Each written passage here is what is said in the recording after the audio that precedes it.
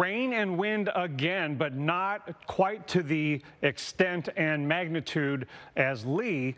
But don't turn your back on the effects of Philippe in a place like Maine just because it is now a post-tropical cyclone. It's going to be a lot of tropical moisture, and there's still going to be low pressure moving in your area. And there's 2 areas of low pressure now, and it's become a frontal system. Now, that means it's not as large as Lee, but this makes it a larger system and harder for it to miss you in eastern New England and Maine. And you've got the high pressure off to the northeast and an onshore flow, so the beaches and the boats won't be very safe either. And this upper level low is what has caused a secondary surface low to form. And all of this mess is coming northward ahead of and kind of merging with the system Mike just talked about. And you can see the colors of the low level spin. You got the 2 areas of low pressure that are going to merge and come ashore in Atlantic Canada and in Maine Saturday night into Sunday morning, and then merge with that broader system that has been crossing the continental United States. So this is the last cone we're going to see from the Hurricane Center, but it doesn't mean that if you don't see a cone at 5 p.m.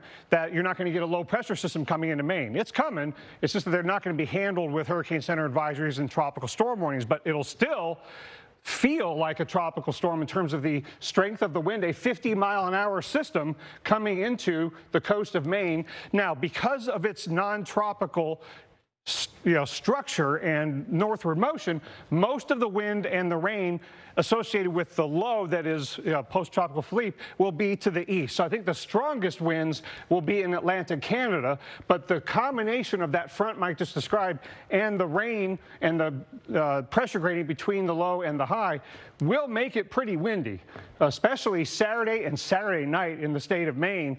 And not until the combined areas of low pressure move north by Sunday afternoon will things start to calm down.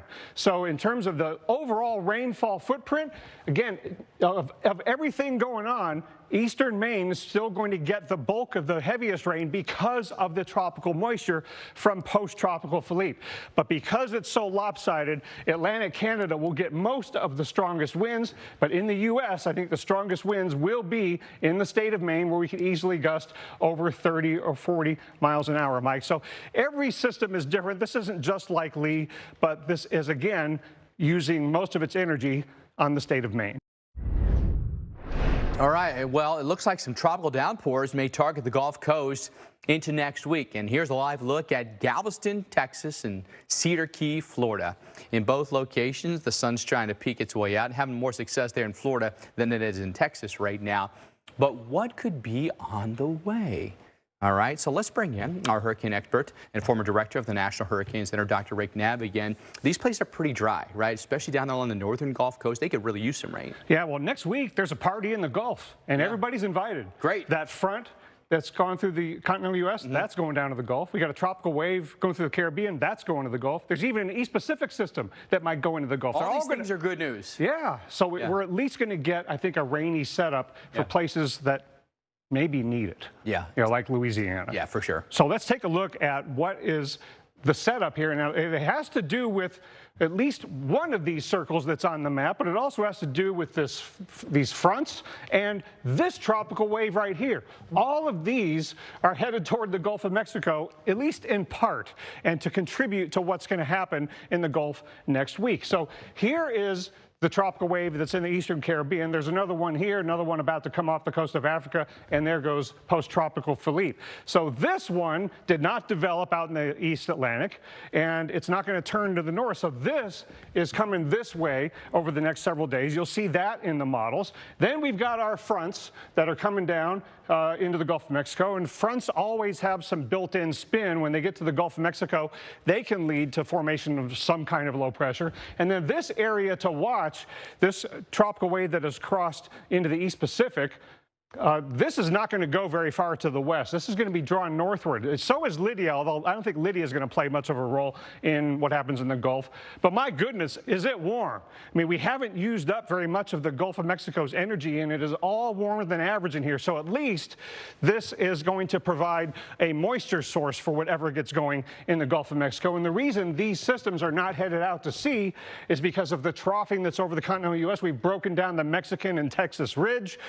Good to get rid of the heat, but that that lacks the steering to push things farther off to the west. So we're likely to get this new system to develop, but it's not headed out to sea. This is going to be going northward. So here's the colors of that tropical wave in the Pacific. Here are the fronts, and here's our Eastern Caribbean tropical wave. Watch how these all head toward the Gulf of Mexico over the next several days to a week or more. There's the wave, there's future max in the EPAC. Here's our built-in spin with the front. Now some pieces of the EPAC system have made it across. Here comes the Caribbean tropical wave, and by the time we get to the middle of next week, there's some spin in there. Now, the models might not have all the details right, but they have the overall sense of things that while not a very fully tropical setup, this is going to be an area of spin with some upper level disturbances moving in, and that might not be the last of it because another trough in front will be coming in late next week. So, Mike, I don't know if we're going to get a tropical system out of this, but there's going to be plenty of tropical moisture and spin of some kind in the Gulf next week. Well, October marks the start of the final leg of the Atlantic hurricane season, right? Yay. And although activity begins to slowly wind down, recent years have shown us impactful hurricanes can still strike the U.S. Hurricane specialist John Morales is here with us, and you're explaining why. Put it in context for us, John.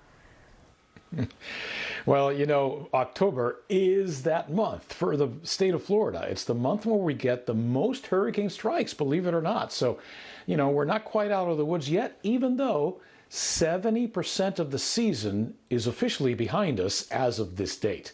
Now, it's been, by many measures, a very active hurricane season. Take a look at the list of names that we've been already over, that we've used already, all the way up to Rena. I mean, there's only 4 names left on that list: Sean, Tammy, Vince, and Whitney, before we'd have to, well, you might recall in years past, shift to the Greek alphabet. But now there's actually a whole alternate list of names. But hopefully, fingers crossed, we're not going to get there this year. Let me show you. Of course, you know that Philippe was alive for quite a while, 14 straight days. As you look at the satellite picture and the sun is setting, the remnant of Philippe can be seen past Bermuda here. It's this area way up here. And then you look way over in the eastern Atlantic. You can barely make them out. The Cabo Verde Islands are right there at the edge of the arrowhead. And there's a system out there which threatens to develop. There's a medium chance for it to develop, but it is expected to turn northbound before it ever threatens any populated region. So that's terrific news. We won't have to worry about that. And as far as Philippe's remnants are concerned, because Philippe is no longer tropical, but the remnants would head up to about the same place the remnants of Hurricane Lee headed several days ago, a few weeks ago, as a matter of fact. Now, take a look at 2023. I mentioned how active it's been so far. And yeah, I mean, you compare this year, the storm tally compared to last year, we've already surpassed it by 4. But then you look at hurricane numbers, and we're not so hyperactive there. And I think upper level wind shear produced by the El Nino has a lot to do with the fact that the ratio of hurricanes to named storms is about 1 in 3, as opposed to last year, which was greater than half of the storms became hurricanes. So in that sense, we're running a little bit behind, or call it near normal, for this time of the year. And then what's left of hurricane season? Well, again, as I mentioned, October is still a month that we need to be wary. The good news is we're on the downturn here, and as we head into November, not much is expected to happen, at least in a normal year. But last year we did have Hurricane Nicole that struck the east coast of Florida. So again, an example, Nicole and Wilma many years ago, of why October and November are still months to be reckoned with. Back to you. Hurricane specialist and storm surge expert Michael Lowry is here with a look at what's out there. Michael.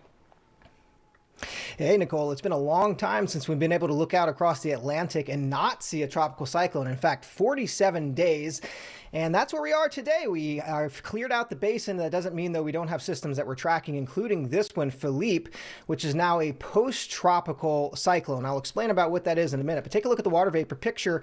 You can see this big upper level area of low pressure spinning to the west of Philippe, and then the jet stream right over where the center of low pressure is. That has effectively dissipated any convection that we see over where the center is, and all of the weather, all of the effective winds are well removed away from where the center of circulation is. The Hurricane Center issued their last advisory on Philippe at 11 a.m. We're not expecting any new information from them. This system is going to head up into parts of New England and northern Maine as a powerful extratropical storm system for the weekend, bringing some weather, bringing some gusty winds and rainfall, but not a significant threat. It looks like not nearly as significant as Lee was a few weeks ago, but disruptive nonetheless. Take a look at what else is happening here across the Atlantic. It may be a short-lived reprieve here. We have a tropical system that we're tracking here in the far eastern Atlantic, rolling off of Africa right now.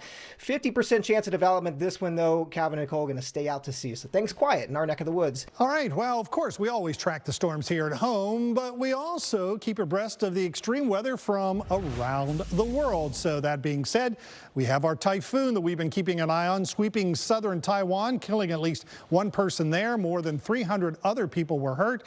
This is the powerful storm that brought pounding rain and record-breaking winds to that island, leading to school and office closures.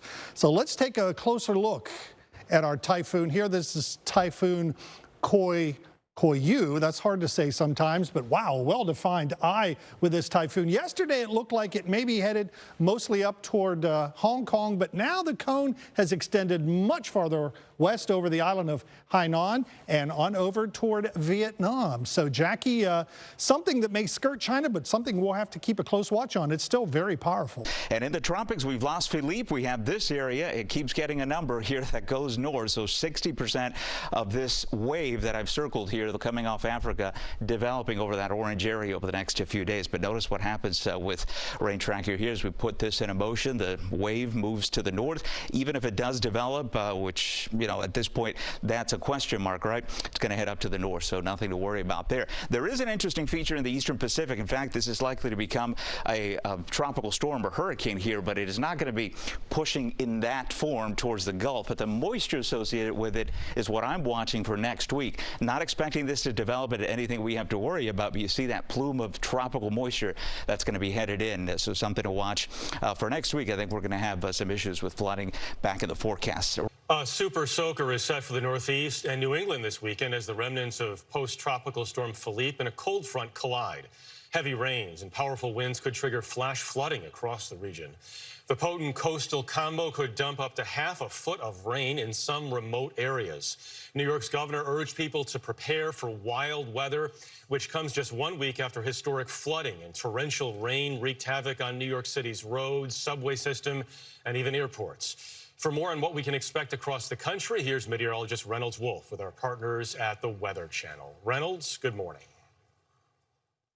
Well, it is a stormy situation where millions of people across the Northeast are going to be stuck in, I guess you could say, kind of an aquatic vice, so to speak, because you've got moisture coming from a variety of directions. And this is what could play out, the risk of flash flooding that runs through today through tomorrow morning for all these locations, again, affecting a pretty big population. Now, we have that moisture coming in from the Atlantic. That's going to be a story from south to north. But the energy out to the west that's going to be approaching to the east, all of that comes together to give you a pretty wet situation. And by the time all is said and done, we can expect some of these locations to have rain that could be pretty heavy at times, and where it does come down could be to the tune of maybe 3 to 5 inches in some locations. And with that could be runoff, and with that runoff could be a lot of problems, especially for drivers. Now, something else to consider is that this is the time of the year across parts of the Northeast, especially New England, where you want to go out and do some leaf peeping. Some of the trees are just beautiful in full foliage, but with the wind coming in from the Atlantic, this could really do a number on some of the trees and certainly some of those colors. So something to consider as we go forward in time. Other colors that kind of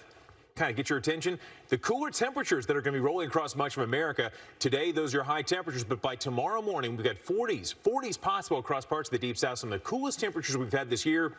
So make sure you grab the sweaters, grab the jackets. Welcome into Fox Weather. I'm meteorologist Haley Meyer.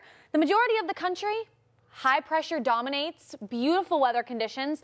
However, for folks over in New England, not the same story. Unfortunately, it's going to be a wet few days ahead, specifically today, where we'll see the majority of that moisture. Here's sort of the setup here when you're looking at it on satellite. We have the tropical moisture from the now non-tropical Philippe. That's also mixing with this front that's pushing through the area. So the frontal boundary somewhere in and around here, and it's going to continue to move towards the east and spark storms along that. However, then we start to see it merge with the tropical moisture, only meaning more rainfall, especially up towards upstate New York, Vermont, New Hampshire, as well as Maine, tapping on the moisture there. We do have a little bit of some drier air that's funneling in, so that's keeping a couple areas, especially near the Delmarva, on the drier side of things for now, but conditions are going to change as we go throughout the afternoon. As far as the rain total go over the past 24 hours. This is not what we have yet to see. This is what we already have. Near the Adirondack Mountains, 3 to 5 inches. Near Burlington along the Green Mountains there, around ½ an inch. But New York City and the tri-state area also going to tap in on some moisture. Thus far, around ½ an inch to an inch, but we will see those numbers start to tick up, and that's why we also do have some flood alerts that are in place. So as far as the storm reports, over the past 24 hours, 3 inches of rain over in Perryville. Over in Willett, 2 1/4. West Layden, Thayer Hill Road was washed out, Lyons Falls, Shibley Road washed out. And again, I just want to reiterate, this is not the worst of the activity. It's still yet to come. However, this area is right along that front where we're seeing a lot of these storms. And also, since we are in the Adirondack Mountains here in upstate New York, the orographic lift also aids in the storm development. So here's more look at in terms of the radar here. All of this activity we've got going on in the Atlantic, that has something to do with the non-tropical low that then merged with Philippe, made this sort of post-tropical mess of a system going on, and that's moving into the northeast. And then we've got our handy-dandy front that has been sweeping through the East Coast, and that's sparking a lot of the rainfall. That's where the majority of these reports have come from, is due to that front. Now, here are those flood alerts that I was talking about. New York still set up to receive quite a bit of rain from this system, roughly maybe 2 to 3 inches in some spots, but from an area that was already incredibly waterlogged just last Friday with the catastrophic flooding that occurred. This is a bit of an issue. Now, most of the rainfall will be farther towards the north. However, we do have those flood watches that are in effect. So Bayonne, New York, Yonkers, up through Newburgh and Danbury. We also can't forget Sanford, Connecticut, and Bridgeport, Connecticut as well, and West Milford in New Jersey. So really along this I-95 corridor as we get through New York and the tri-state area. Now, heading up farther towards the north near Maine, this is where we're going to see this tropical interaction now mix with the front, where we're going to see even more rainfall occur. And again, Maine was an area that we were watching just a few weeks ago with Lee. Now, especially areas near the northern part of down East Maine along the coastline, we could see some onshore push of winds here, and also some pretty gusty winds, around 65 miles per hour is possible as the storm starts to make its way through the area. Caribou, Maine also on alert in terms of flooding. Jackman, Augusta, Portland not included in this, but Portland, Mother Nature's not leaving you out. You will also be seeing some rainfall, just not as much as areas farther towards your north. So here's that setup. This is by this evening, 10 p.m. Eastern time. We have that cold front moving through, and then we have this sort of tropical moisture all situated in the north of Maine. Caribou, Bangor, heavy thunderstorms. Then as we move throughout the latter part of this evening and through early Sunday morning, these storms start to intermix and intertwine here and move into Canada. Now, although no one wants to hear washout when it comes to a weekend, the good news is for Canada, this could alleviate some of their wildfires that are currently sitting in this area, because this low pressure is going to meander and linger in the area, bringing quite a bit of rainfall for Canada. So as far as the rain totals to come, New York around ½ an inch, maybe 2 inches, locally 2 to 3, but farther up into the Green Mountains near Vermont, 2 to 3 inches. But the main focus here is over in Maine, where we have these two systems colliding. 3 to 5 inches locally, 5 to 8 is possible. So that just goes to show it's going to be a very powerful storm moving through, with the main threats being rainfall and some gusty winds, especially throughout Maine. But this is an area that has been plagued by the wet days. I'm trying to think back to the statistic here. I think maybe 18 weekends or 15 out of the last 18 weekends have seen rain. That just goes to show it's been wet, and that is clearly shown here with this very wet soil. So the soil is already overly saturated. It's like you just ate a big plate of Thanksgiving dinner. You cannot have any more food, and that's what the soil is feeling like. As far as New York City goes, the next 5 days, 1/2 inch to 1 inch, but we're already almost 8 inches in the positive. Boston, they're on the luckier end of things here with that drier air of moisture sort of lingering in the area, so they won't tap out on the majority of the rainfall, but they could still see, I mean, right now, 1/2 inch, that'll put them at 8 inches in the positive. As far as Albany, New York goes, very similar story, but they'll be seeing some more rainfall. Now, this is a look at Philippe. This has been a pesky little storm. It has given models and meteorologists a run for their money. Saturday, this is on September 23rd, you see the cone, they're tracking, oh, it's going towards the west, not that northerly jog. And then we see Puerto Rico now included in this cone. That's by Tuesday. Then we start to see it interacting with Rena as it did its little tango with that superstar over there. Then it made its trek up to the north by Friday. Still not expected to even hit Bermuda by Sunday, the very first day of October. The east coast of the U.S. largely looking in the clear.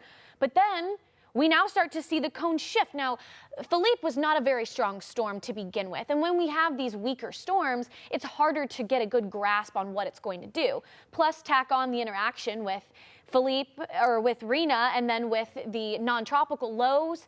That's why it was hard to get a hold of the system. Now we have a very good idea, since we are only a few short hours out, maybe 24 hours out for some folks, into seeing the instant impacts here.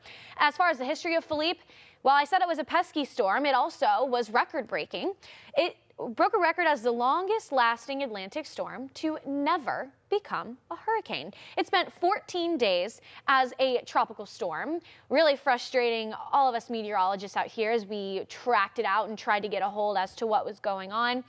And it never did anything that spectacular, and now it is a post-tropical low here. Now, as far as Bermuda goes, they have been sort of near the cone and in and around some major hurricanes yet this year. Franklin, Idalia, these were areas that had a close call. Bermuda, I was taking a look at this earlier, we saw the rough seas, and I equated it to sort of a Pirates of the Caribbean, one of those battle scenes, the dark and the hefty waves, and it was rough for Bermuda. Now, thankfully, the majority of that bad weather is headed, unfortunately, towards New England. But for folks over in Bermuda, we're largely on the decline here in terms of effects. As far as the rest of the hurricane season here, we have Eastern Pacific, we've got Lidia.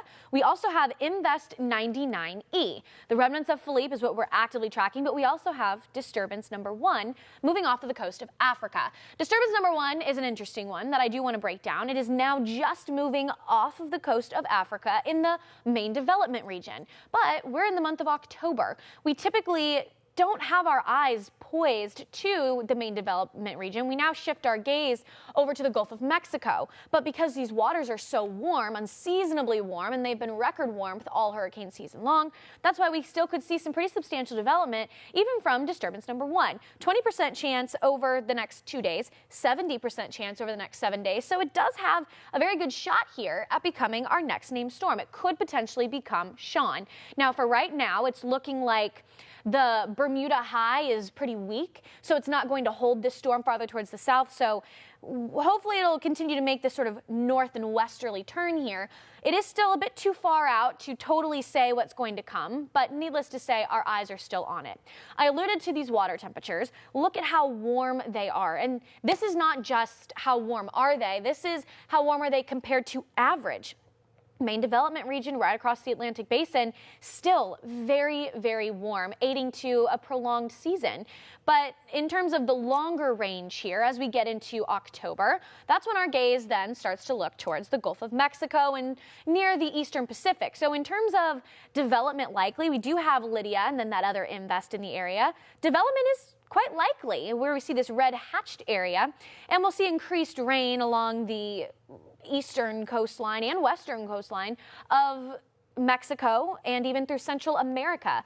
Now, the one good news is here is it could bring some much needed rain to folks along the Gulf of Mexico coastline here. Now, in terms of the odds of development, this has gone up since the past few days since I've been looking at this graphic specifically, but high. We see these magenta maroon color where these two storms are at, very high chance, but we also have to keep our eye on the Bay of Campeche, where we also could see another chance of some development lingering in the Gulf of Mexico. So here's what happens here. We have these strong cold fronts that push across the United States, very similar to what we're experiencing right now. It's going to move off into the Gulf of Mexico, and we have those low pressure systems that sit along these fronts. And these weak areas of low pressure then can develop along the edges of these fronts, and the westerly trade winds collide with this stalled front and then starts to get this spin action going. And another thing, too, is we're also looking at tropical systems that are likely to develop on the Pacific side, but sort of move their way across Mexico, find their way into the Gulf of Mexico here, and bring some nice tropical moisture to folks along the Gulf Coast of Mexico. So surge of heavy rain and tropical activity, and that would primarily move throughout the Northeast. But here's the thing, we have the subtropical jet aiding to help funnel this moisture into the area, very typical of an El Nino here, having the strong subtropical jet stream. And then we have that strong ridge over the Caribbean. This is flushing all of this moisture into the area and bringing rainfall. In terms of the available moisture here, we'll start to see these two storms linger and move across Mexico and funnel in from that jet more of that moisture. So by Thursday, we could see some rainfall, especially near New Orleans, maybe Gulf shores of Alabama, the peninsula of Florida as well. Thanks for joining us right now on Weather Nation. We bring you out to Watertown, New York. Still seeing a little bit of that rainfall out there here from the moisture we've been tracking over the last couple of days and out into the Pacific Ocean as we continue to track Lidia. And we've got some updates right now for you on Lidia and the rest of the Eastern Pacific.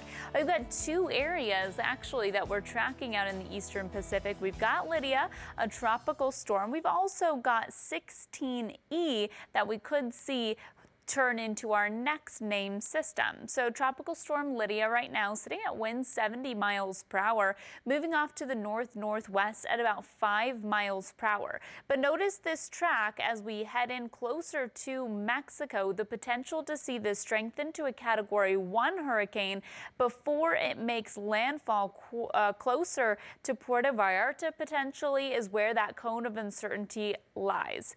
We've also got potential tropical cyclone 16E right now, winds at 35 miles per hour, moving to the north-northwest at 5 miles per hour.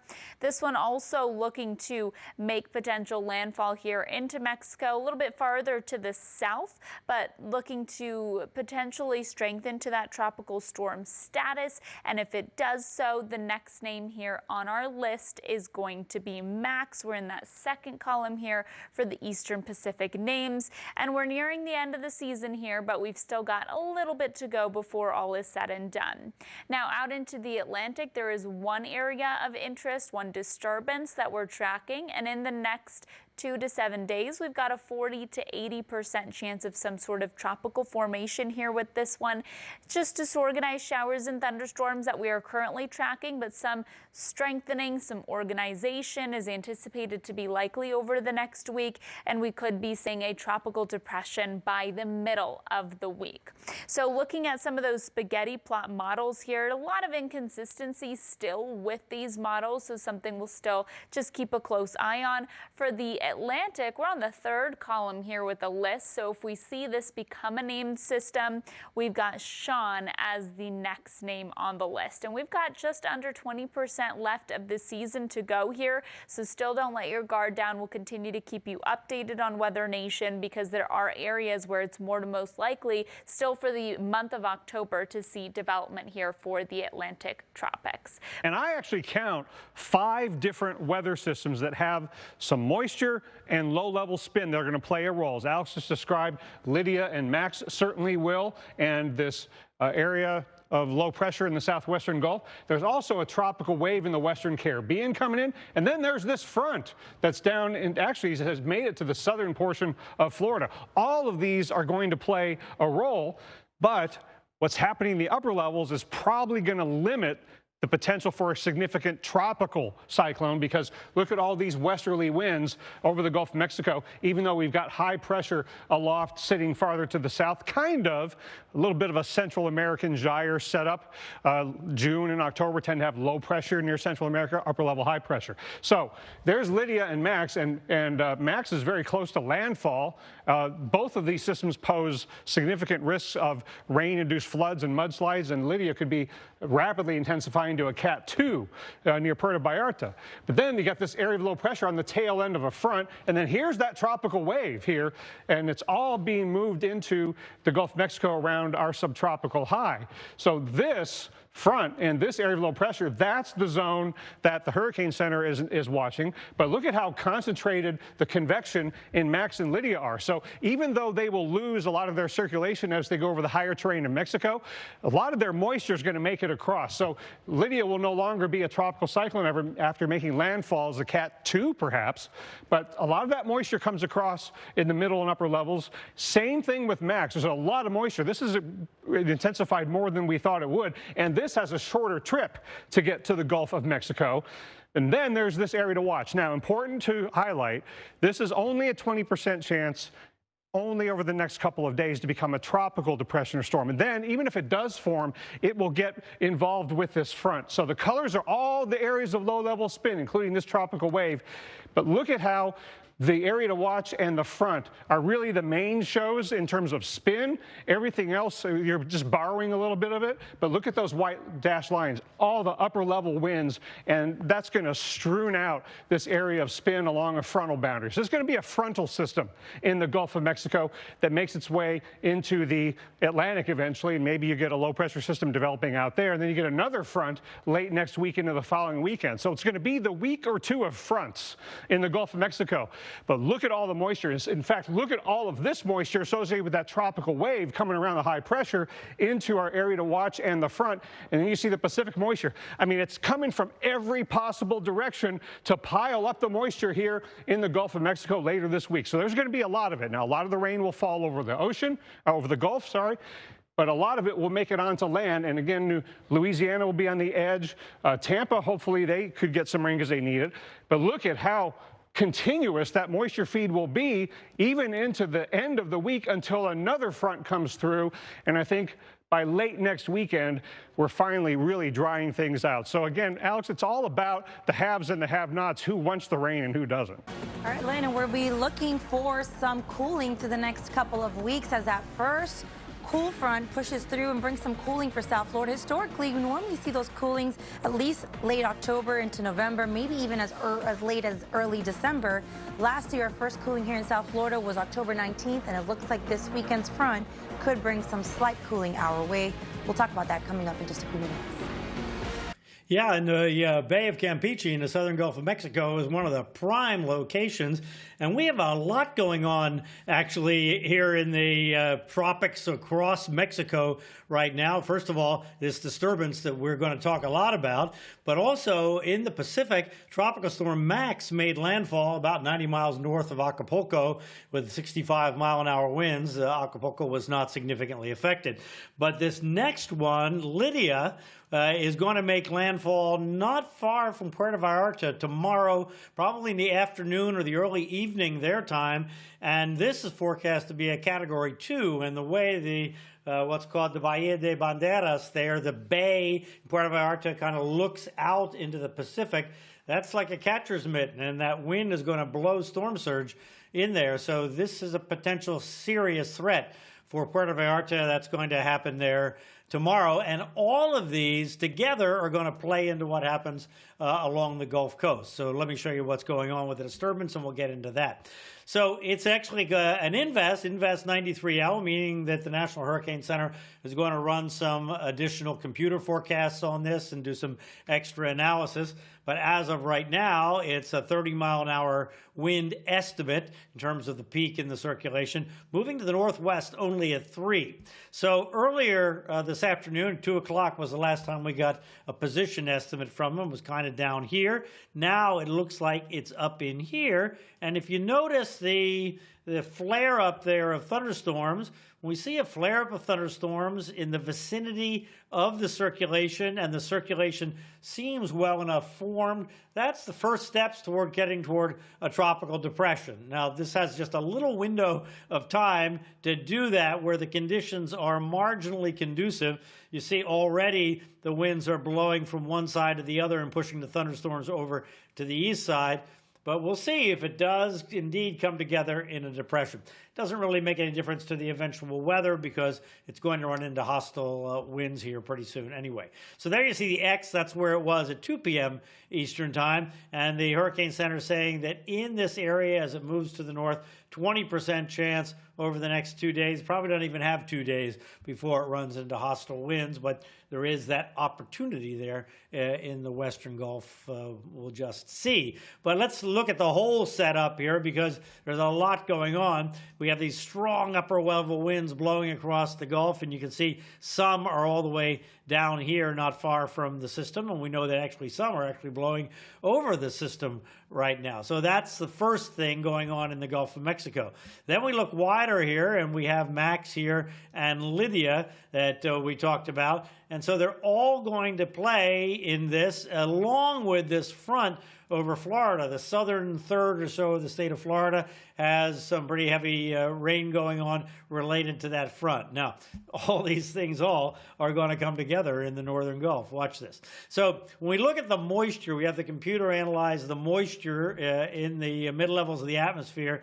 There you see between Lidia, Max, and the disturbance, just a big area where the dark greens are. That's a lot of tropical moisture. Then there's this band over here kind of related to the front. So watch as we go forward in time now, and we'll go to tomorrow morning, so 8 a.m. So the first thing that happens is that Max's moisture just ends up over Mexico. Lidia is still offshore. Category 1 is the estimate at that time. And the disturbance moves a little bit to the north, and maybe not. It's a depression, and the front is still a separate entity off to the east. And we have moisture now pushing up here into South Texas. All right, now let's go to Wednesday. And you see the invest or the disturbance moves up into the Western Gulf, and about that time it might join up with the front. So once it joins up with the front, then it becomes non-tropical. We know in the Northern Gulf there's very strong upper level winds, and what we see is this dip in the jet stream has now grabbed the moisture from Lidia that has come ashore by Wednesday morning, because remember, it's going to come ashore late tomorrow, and then it's pulling it all into here. So we have Lidia moisture, Max moisture, disturbance moisture, and the action of the front and the jet stream all at the same time here in the Northern Gulf.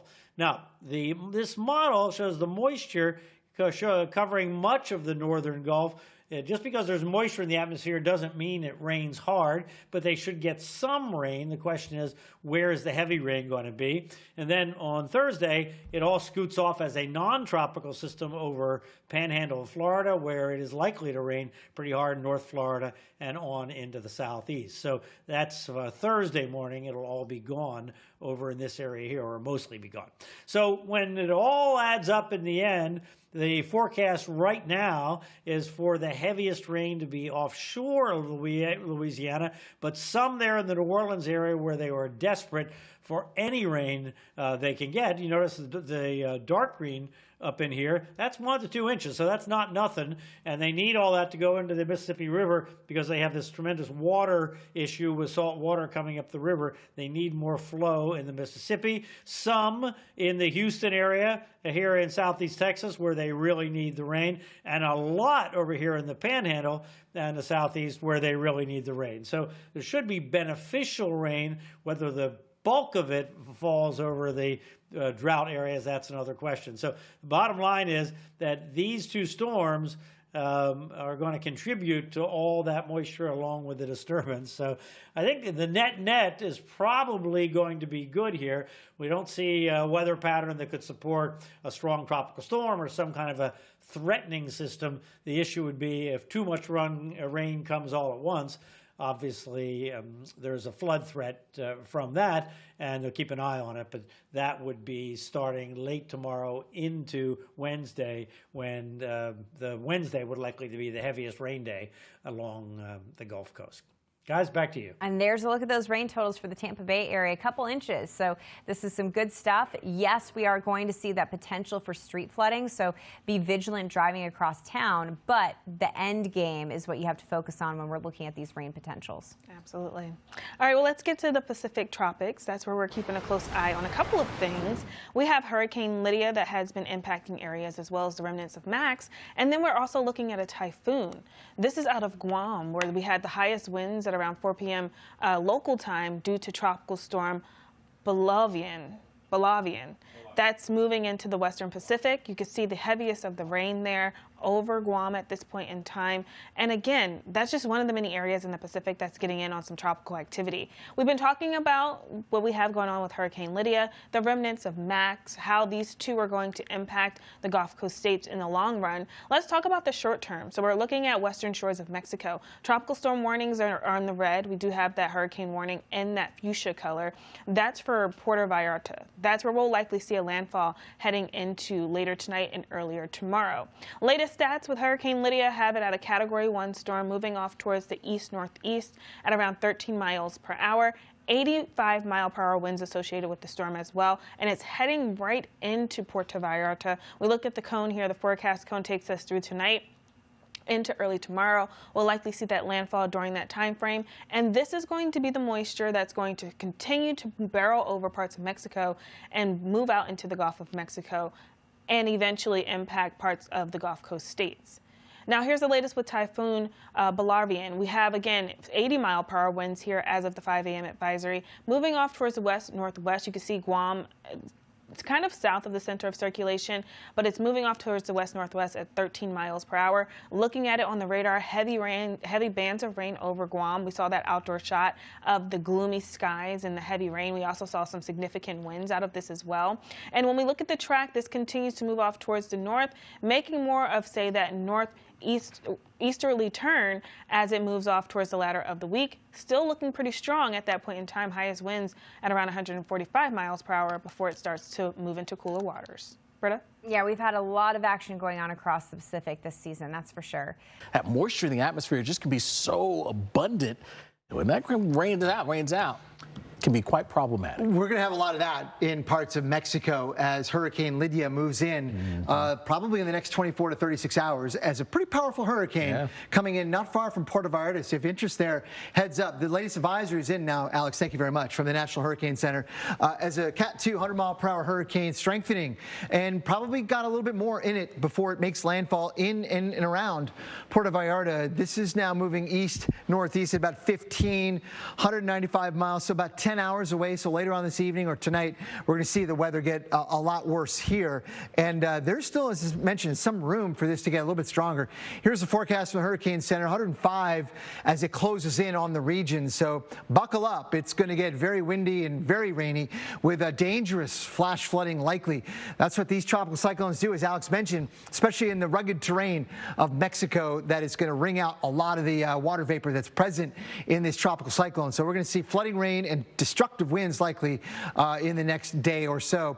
And that will be moving and disintegrating likely over the mountains of Mexico. But then we're going to be dealing with some of its remnants and some of the higher altitude moisture moving in to the Gulf of Mexico, along with 93L later on in the week. We'll talk about that in a little bit. But let's get also out to here. We have another invest, which is going to likely become our next named tropical depression or a named storm, with a high chance of that happening, about 80%. But look where this thing is going to go. It's going to follow a track that we've seen a lot of, right? This hurricane season of 2023. The hallmark has been for storms to recurve. Not sure that's a real word, but in meteorological circles, it is, with systems, a lot of them, most of them, doing something like that.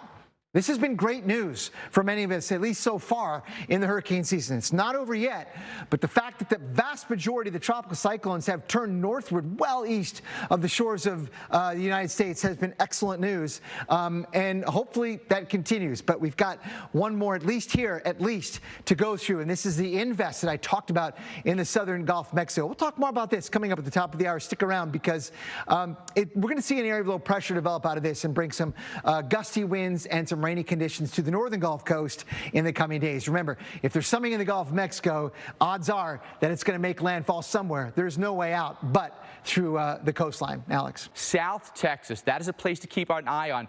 Dr. Rick Knabb is here to break that down for us. What do you see happening here in the Lone Star State? Overnight tonight, some heavy rainfall and a flood risk when it's dark. That's what I'm most concerned about. But arguably, one of the most important players in this entire scenario, you might not think, it's this big upper-level trough in the East Pacific on the other side of Mexico.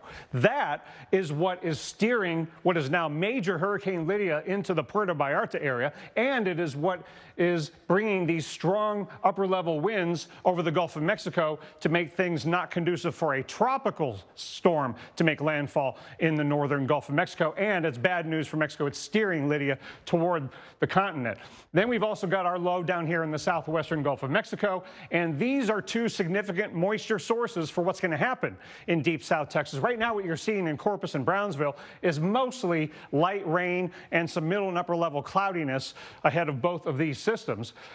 And look at what Lidia has done, overachieved again. And this is relevant to Texas because the stronger this system gets, the more moisture is coming across overnight tonight into the Gulf of Mexico, even though the low-level circulation won't make it into Texas. But this low in the southwestern Gulf is coming northward, and it is enhancing the moisture content overnight tonight, adding to what is mostly middle and upper level moisture coming from the Pacific.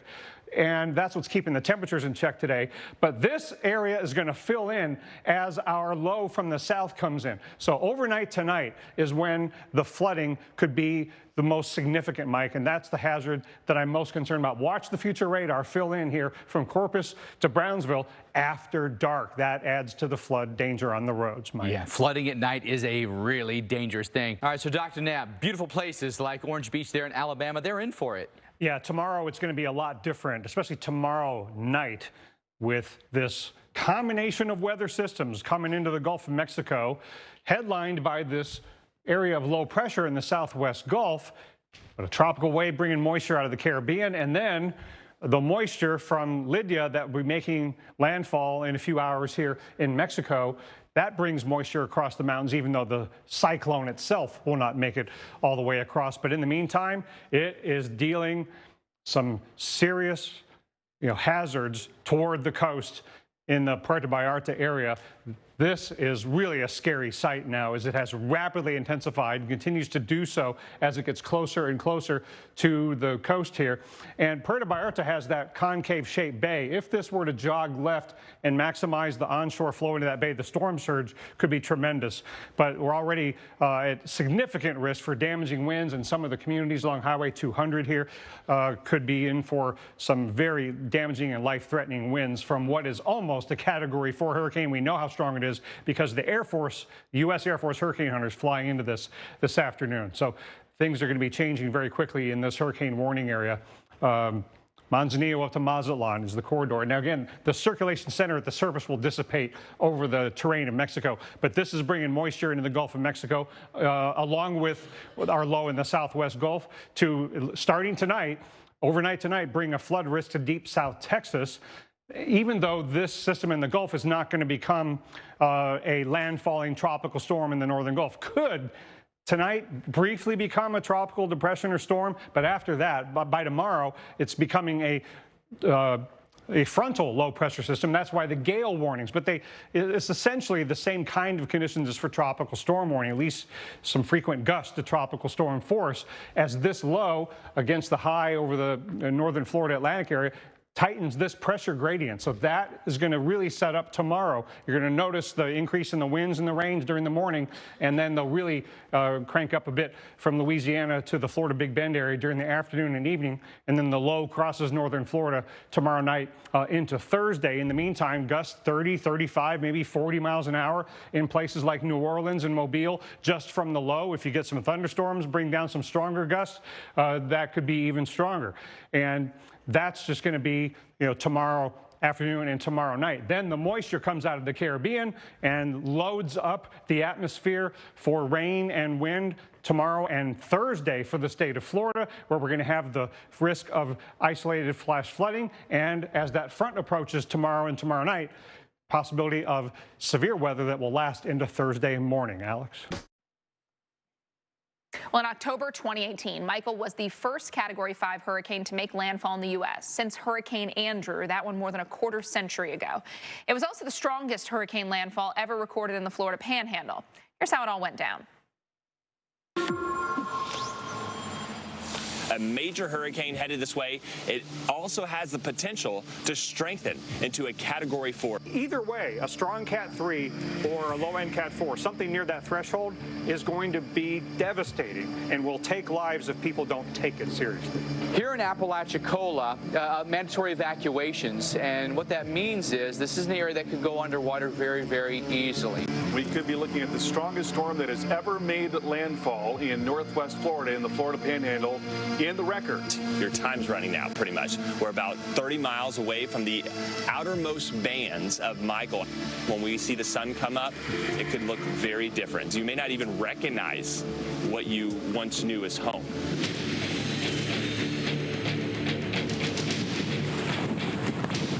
It's about 10:30 in the morning, and we're already seeing the surge come in here in Apalachicola. This is Lafayette Park. You can see one of the vehicles in the parking lot is already taking on water here. Wind's getting under that roof and tearing it apart. So when we get some of the worst of the wind, it'll be interesting to see if that roof holds. We're starting to see a little bit more damage with more debris coming down in the water here on Water Street. Power lines are now down. There you go. There's a gust for you. There's a gust. That's the strongest gust we've seen. Over 8,000 customers without power in this very area, and that number will likely increase. So we're getting some of our strongest wind gusts now in this western eye wall. This is a dangerous hurricane. Dangerous hurricane.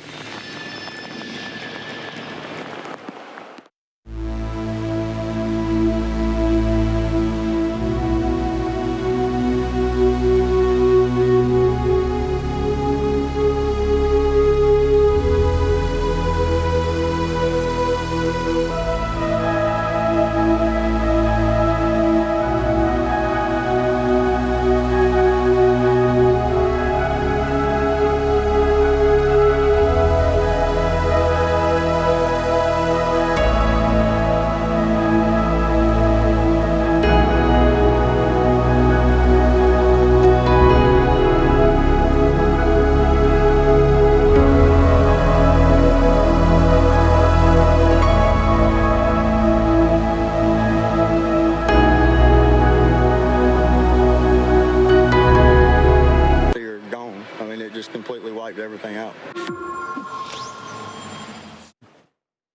Yeah, and Dr. Knapp, you got to visit the area of Mexico Beach, of course, the hardest hit community in that storm, a couple weeks later, and we see the videos, but it's so much different when you're actually there on the ground. Yeah, and I also remember driving through Panama City, which was also significantly impacted from wind, and seeing all of the hardworking, power restoration crews out in the heat, all the emergency response vehicles still moving around. I mean, in the immediate aftermath of a hurricane, it's overwhelming. Yeah. To see what your rebuilding and recovery has been done over the last 5 years is encouraging, but it also isn't complete. And it reminds you that these hurricanes are not just a one-day event. They are a multi-year event. You think meteorologically about what happened with this. Rapid intensified all the way through landfall, peak intensity at landfall in essence, right? And then you think about, what if it would hit a different location where there was higher population? And the impact, profound as it was, could have been multiplied many times over. Yeah, if you take on a percentage basis, how many people lived in Mexico Beach and how many people died in the storm surge? If you have a much bigger metropolitan area, then you're talking about an Ian type of storm surge fatality total. So it was a warning to us that, the storm surge warning is important, but it's not enough. Getting everybody out still takes a lot more effort, and we still haven't solved that problem. Absolutely. This one was, rapidly intensifying. Excuse me, some of these communities, they're still cleaning up, Dr. Knapp. I mean, this is a long time, and this one also taught us we can't let our guard down. We watched this thing constantly outrun what we forecast. Yeah, it kept overachieving in the face of wind shear that seemed like it would keep it from getting to become a major hurricane, never mind a Cat 5. And part of that, I think, is due to the overabundance of fuel in the Gulf of Mexico that we've seen in recent years. And also, this ended up being, despite the fact that it hit a relatively small population area of Mexico Beach with the storm surge, but it also hit the Panama City area. Also, the wind devastation in the Florida Panhandle, Big Bend area, and then the wind and agricultural damages in southern Georgia. This is a $25 billion storm, even though it didn't hit a major metro area. And you think about recovery years later, it seems like it's very bureaucratic, but we're so inefficient at recovery as well. Yeah, and I think that has a lot to do with the insurance processes taking as long as they do, and a lot of legal battles happen after hurricanes. So there's all kinds of motivation for us to build back better so that we don't have to go through the amount and scope of repairs and recovery in the future if we have a stronger community to begin with. All right. We got much more ahead on Weather Underground. Let's check in on the hurricane out there before we go, because this is really something. It has rapidly intensified this afternoon, significantly stronger than what it was forecast to be. There you see Puerto Vallarta, the big resort town right there. Looking close up, see the bay there, Puerto Vallarta, La Bahia de Banderas, that's called. The good thing is that the circulation around this hurricane is going to push offshore winds in that bay, so the big storm surge we were worried about yesterday for Puerto Vallarta is not going to happen, it doesn't look like. And there are coastal towns along here, but they're generally small and farms. So we just hope that everybody along there is aware that this incredible event is on their doorstep now. It's going to affect Puerto Vallarta, but they're not going to get the brunt of the storm, it doesn't look like. All right, guys. Steve and Marissa, back to you. Eastern Pacific, Hurricane Lidia, top 3 most powerful hurricane to ever hit Mexico from the Pacific, right? So we're looking at a Cat 4 storm with 140-mile-per-hour winds. It made landfall officially at 5:50 local time this evening at Las Pinitas, Mexico. That is just south of Puerto Vallarta. Now, you'll notice that gray color and that burst of purple on the southern edge. That was the most volatile and energetic side of this. Puerto Vallarta and the bay is on the northern side, where the counterclockwise rotation is actually helping stop that storm surge. It's kind of a little nuance right there, a local view of what's happening. But even though it's on the western side of Mexico, it's going to fight its way over and get into the northern Gulf in the days to come, along with the remnants of Max. That's going to combine with that disturbed area in the Bay of Campeche. By the way, the update on that, zilch, nada, nothing happening with the organization, at least confidence in the next 48 hours. It hasn't changed the impacts, as we had talked about. All we wanted to see was all of that moisture that was in the bay lift north. But it really won't be able to push that far north because of that subtropical jet, and it's going to streamline it to the east. And you can see that conveyor belt of moisture that just keeps getting pumped in to central Florida to the north. And so you're looking at Tampa to Orlando. That's the I-4 corridor. They're going to get 3 to 5 inches of rain. Then 2 to 3 inches of rain getting all the way up into Georgia and South Carolina. There's New Orleans getting 1 to 2 inches of rain. Why are they getting robbed of a good rain event? Well, it's this dry area that comes in, right? All of this heavy moisture is falling over the Gulf. And what you're seeing here, this is midday Wednesday. You're getting light rain that's moving through, and notice how quickly it dries out. By sunset, the evening time, it's already drying out in Texas, Louisiana, even Mississippi. And now it turns into really a Georgia and Florida event, with South Carolina getting some of those showers too. But it just shows you, Marissa, as much as we wanted some fresh water getting to the Mississippi River, it looks like it's not going to get too much. Our chief certified meteorologist, Betty Davis, is here now with what she's tracking out there. Betty? Good evening. Tropical Depression number 19 formed tonight. It's over the eastern Atlantic, about 600 miles southwest of the Cabo Verde Islands, moving west at 13 miles per hour. It is forecast to become a tropical storm tomorrow, continues its journey west-northwestward. Not expected to get very strong. In fact, by Sunday evening, on its way to becoming a remnant low. So it weakens and does not appear as though it's going to be a threat for land. We are also tracking an area of low pressure over the southwestern Gulf of Mexico. This is unlikely to develop. It will meet up with a warm front tomorrow, and Gulf moisture starts to make moves toward the Gulf Coast, Panhandle areas of North Florida included. It's going to deliver some heavy rainfall. I'll be back in a few minutes with a look at our forecast right here in South Florida. Calvin? First 10 minutes of the newscast, we promised you that tropical weather update, and we have newly formed tropical storm Sean spinning just west of this other area we are watching that has a 20% chance of development in the next 7 days. The 5M advisory on Sean has winds of 40 miles per hour. The system again staying over the open waters of the Atlantic with winds of 40 miles per hour moving west-northwest at 13. More on our local forecast coming up. All right, guys, a view from above of Hurricane Lidia. 2 syllables, right, Abrams? Right. 2 syllables. And this thing underwent what we call rapid intensification yesterday. It was happening while we were on the air. Look at the lightning in the eye wall. Boom, boom, boom, boom, boom, boom, boom, boom. Yeah, all over the place. And I'll tell you right now, if you were in Puerto Vallarta, you dodged one. Big time, because this thing just moved south and came in near Las Pinetas in Mexico, which is just south of Puerto Vallarta. So you just kind of got the leftover eye moving over you as the storm rapidly de-intensified once it moved onshore. Cat 4, 140 miles an hour. It was 75 yesterday morning when we started. So 35 miles an hour in 24 hours is rapid intensification. We had 65 miles an hour in about 12 hours.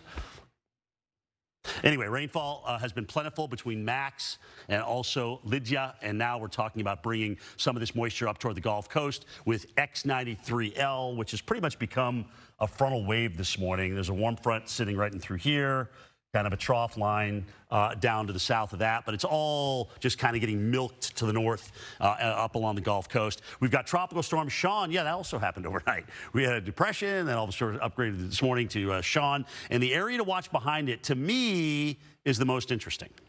Because, and I'll talk about this in just a second, 40 miles an hour, that's Sean, all right? It's going to move off like so many have to the west, have a tough time developing, and then it gets up into this shear zone and gets cut off. And that'll be the end of that.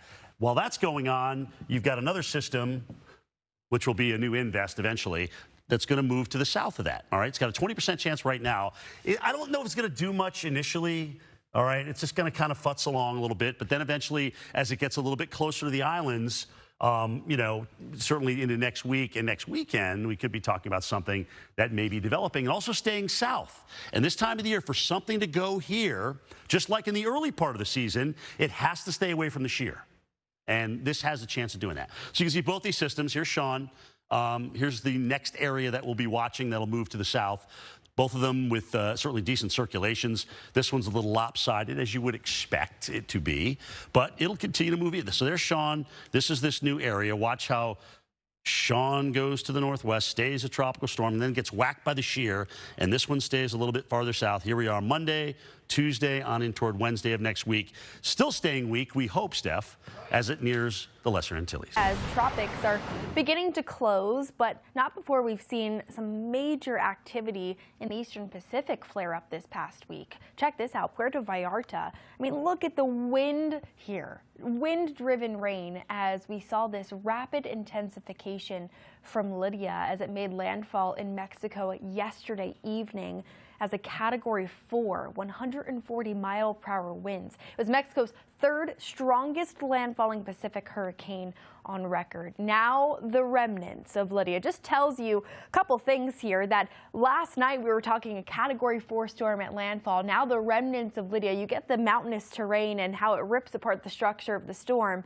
but there's still some tropical moisture ringing out and leading to significant rainfall and the threat for those mudslides. So we'll continue to watch that one closely. But as far as Hurricane Lidia, we had the rapid intensification from a Cat 1 to a Cat 4. Near Las Penitas, Mexico, is where we saw that landfall at 5:50 Mountain Time. Pressure down to 942. Just incredible to see the strengthening of this storm, that warm core as it came together. And in the remnants of Lidia now, we do still see that tropical moisture that's getting wrung out right along the coast. Those darker colors of black and gray and red, that's intense clouds that are going to continue to wring itself out. You have that moisture in the atmosphere that could continue to lead to some flooding. But Lidia now marks number 4 as far as the strongest landfalling hurricanes. It comes in really, I should say, third place. It's tied with 12 back in 1957, Mexico, and then Kina that we saw back in 2002. But the remnants of Lidia, if you see the path of this storm as it continued to move its way through, you can see the strengthening that had happened here as well. But Typhoon Belavin, this is another one that we're watching across the world. You have 165-mile-per-hour winds. Thankfully, this storm is not going to make its landfall. It's going to take that curve back out to sea. Thankfully, Taiwan looking at this saying, thank goodness, Britta, because we have seen some pretty powerful typhoon and storms so far this season across the globe. And thankfully, it was north of Guam. And bring Brittany into the discussion, because Brittany, we still have, well, about a month and a half left of the tropical season. And that's actually a fair amount of time to still get another system or two. Yes, we have a good while to go, even though it's a shortening, but we still have at least 2 with the Atlantic hurricane season around November 30th. The 1st of December, we could still see some tropical systems form. But let's talk about the Pacific side. We saw a landfall yesterday around 6 p.m., a Category 4 hurricane. Now, this is still going to bring some moisture over towards the Gulf of Mexico and those states that way, and we're going to start to see that moisture pick up and heavy rainfall. Yeah, it's interesting how that can cross Mexico and then into the states, and in terms of that moisture. And this was Idalia, not Idalia. Idalia was the United States. It was Lidia.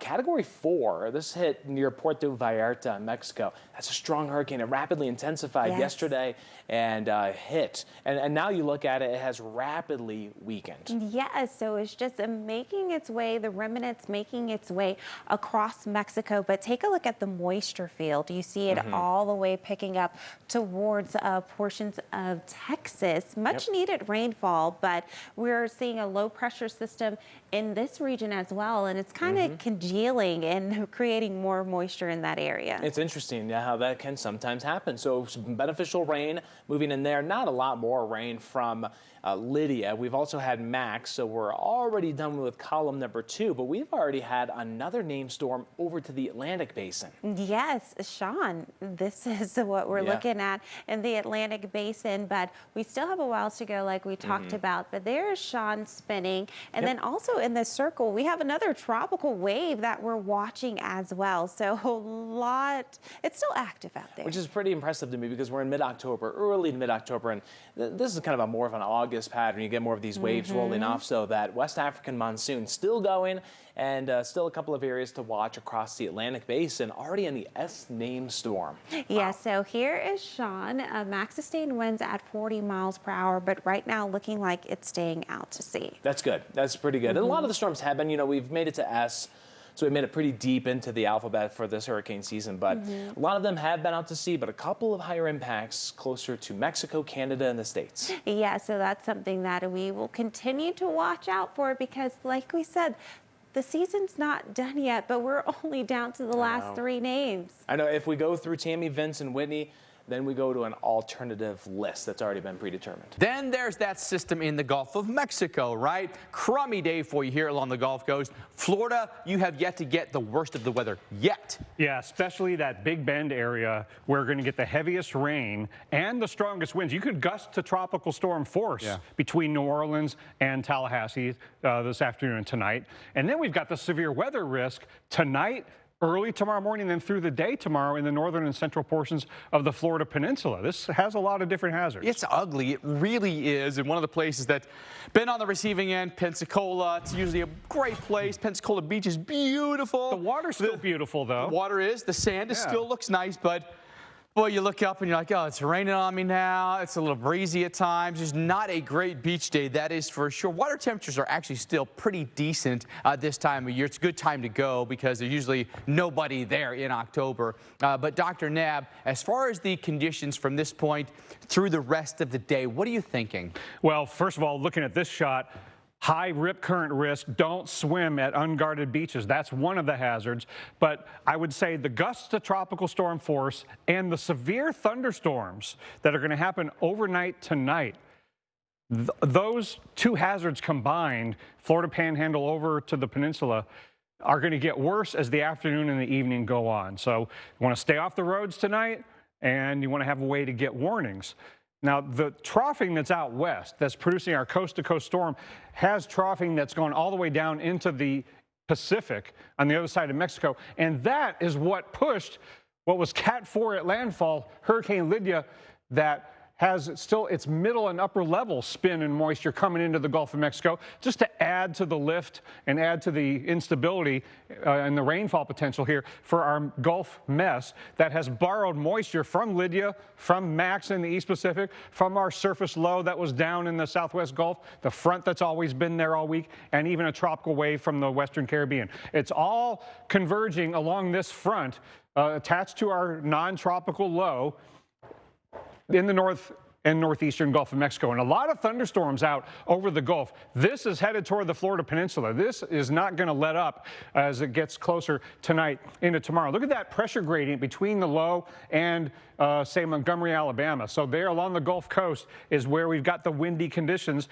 that, especially on the elevated platforms just offshore, gusting well over tropical storm force threshold, but even New Orleans gusting to 31 miles an hour, and Mobile to 24, Baton Rouge to 22. So it's gusty and it's rainy. So slow down on the roads and stay out of the water where you got this high rip current risk, and only swim at a guarded beach. Hopefully the weather's bad enough you don't want to go in anyway. But that is one hazard.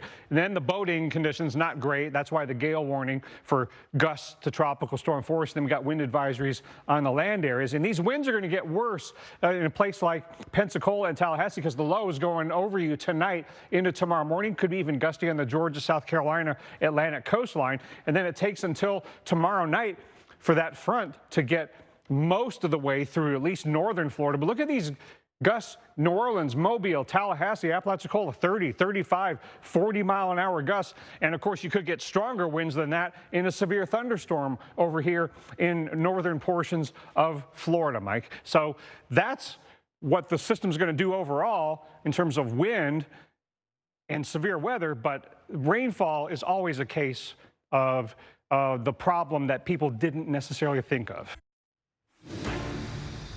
Before we sign off here tonight, I want to update you one more time on the forecast and the radar, and showing you that more rain is to come. In fact, the heaviest of rainfall with our system in the Gulf of Mexico is going to be working in overnight tonight and into tomorrow. And the big bullseye right there from about Apalachicola stretching to southern Georgia, that's where we could have a good 3 to 5 inches of rainfall, in even a few spots, perhaps more than that. We've had a lot of beneficial rain today across the deep south states as well as into the lower Mississippi River Valley. And then we've had a lot of the thunderstorms across the Florida Peninsula. Storms still may be severe tonight, and there is a tornado threat. It's not a huge one, but we've got torcons of 2s and 3s, especially along the I-4 corridor, straddling either side of that. So lines of storms are going to be working their way in by tomorrow morning. We could still see some active weather affecting your morning commute, and then a resurgence of more rain and storms that could be severe tomorrow afternoon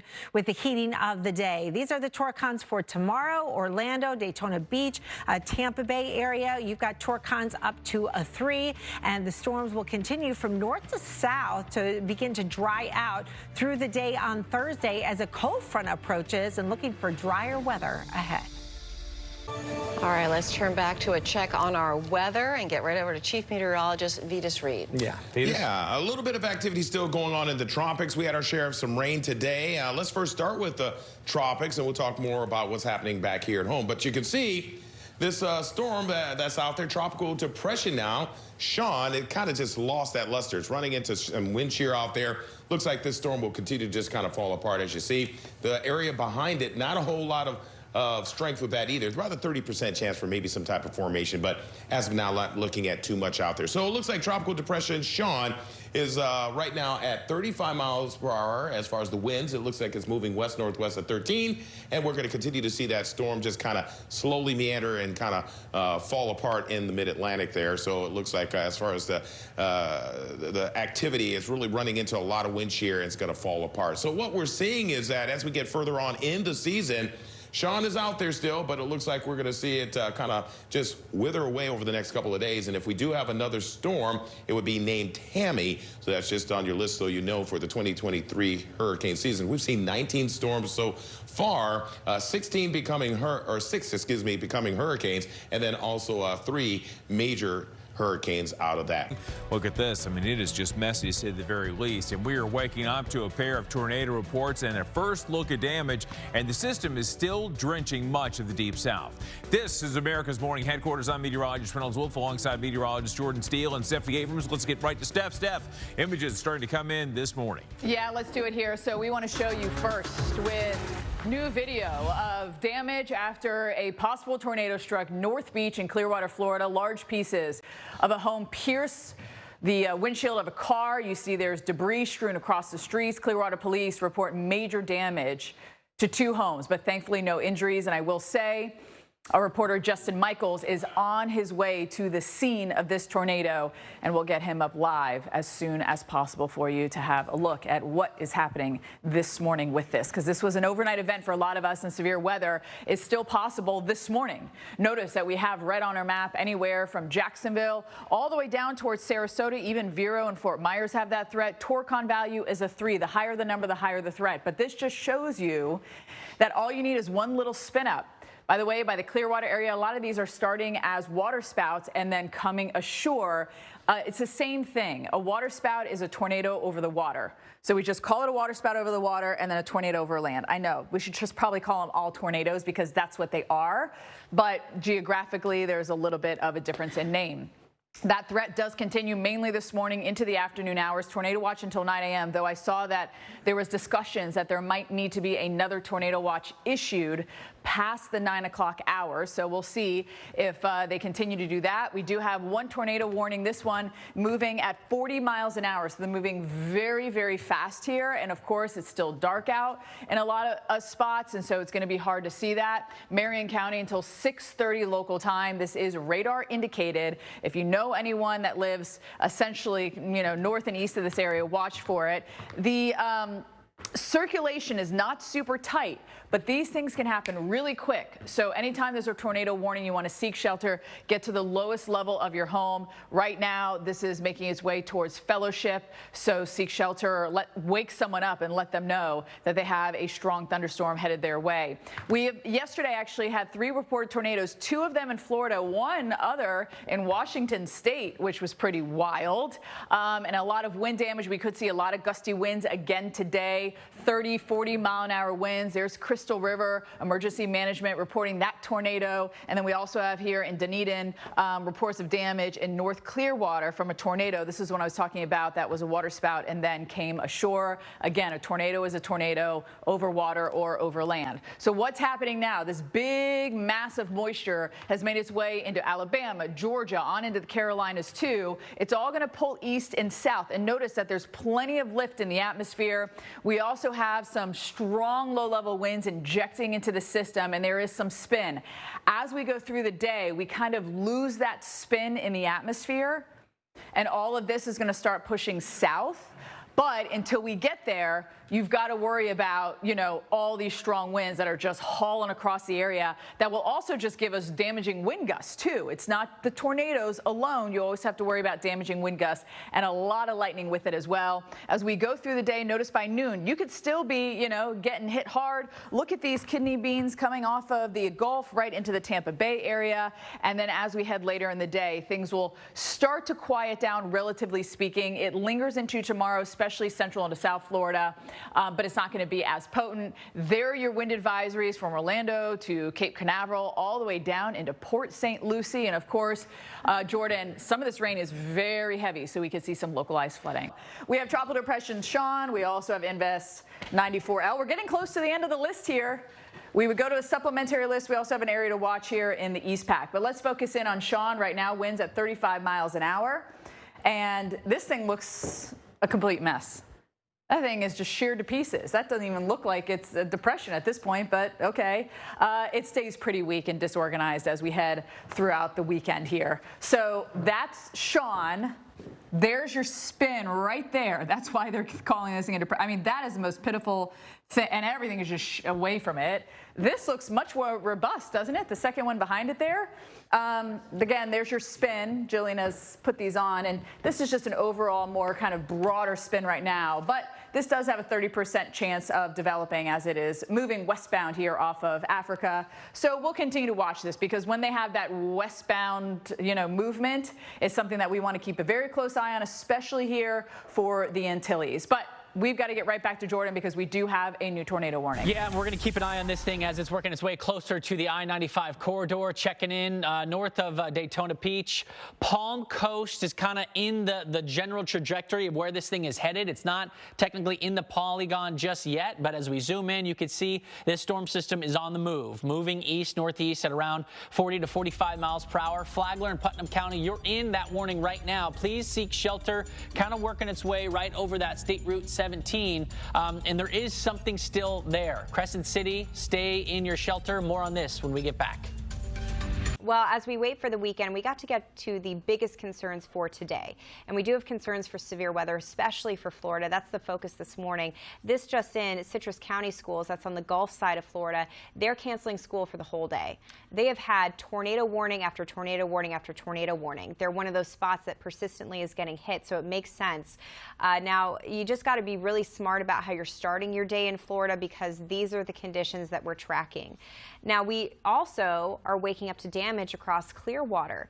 They were hit by a confirmed tornado around 1:45 in the morning, so middle of the night. We have screen grabs where we had just enough illumination in the sky from lightning and also power surges that we saw the funnel, and it's large. Typically, tornadoes that happen in Florida, they're quick, they're fast hitting, and they tend to be weak. That's not what we saw in Clearwater. Look at that. I mean, that's a piece of metal shoved through the windshield of a car. We have homes that have been opened up like a dollhouse. So now that we're starting to get light of day, these photos were taken pretty much right after the scene of the event by the fire department. But we're going to get a scope of how widespread the damage is. So stay with us. We'll bring you the images, but they're hard to take in. Yeah, Florida definitely a big concern through the rest of this morning. Also keeping my eyes on that big storm system brewing in the plains for tonight. Yeah, we start with severe weather and we end with severe weather. Exactly. So it is going to be a long day for us here on Fox Weather, but we're weathering it together along with you, taking you through every step of the way from storm to storm. And we've got a lot to cover here, so keep it here on Fox Weather first.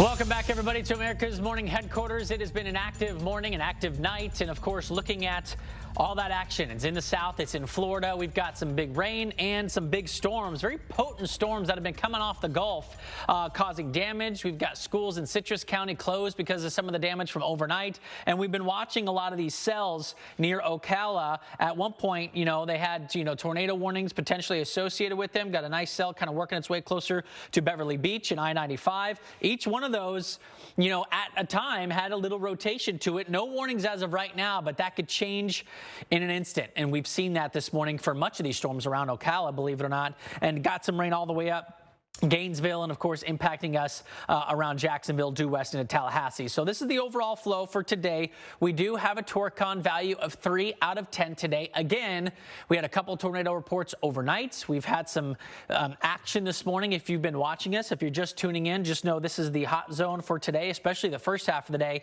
And our tornado watch has just been extended into the 3 o'clock time frame this afternoon, and actually seeing some of it kind of extended farther south of Tampa now. Encompassing much of the Bay Area. So please be careful today. Stay weather aware. North of that, it's been soaking rain, a very good rain that we need from the Peach State all the way up through the Carolinas. But it's this potent line that, models are indicating will move through much of Florida throughout the day today. So notice places like Tampa and Orlando this morning, relatively quiet, but as the day progresses, more of that action moving through. And it's that action that we have to watch, because you'll bring the torrential rain and also the chance to maybe see a couple more spin-ups for today.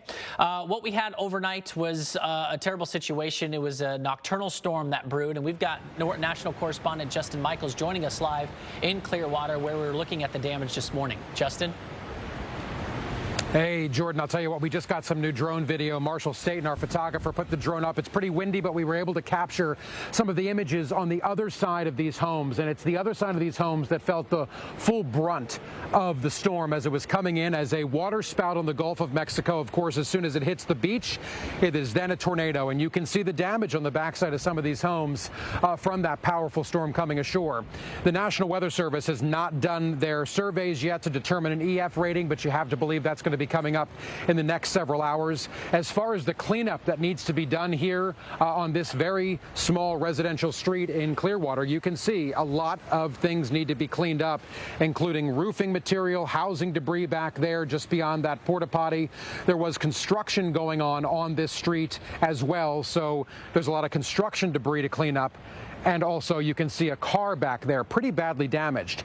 It's amazing to think, yes, there were people home when this storm came ashore. And in fact, we're getting some stories from folks and their family members who have come back. I want to show you this yellow house right over here.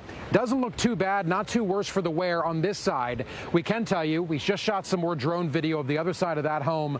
We're going to have that for you soon, because the back side of the home, again, facing the Gulf of Mexico, very bad shape. The roof caved in. You can see the front of the house there, the beach-facing front of the house, kind of ripped apart on the roof line. There was a 90-year-old lady in that room. That was her bedroom. Her son-in-law just came by, said she's fine, she's a trooper, no issues with her, not even a scratch. But the poor woman in her bedroom, as the storm coming through, covered herself up and took refuge in her bed sheets as the rain is coming in, the wind is blowing, the roof of her home is exposed and there she was until the storm passed.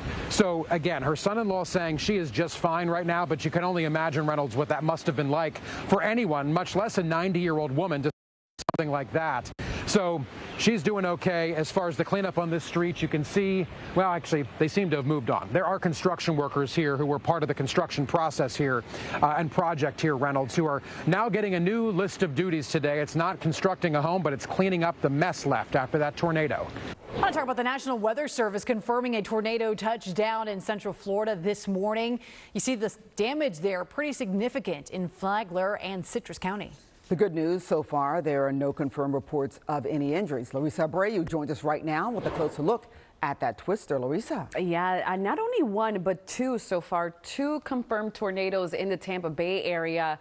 And as of right now, preliminary findings are saying that it was an EF1 tornado, which packs sustained winds of 86 miles an hour to 110 miles an hour, and then a stronger EF2. As we zoom in, this is where they saw those tornadoes touch down, and they were very brief. And of course, this is all preliminary findings that they're finding out in the Clearwater area. So this part right here, it started out as a funnel cloud and then moved onshore, and this created some of the damage that we just showed you on that live video. Now 90 miles from Clearwater, we head all the way up here where another tornado touched down, and I believe this one was the EF2 with extensive damage across that part of the Sunshine State. Unfortunately, still not out of the woods. They have an area of low pressure located right along the Gulf, and that's still going to create create the threat for strong to severe storms to move through central parts of Florida.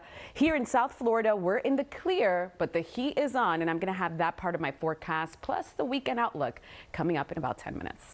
As far as rain chances are concerned, for today, we steer clear. But by Friday, rain chances return to the region.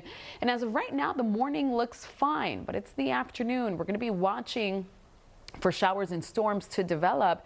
And notice what happens. This is 2 o'clock, just a touch of rain. As we head towards the evening hours, we can see heavier rain set up across the area. It's something to keep in mind. Coverage will not be high, but any thunderstorm that does form can certainly pack a punch. Let's go ahead and talk about the tropics because we have 2 systems that we're watching, or at least 1 system in a tropical wave. We'll start off with Tropical Storm Sean, 40-mile-an-hour winds. This is that fresh advisory, that 5 p.m. advisory.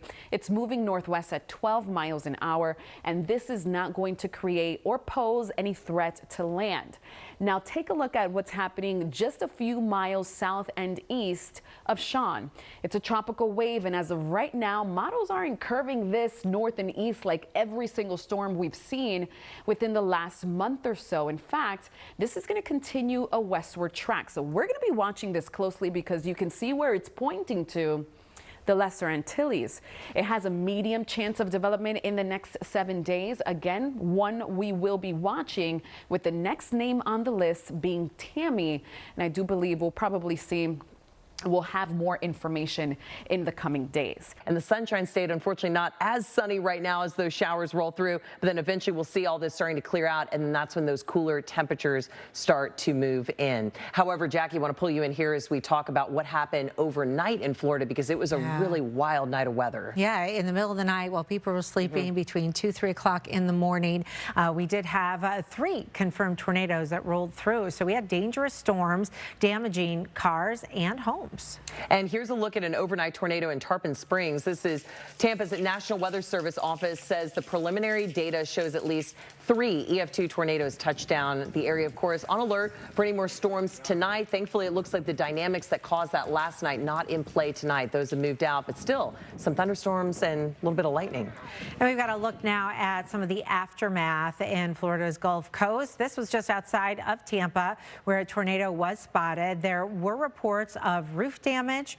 We had down power lines and down trees, which ended up blocking roads. There you can see some poles that were just bent all the way over. And I know that some of this area was actually under construction. Oh, wow. Yikes. And that wasn't the only area. The Clearwater area also saw a bit of damage during last night's severe weather. Here's a video showing the mess a tornado left behind near the North Beach. So you imagine all this happening overnight, and then the sun rises this morning and you are exposed to the mess that these tornadoes left. But this is all property damage. Thankfully, as you mentioned earlier, Jackie, no injuries. And so that's really phenomenal, especially when it happens at night. That's so dangerous. You know, Justin Michaels was there live today, and he was talking to the son of a woman 90 years old who was in her home. It was hit by the tornado. Her ceiling, or, you know, roof gets torn off, and she's covering herself up with the sheets. So scary moments. Thankfully, she's okay, and there were no injuries reported in any of it. So that's the good news out of all of this. So what does an EF2 do? An EF2 can cause some very significant damage. Winds are estimated between 111 to 135 miles per hour. There's the location of all 3 of them that had been confirmed by the National Weather Service, who was very busy, by the way, issuing the warnings last night and early this morning. In fact, the most tornado warnings that they issued in that time since 1997. That tells you just how significant it is. Now, when we talk about water spouts, we usually think of kind of those thin little rope spouts that develop over water, stay out over there, and generally will spin up and dissipate fairly quickly.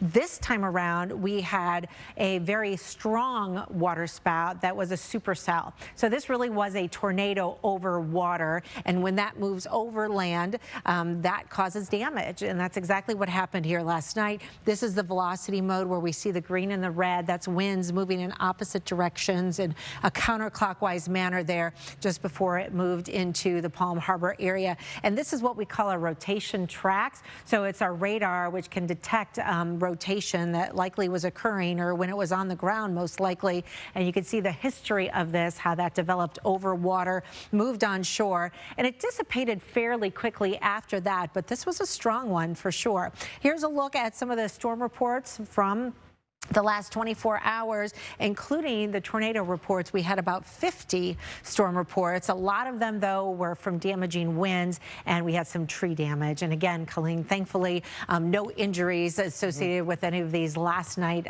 That's the good news. And while the threat looks a little bit lower, it's still not zero tonight. So we'll continue to keep an eye on it. Just stay safe, play it smart.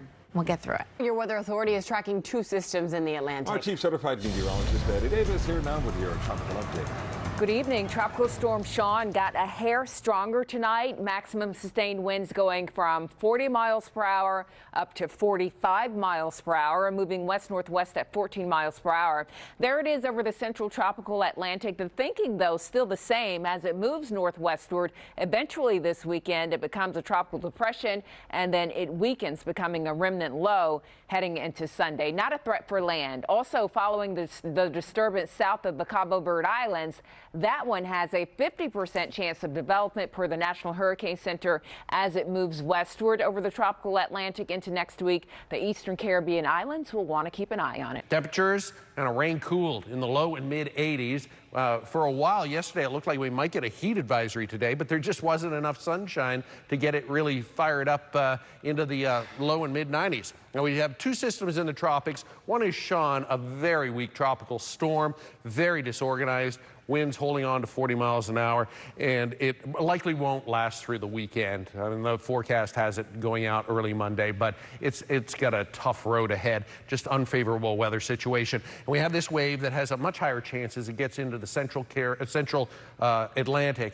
That would be about a week from now, so lots of time to watch that. Closer to home, we have not 1, but 2 cold fronts on the way. The first one swings through later tomorrow, and this front drops our humidity a little bit on Sunday, but it's still pretty warm. We're still in the high 80s on Sunday, but more sunshine. This second front, this is kind of old man winter, South Florida style, at least for October. This one really cools us down Sunday night and into Monday night and Tuesday.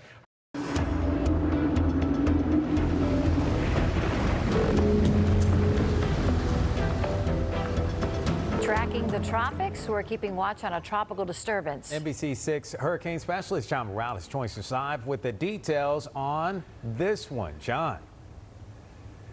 Joanna, Jackie, now you know me. Normally I wouldn't be talking about these systems way near Africa. You know, there's so much time to watch them. But here's the deal. This part of the Atlantic, this time of the year, that's not where we're supposed to be seeing this type of activity. And there's a second problem. It's developing south of 10 degrees latitude, so far south, as a matter of fact, that it could just continue westbound, westbound, and westbound until potentially threatening the islands of the Eastern Caribbean. Would it make it all the way to us? Very unlikely. So let's set that straight right away. Very unlikely that it won't get picked up by a front or a trough or a dip in the jet stream along the way for the U.S. But for the Caribbean, it might be a problem. And also, this serves to illustrate a point. The hurricane seasons are no longer behaving the way that we knew them in the past. And here's one example. So we take this on the full screen. There's your chance of development, 80% over the next 7 days as it heads generally towards the Eastern Caribbean. That's the concern for them. And, you know, listen, there's still a chance that it could deflect off to the north and head off into the North Atlantic. We would hope that it would do that, but it may not do it until very late. So it might go something like this and then eventually very last minute start to head north. So it would make them very nervous out there in the Eastern Caribbean if it indeed does that.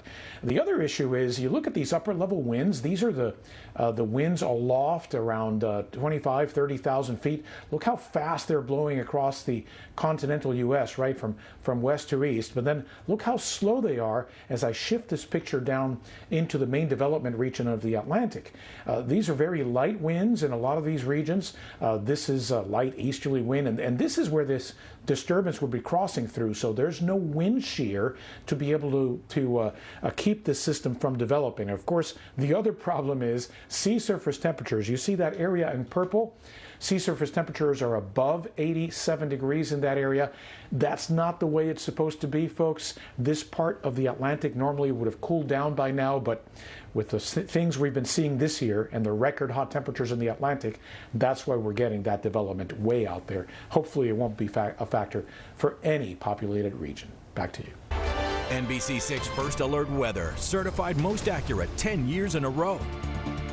All right, as we take a look at what's going on across the tropics, I did promise you we would have an update. And, well, we continue to monitor Tropical Storm Sean. Right now, this is a fish storm. It has winds at 40 miles an hour. It's moving very, very slowly. And Sean is going to come to its death as it heads towards Sunday. It's just going to be moving into a lot of wind shear in this part of the Atlantic.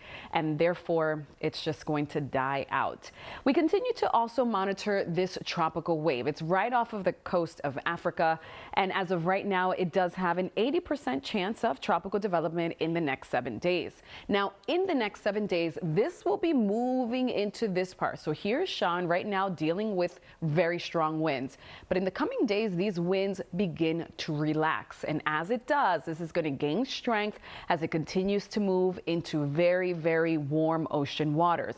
And notice where it's pointing to. So places in the Lesser Antilles, central and northern parts of the Antilles, as well as Puerto Rico, should be keeping a very watchful eye on this tropical wave.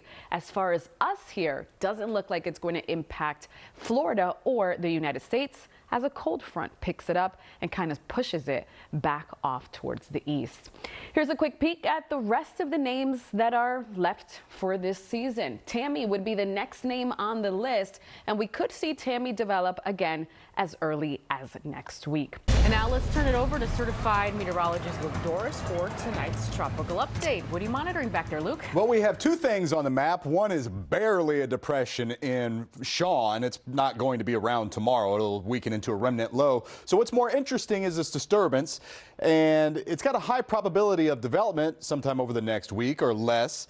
Hurricane Center currently gives it 90% odds that it will become a depression, probably Tropical Storm Tammy, maybe even Hurricane Tammy. You can see it's got all this runway out ahead of it and generally favorable conditions to develop. So what matters here is the track, and we're going to have to keep an eye on this for the Caribbean islands, especially the Northeast Caribbean islands. This is by next Saturday. Essentially, the stronger the system is, the more quickly it would want to hook out to sea. So we're kind of hoping for a stronger system to develop more soon.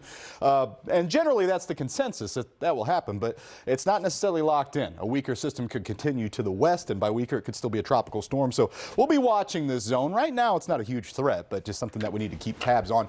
It looks like, for now anyway, we're nice and safe as we have fronts that are dropping down across the U.S. That's a block to any tropical systems. Speaking of fronts, the one you've been waiting on is on the way. You can see winds generally out of the northwest on Monday, at times to the north-northwest, so a much cooler breeze than we are used to. Now in the tropics, this is the latest on Tropical Depression Sean. Max winds at 30. This will be probably about the last advisory. Sean expected to weaken to a remnant low, and we're also watching a wave. This is located a couple hundred miles to the southwest of the Cabo Verde Islands, moving to the west-northwest. It does have a 90% chance of development. If it gets a name, it will be Tammy, but right now most of the models show it curving north as it moves towards the Lesser Antilles, so shouldn't impact us. Thanks for joining us here on Weather Nation as we talk about the tropics for a year, bring you a little bit of a tropical update of what we're tracking here. We've got an area of interest out to the west of Africa, heading towards some of our leeward islands that could form into a tropical system here as we continue through this week ahead. We've seen some better organization take place here with this system.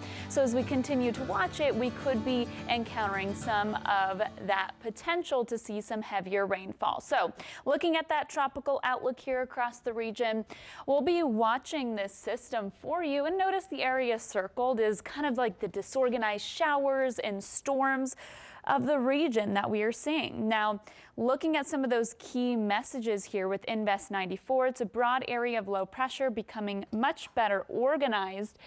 and it could likely form a tropical depression here later on this week. Now, looking out at the spaghetti plot models that we're watching for you here, this is Invest 94. This is what's going to be working its way to the west, and you can see some of that deviation later taking hold, where there's still some uncertainty as to where this is expected to go as we watch it. Now, the next name on the list as we continue to watch this system potentially progress into a tropical system, Tammy would be the name that this takes on if we do see this become the next tropical system. Now, climatologically speaking, tropical development for the month of October in orange is where areas are most likely to see development. Right now we're seeing that area of interest outside of this, but that doesn't mean you should be completely closed off to any other potential development here for the rest of the month, because we're not done with the season just yet. We still have November and even December to watch out for here, looking at where we are,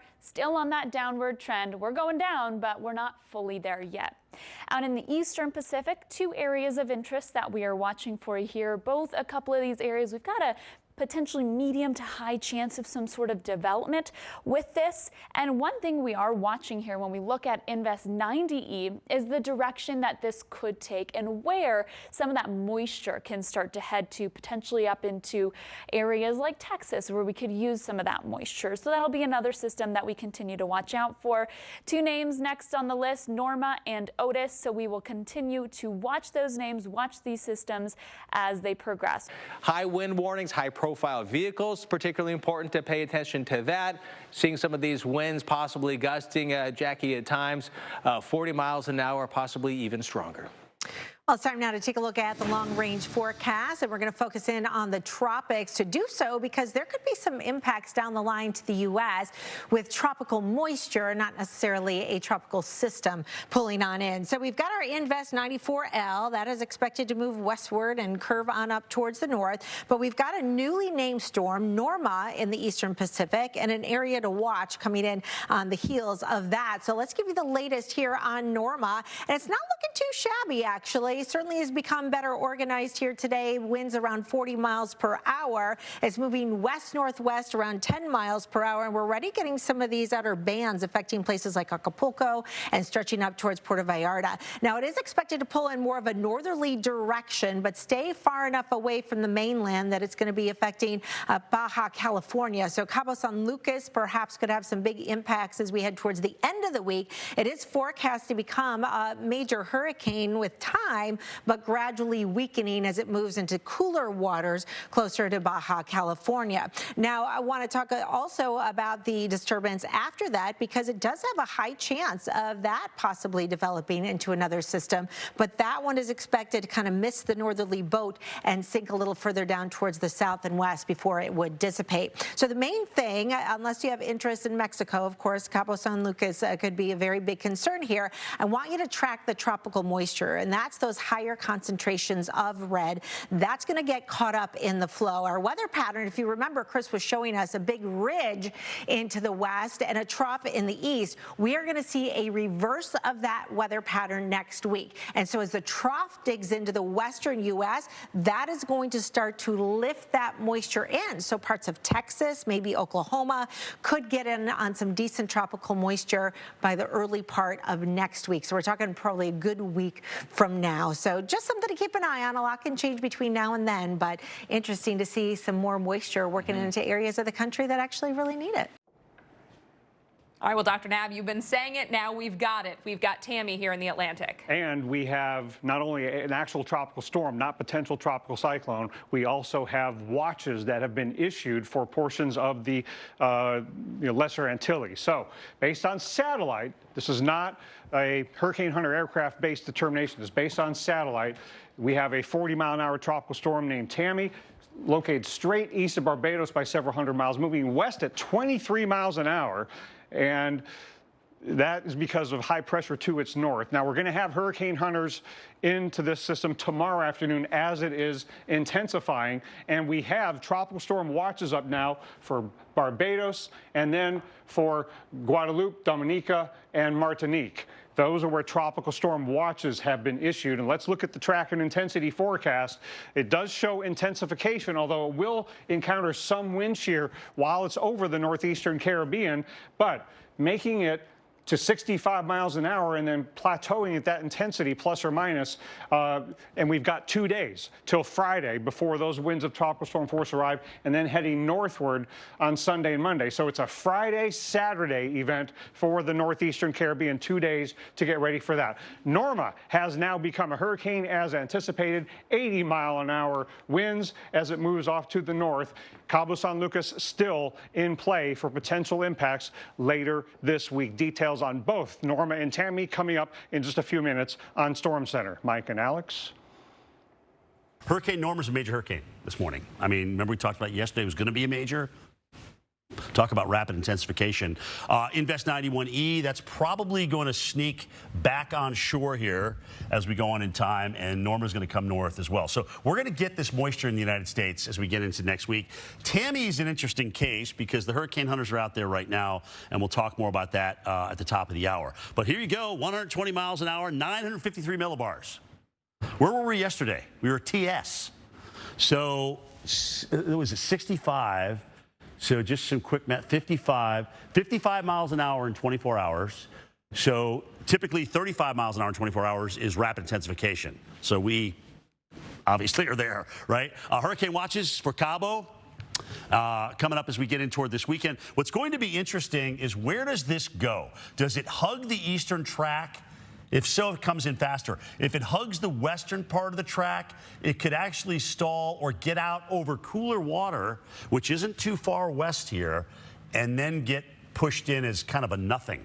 So this is a really one of those forecasts. If we get a slow mover and it stalls, we could get some heavy rain down through here. But I don't know. I think the jury's still out on this thing. Let's take a look at the GFS wind gusts. Again, where it is now at 120, coming north. This just gradually weakens as it comes in. Both models weaken it, so that's the good thing. There's consistency there, but the European is a little bit farther west, and then they just kill it because they're going to bring it back out over this cooler water, and that's going to kill it before it moves in. All right, so there you see it right there. And as it comes in as almost nothing. But the moisture we will deal with here in the United States. All right, both from Norma and also what is going to probably become the next hurricane on the list here, and Gulf moisture. So all this is coming up to meet this eastern trough as we get into next week. This is exactly where we need it in the central United States. It may not be a drought buster, but we got to start somewhere. Jordan, over to you. Let's talk about the tropics, though, because they haven't cooled down. They're actually ramping back up. Norma is 125 mile an hour major hurricane. Okay, Tammy's been bumped up to 60 miles per hour. That's the 8 a.m. stuff from the Hurricane Center. And there you see the 60 miles per hour. Pressure's 1,004. So we've dropped a couple of millibars there. But I mean, this is the first time they had a plane in. So it's moving west at 16, 465 miles east-southeast of Guadalupe. They added a couple more islands up in here to the the tropical storm watches. There's a little Freudian slip there, thinking about winter already. And there you can see it kind of moving along in a westerly direction. Forecast to curve at some point, but where does it curve? Does it curve west of the islands or does it curve just before?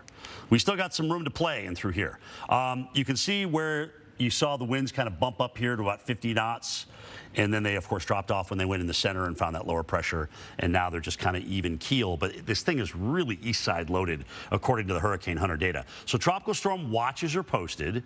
So we're talking about 48 hours tropical storm conditions, which seems about right, you know, certainly for Friday night and on and towards Saturday. We'll see where we lie in this track because it could make all the difference in the world. Not to mention, if we're bumped up to 60 now, could we get stronger? All right. As a matter of fact, Sunday early a.m. is the first time I think we see a hurricane. But could we be one before this leaves the islands?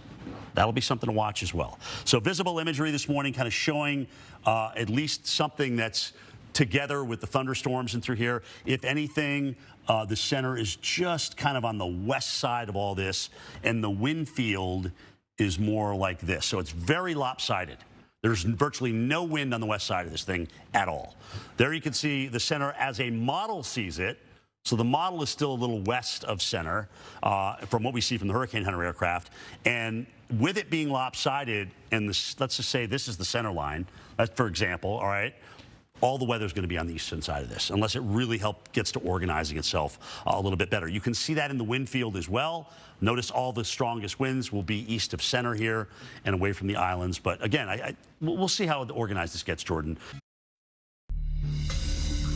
I'll take a peek at this. A very electric tropical storm Tammy, as seen from satellites above the Earth. You can see those overshooting tops of the thunderstorms, flashes of lightning. Inside this, our latest tropical storm in the Atlantic. And we've got Hurricane Hunter aircraft that are flying right into that right now to gather more data on Tammy. Dr. Nab, we've also got Hurricane Hunters out there investigating Norma, too. So they're busy here as we approach the final few days of the month of October. Yeah, it's a good thing the Air Force has 10 of these WC-130J Hurricane Hunter aircraft, so they can send them different places in different basins at the exact same time. Category 4 Hurricane Norma on the latest intermediate advisory. And if you just look at satellite, really hard to tell if it's holding on to that intensity or not. So that's why the Hurricane Hunters are flying into this, because it is land threatening. There's a U.S. Air Force plane that crossed all the way over the mainland of Mexico and has done one pass from southeast to northwest, and now they're in the southwest quadrant about to make the pass toward the northeast, and that northeast quadrant is where the strongest winds might be. And they found 115 miles an hour equivalent to Cat 3 in the northwest side, and now they're coming around to go through the strongest part to see if we've still got a Category 4 hurricane. And they'll follow this all the way to Mexico to make sure we've got a good beat on how strong and how large the system is, especially given that the timing is difficult to pin down because that forward motion is really difficult. But knowing how strong and how large it is important to knowing that the winds of tropical storm force could arrive late Friday night. So today and tomorrow is prep time in the hurricane watch area there in the Cabo San Lucas area. As for Tammy, we've also got Hurricane Hunter data that made this the 60-mile-an-hour storm that it is. And now we've got a new plane, and that was earlier today where they found the 60-mile-an-hour winds. So far, not finding winds that strong yet, but we have a new plane that took off from St. Croix. This is an Air Force plane that forward deployed from Mississippi to fly into this system now. And the earlier aircraft data that showed that the winds were as strong as they were, I'm sure, were a big part of why the countries here were eager to get these tropical storm warning and hurricane watches up for St. Kitts and Nevis, Antigua, Barbuda, and Guadeloupe. So today and very early tomorrow are the preparation times for getting ready in these zones.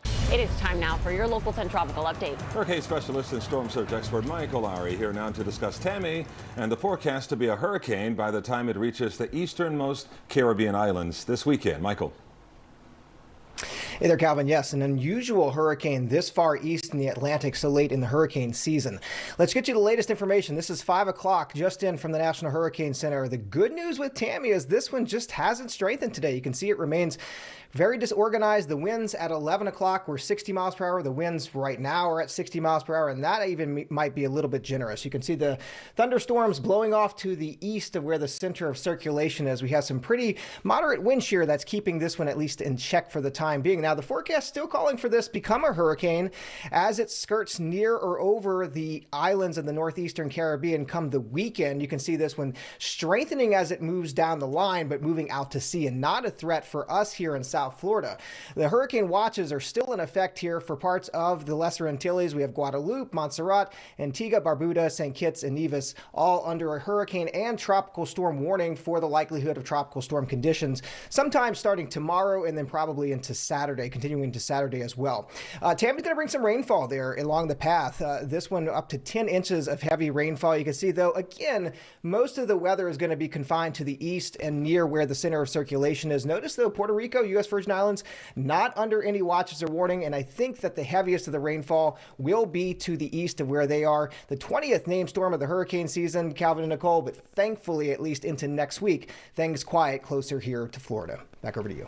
clouds. We will start looking over the Atlantic Basin, where we are tracking Tropical Storm Tammy. As of the 11 p.m. advisory, this tropical storm appears to be trying to reorganize, and it is centered 165 miles east-northeast of Barbados. Barbados, by the way, is under a tropical storm watch. Tropical Storm Tammy has maximum sustained winds of 60 miles per hour. It is moving west-northwest at 10 miles per hour, and on a track that's going to bring it closer to the Leeward Islands on Friday. It should move over or near those islands Friday or Saturday. Check out the intensity forecast. It is forecast to become a hurricane as it moves closer to the Leeward Islands. So they will deal with tropical storm force winds. If it develops into a hurricane, maybe some hurricane force winds, depending on how the storm is set up. And certainly some very heavy rainfall is in the cards for the Leeward Islands, at least some of those islands. Now, once the system moves away or pulls farther north of the Leeward Islands, by Saturday night, it should start to move farther away. It's going to curve northward over the western Atlantic waters, and it will stay away from Florida and the east coast of the U.S. So that's going to be some good news for us. Big rainmaker for some of the islands as it's moving in. It dumps a lot of heavy rainfall.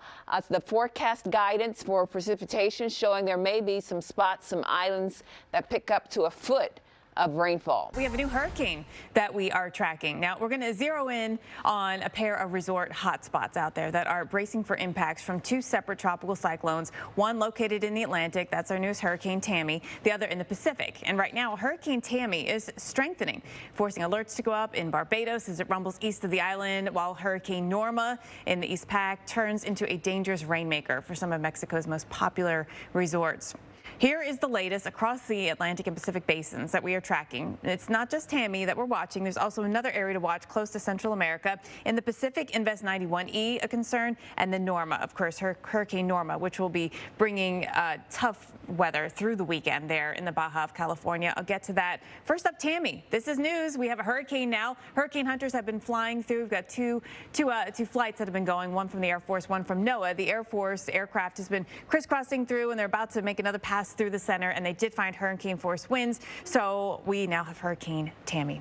It is 90 miles just to the northeast of Barbados, but the conditions, at least the tropical storm force conditions, extend out about 140 miles from the center. So even if it doesn't pass directly through or next to or on top of any of these islands, we still could get into the either tropical storm or possibly hurricane conditions. Here's the forecast for it to increase in strength. And by the way, this will be updated here as we get to the next advisory that comes out at the top of the hour. So I know you see this doesn't really jive with what's going on right now, but that's because this was sort of in between advisories. Now, we have a look at the satellite picture to give you perspective on where the clouds are and where the islands are. St. Lucia, right there, getting some showers just in the general circulation we have around here and the moisture that we're dealing with. But the worst of the weather is still pretty far away from you. Now, we're going to be watching that path to the north and west over the next several days. And that's why we've got the hurricane watches that are up for Guadeloupe, for St. Kitts and Nevis, and for Antigua and Barbuda, also Anguilla, St. Martin, and St. Bart's as well,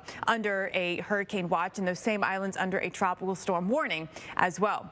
Rainfall will be heavy, especially along the path of the exact track of the hurricane, though some of that rainfall, maybe 2 to 3 inches, extending over towards the islands. So concerns that we could have some heavy rain that could lead to mudslides or flash flooding here, very real. I mean, we need this kind of rain. It's useful for the islands to get tropical rain, but too much at once definitely causes problems with the kind of terrain and mountains that we have there on most of those islands. Now, we also go to Hurricane Norma and some flooding concerns with this as well. It peaked yesterday with intensity of 130 miles per hour. So it was a Cat 4. It's down to 115 and Cat 3 right now, which is still a very formidable hurricane. Hurricane warnings are up for the southern part of the Baja of California, including around Cabo San Lucas. And as we watch this projected path take it inland sometime probably early on Saturday through Sunday, it's slow at this point. So we're watching it come in, bringing a big rain threat along with some wind threat as well. But I think because it'll be slow moving and there's so much moisture potential there, we could see more than a foot of rainfall, which would lead to some flooding concerns here. And And then we'll watch this moisture from it actually stream up over Mexico into the southern U.S., a story that we'll keep talking about, Colleen. But in the short term,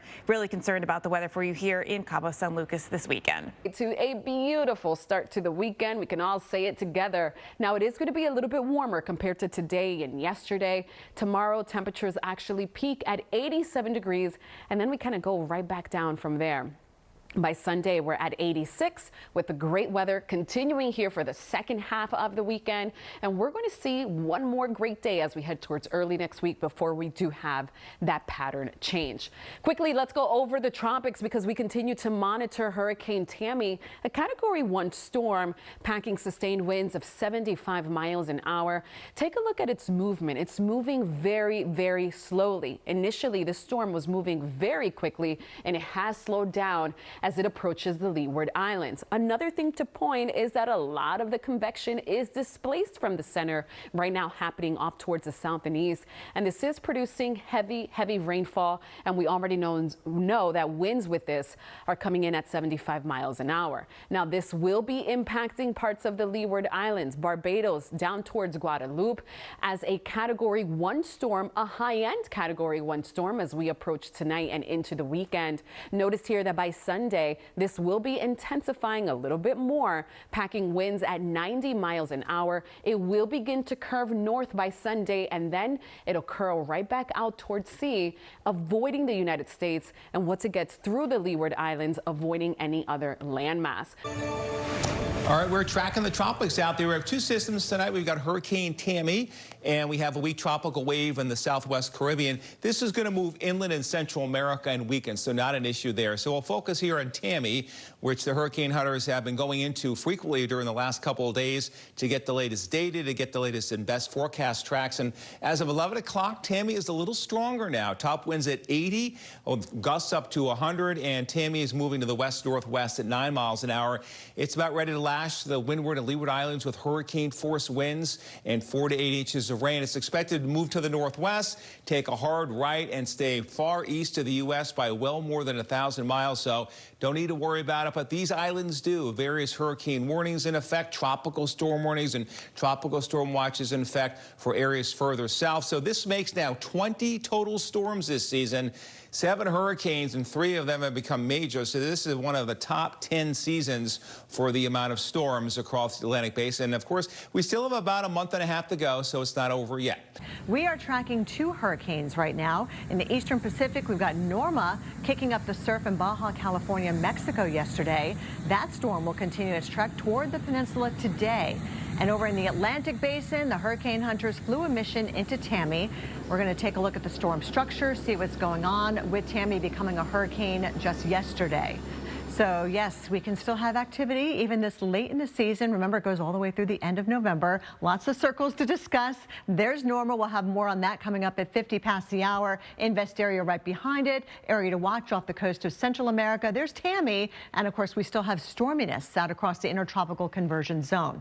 So right now, Tammy is a hurricane. It's a Category 1 with 80-mile-per-hour winds. And it's kind of blasting us here in the Caribbean islands with the gusty winds, moving northwest at 9 miles per hour. But thank goodness the core of the stronger winds, those hurricane force winds, are just offshore from some of the islands. As we check on some of the observations, in fact, you'll notice that even some of the buoy reports, nothing too terrible. St. Lucia, we're looking at a 14-mile-per-hour wind, lots of lightning with that blob of convection. That's actually south of where Tammy is. Tammy is right here near Martinique, where the winds are pretty calm. So here's a look at where we have the advisories for Tammy, hurricane watch for some of you, and also tropical storm watches and warnings. Hurricane warnings in effect in that area for the purple, not including Puerto Rico or the U.S. Virgin Islands, but hopefully we get some rainfall out of this. Puerto Rico certainly does need it.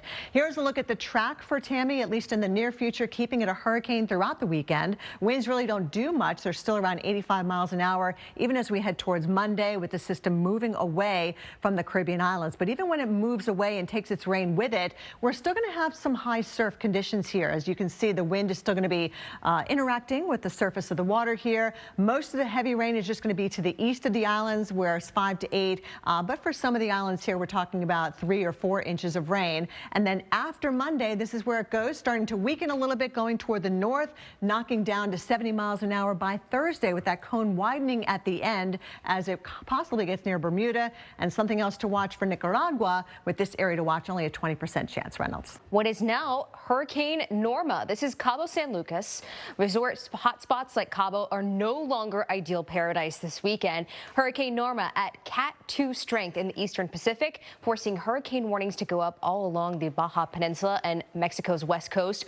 Norma is forming a dangerous rainmaker and threatening to dump over a foot of rain in some places. So we're watching closely for mudslides and flash floods. You can see just in that camera how strong the wind is and how churned up some of the surf is as Norma is just now making its way on shore. But that's not the only area that we're watching. That's in the East Pacific. We also have Hurricane Tammy, which we'll get to in just a minute. I want to start with Norma, Category 2 strength, pretty well organized still at this point, now starting to interact with land. So we will see some gradual weakening, at least in the category, but still the rain, and the biggest threat being the rain, still remains. So there will be some places in the Baja Peninsula that see over a foot of rain, and that's what we're very concerned about with mudslides, landslides, life-threatening flash flooding before we see a lot of rain move into the west coast of Mexico too as this passes over the Gulf of California. So look at all of the wind too. That's another issue with this. At its strongest point, this was a Category 4 hurricane. Still a lot of wind associated with this hurricane as it moves into Mexico, and then eventually a lot of this leftover moisture will make its way into the central and southern plains. Then we have Hurricane Tammy. So this is a Category 1 storm. Doesn't look as organized as what we were talking about with Norma, but still this has its own dangers, bringing a lot of rain, rough surf, and very strong winds to areas like the Leeward and Lesser Antilles. Then we see this make a turn to the north, not before affecting potentially the U.S. and British Virgin Islands, but it will make that north turn, all thanks to the fact that we're going to be seeing a system moving across the U.S., and that's going to help push this away from the lower 48. But interest in Bermuda, might want to keep a close eye on this one. Right now, the forecast is not in Bermuda, but we could see changes over the next couple of days. So the stronger winds right now, you can see a few of them. We've got some lightning, we've got some thunder. All in all, Paul, hurricane season, it's not over. In fact, Norma, the wind's already kind of moving across Cabo San Lucas. That's as Hurricane Norma moves closer and closer to the coast. The National Hurricane Center is warning that Norma could bring life-threatening hurricane conditions as well as a storm surge on the far southern part of the Baja California Peninsula. Next stop, making landfall on the western coast of Mexico. Here's a live look at conditions here in Cabo San Lucas. I've been watching this camera all morning long. The winds are increasing. The rain is blowing sideways into the area, and it's about the area. The area is a desert. It is a very hilly and mountainous desert climate here. So that type of rainfall is life-threatening. Every time we do have the heavy rain events here from these tropical storms and hurricanes, we have massive flooding going on. So we're watching Norma, watching Tammy, and a couple other areas we're watching as well. But first, let's start with Norma. Was a Category 4, now a Category 2 hurricane, 110 mile per hour winds. The latest update on this, down from 110. So the wind speeds are winding down, but the weather continues to expand. The clouds you're seeing well north of La Paz is because of this, and also some of the high clouds you'll see in Texas later on tonight, increasing the beauty of your sunset, is because of Norma. The center goes this way, but the weather continues to move well around it while the sustained winds are slowly winding down. The rain is not. It's steadily coming down through tomorrow. Just over the next 24 hours, some areas could see a foot of rain in an area that doesn't see a foot of rain on average any given year from normal rainfall. So yes, we have the wind field with this system. That's also going to wreak a lot of havoc here. It's also pushing a normal day, pretty rough surf into that dangerous killer surf as well. And that the wind slowly winds down as it moves on shore. But as I talked about, what happens to the moisture? The moisture continues to come on towards and across Mexico, the Four Corners, but also into New Mexico, Texas, into Oklahoma, Kansas. That's going to lead to more of that rain, that needed welcome rain here in that drought-parched area. Now to the Atlantic we go, and Hurricane Tammy, 85 mile per hour Category 1 hurricane, moving northwest at 8 miles per hour. It's been strafing the islands here with a lot of rain as of late and some wind as well. Pretty rough surf, and we're going to continue to push it kind of parallel to the islands up towards the BVI as well, bringing more rain. Even to Puerto Rico, been dealing with some rain with this system.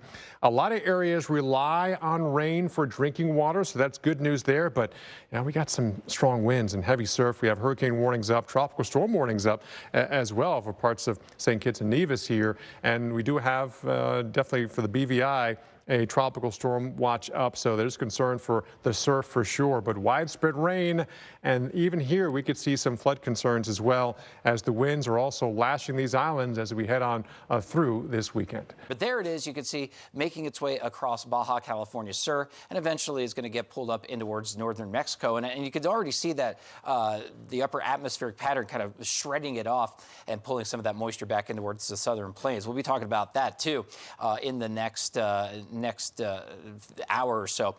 One of our top weather headlines, that chance for heavy rain into the southern plains. But looking back towards the tropics here, south of Acapulco, a few hundred miles, there also is another disturbance that we do continue to watch. But yeah, Norma made landfall at El Pozo de Cote there, just up the coast from Cabo San Lucas. And you can see here as it traversed Cabo San Lucas, there's some pretty big mountains here, by the way.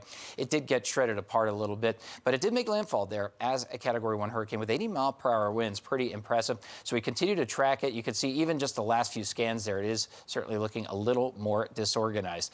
And then it's going to make its track across the Sea of Cortez, most likely make landfall yet again here on the east side of the Sea of Cortez as a weak tropical cyclone. But we do have tropical storm warnings there from Los Mochis down towards Mazatlan, and those hurricane warnings persist in towards the Cabo San Lucas area as well.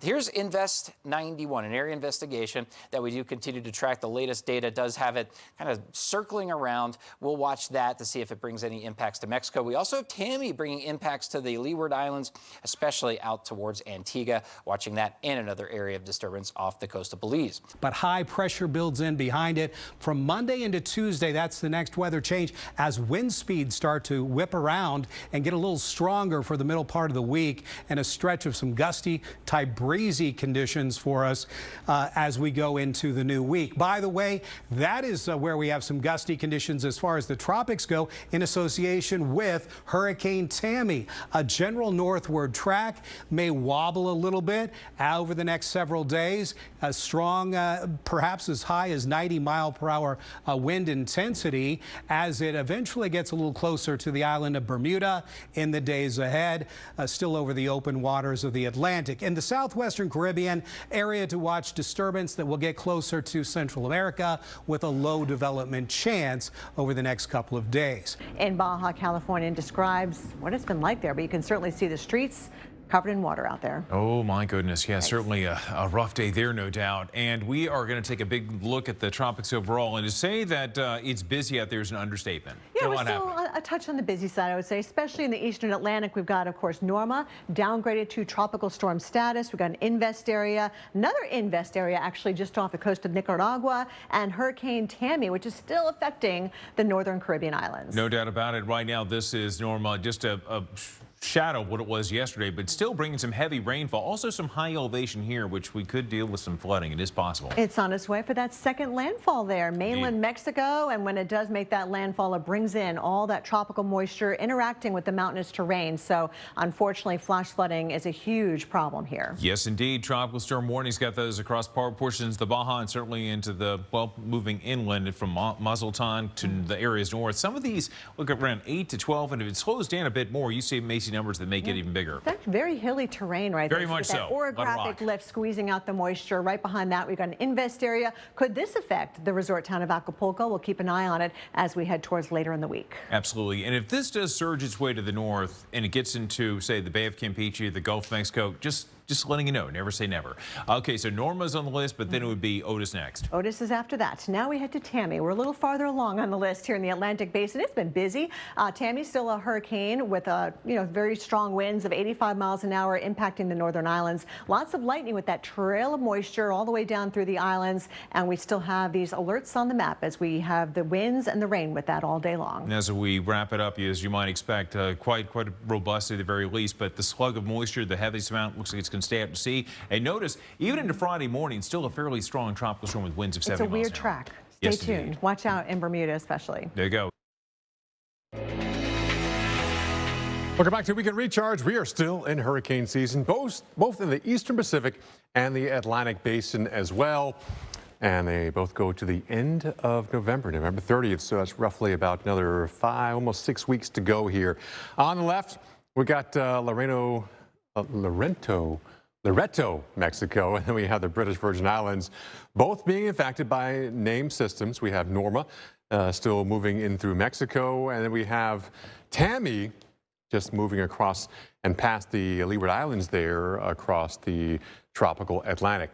Well, let's talk about first. Norma made landfall yesterday afternoon in the Baja here as a Category 1 hurricane. It was at one point a Category 4 hurricane, backing 130-mile-per-hour winds.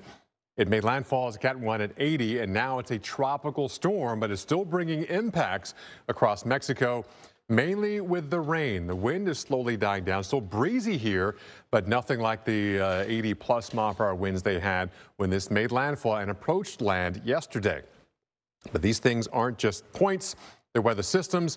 The weather, the clouds, the high clouds already streaming into New Mexico, Texas, and even parts of Oklahoma as well. And the rain still impacting parts of Baja and ongoing flooding and mudslides. We've yet to really hear the crux of what really happened in the Baja yet, but that will be coming out over the next day or two. Unfortunately, it could be heartbreaking in some situations, but it's forecast the rest of what's left of Tammy to weaken continuously as we head on towards tonight, tomorrow. That's where the center is going, but the weather will also be impacting Texas, Oklahoma with some rain and some moisture already streaming in with the clouds. Meanwhile, here's Tammy.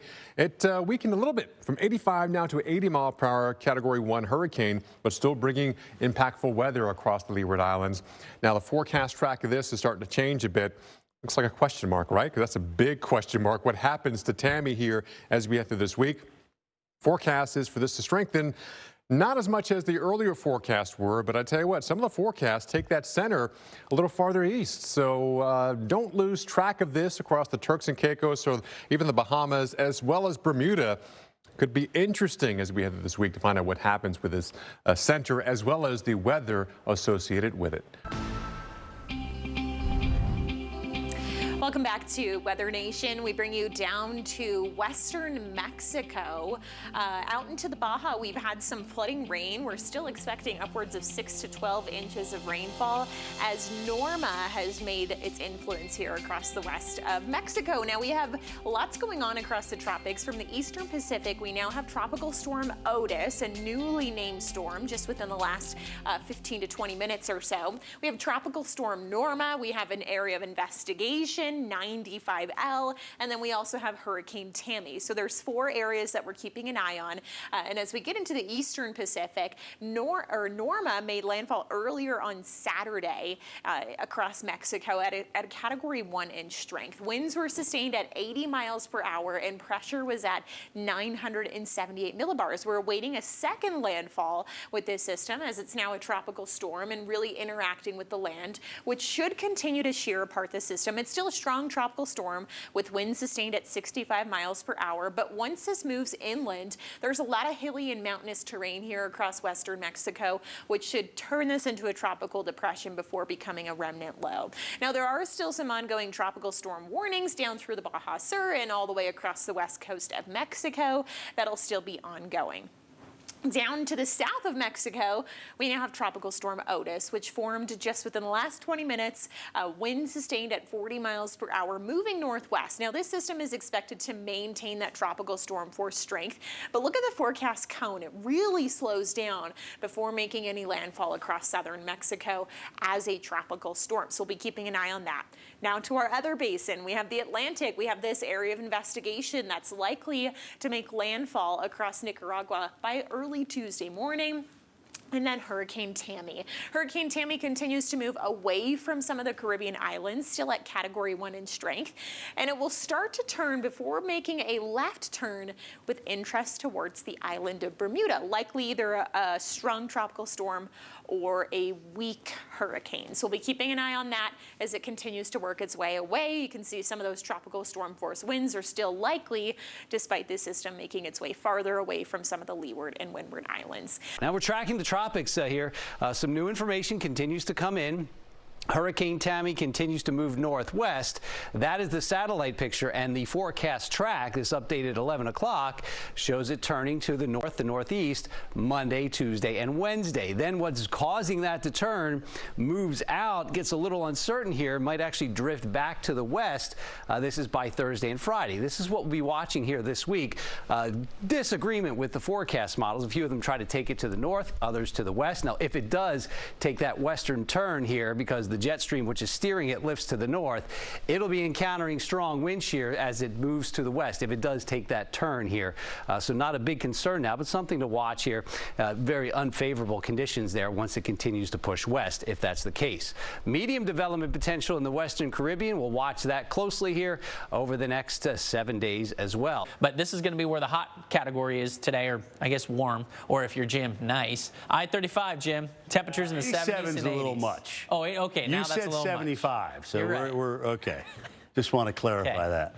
Like I said, give them about 10 to 15 years and a little heart medication. We'll see how that changes. All right, let's talk about what's going on in the tropics and through here. We got Hurricane Tammy. We've got Invest 95L, which is heading into Honduras and Nicaragua. We've got Otis, which is going to make its way toward Acapulco, and of course Norma, which is coming on shore and giving us some moisture. Look, we're still dealing with Tammy showers and thunderstorms over the islands this morning. So this is just ugly. You know, we're talking about winds that are gusting out of the south and some heavy rain, even though I'm not seeing the heaviest rain on any of the islands yet. But look how it's just training, like right over the same areas. So we got to watch that, and hopefully it won't be sitting over any of these islands anytime soon. St. Bart's, some heavy thunderstorms just off to your north, and looks like Antigua and Barbuda, which is the northern one, could deal with some of these showers and thunderstorms. So for all intents and purposes, believe it or not, we still have a hurricane here.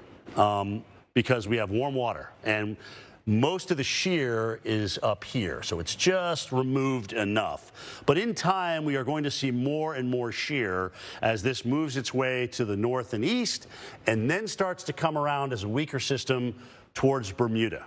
All right, it's got to. It's going to start transitioning into what we call extratropical. So here's the shear with the models. Some of the guidance kind of takes this off to the northeast, like the GFS. And then it's interesting. Notice what I love this. This is a great example. GEFS, which is the ensemble of the GFS. It's like 23 different GFS models, and the other GFS, the operational, takes it off to the east. When you see that, you know that you have a chance of actually getting more of a west movement. This is actually a hurricane model. So I like this west movement with whatever this thing becomes in time. Here's 95L. Again, this has a chance to develop. It looks like it's something going on here this morning, just off of Nicaragua, and it's going to be heading on in as we go through the next couple of days, and then there's really no other days for it to develop because it'll be onshore. The problem is it's slow moving. It's got thunderstorms with it, so we're going to see showers and thunderstorms with some heavy rain. Notice right now the model has it offshore, but we'll see how that verifies. And Otis, we have to watch. Kelly, I'm just going to do this one to show the cone, because it does bring it towards Acapulco as a decent tropical storm as we get into Thursday morning. Let's watch that one. All of those systems are or will be contributing moisture that's coming up through Texas. And we still have Tammy to contend with in the western Atlantic for many days to come. Even though the center is off to the north, this is still bringing some locally heavy rainfall to the Windward and Leeward Islands, especially up into the Virgin Islands area. Now, this is generally going to weaken because of increasing wind shear, and a weaker version of Tammy might loop around back toward Bermuda. Not all the models show it going all the way to Bermuda, but that is a distinct possibility later in the week. So we've got Tammy there, and then down here, near Central America, this is the zone we often look toward activity lasting well into October and even into November. Now this, Invest 95L, this could be our next depression. As soon as 5 p.m. Eastern time today, the Hurricane Center might have to start advisories on what could be a short-lived depression, maybe even we squeeze out Vince from this one. But regardless, the main problem with this one is going to be the flash floods and the mudslides, as this is nearly certain to become a short-lived depression or storm. And it'll be in that general area, but it'll be moving inland, and Honduras and Nicaragua are going to be the big problem areas for heavy rain and flooding. Now, We got another system that's headed toward Mexico, and this is likely to bring some tropical storm conditions to the Acapulco area where a watch is in effect. Now, let's look at the models. You've got Otis and Tammy, and in between, you've got the Invest 95L. You notice how the Invest doesn't last long, even if it becomes a depression. And there comes maybe a combination of Otis and 95L lingering over Mexico. But look at Tammy here in the GFS model, where it loops around. Oh, it's going out to sea. No, it's not. This might or might not get a ride out of town really soon. And then the other thing we got to watch, Mike and Alex, is the problem that we could have a lot of local areas of spin out here over the Western Caribbean as we head into late October and November. So, Mike, that's the zone that could last as an active zone well into November. Welcome back to Weather Nation. We wanted to show you some of the impacts from Norma across western Mexico and up through the Baja. This was once a hurricane, made 2 landfalls, one in the Baja and one across western Mexico. It was such a slow-moving storm. We had torrential rains and flash flooding across the state, or across the country of Mexico, especially through northwestern portions of it.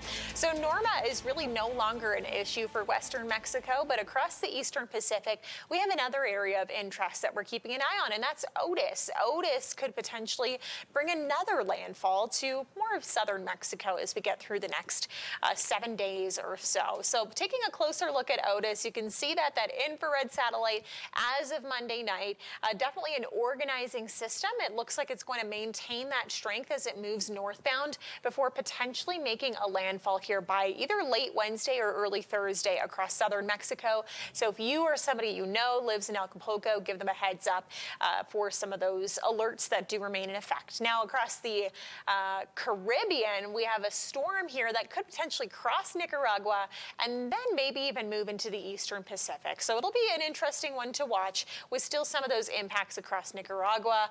And there's a list of the names that we've gone through so far across the eastern Pacific. Now back in towards the Atlantic, we still have Tammy that continues to move farther and farther away from some of those Caribbean islands. You can see that it's getting closer to the banner there, where we do have some of those strong winds, still some large swells as the storm continues to strengthen.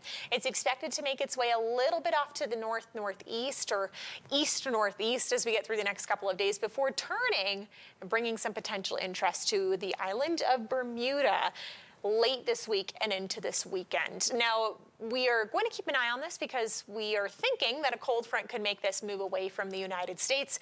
So that'll be one to watch. Tammy, the latest storm in the Atlantic 2023 season, to get checked off of the list here. So that wraps up our tropical weather update from basin to basin. 2 areas in the Pacific. We have a TD over Central America and Hurricane Tammy. Let's start with Tammy. I got to say, this thing doesn't look very hurricane-esque, if you will. Really spread out. It looks more like a mid-latitude system, maybe extratropical. That's up to the National Hurricane Center to call it one thing or the other, but it's just all strung out. It does look like it will be making its way towards Bermuda. Winds maybe pump up a little bit Thursday, and then we start to go down as we wrap up the week. But just notice, I mean, this really, doesn't it, guys? Doesn't that look like something that is a mid-latitude or extratropical? Yeah. Anyhow, thanks, Jordan.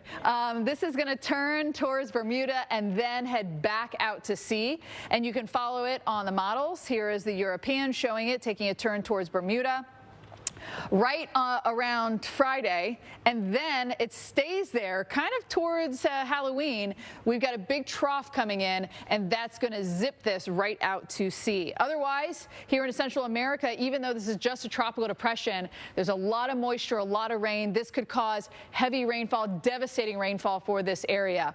Then we have to worry about our system here just off the coast of Central America, about a 20% chance of development as it moves west.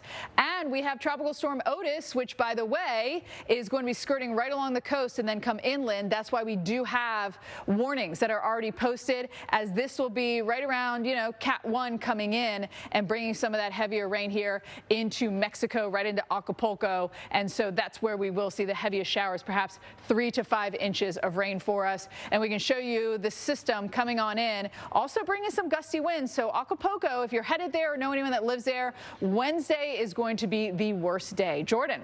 Jack, you want to take a moment now to get caught up on what's going on in the tropics. In particular, there's a lot of activity going on, but what is imminent now is Hurricane Otis here.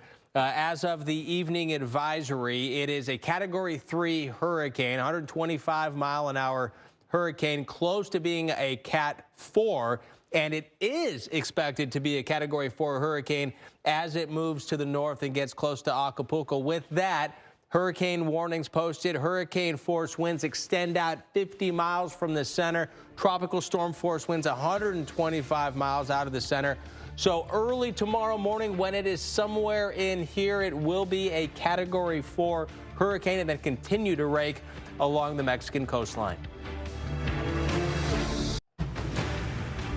I do have a brand new update for you. Just moments ago, we were telling you about Hurricane Otis. It is now, not waiting till morning, it is now a Category 4 hurricane with 145-mile-per-hour winds. And as that eye really just looks much more well-defined in there, it's getting kind of looks much tighter as well.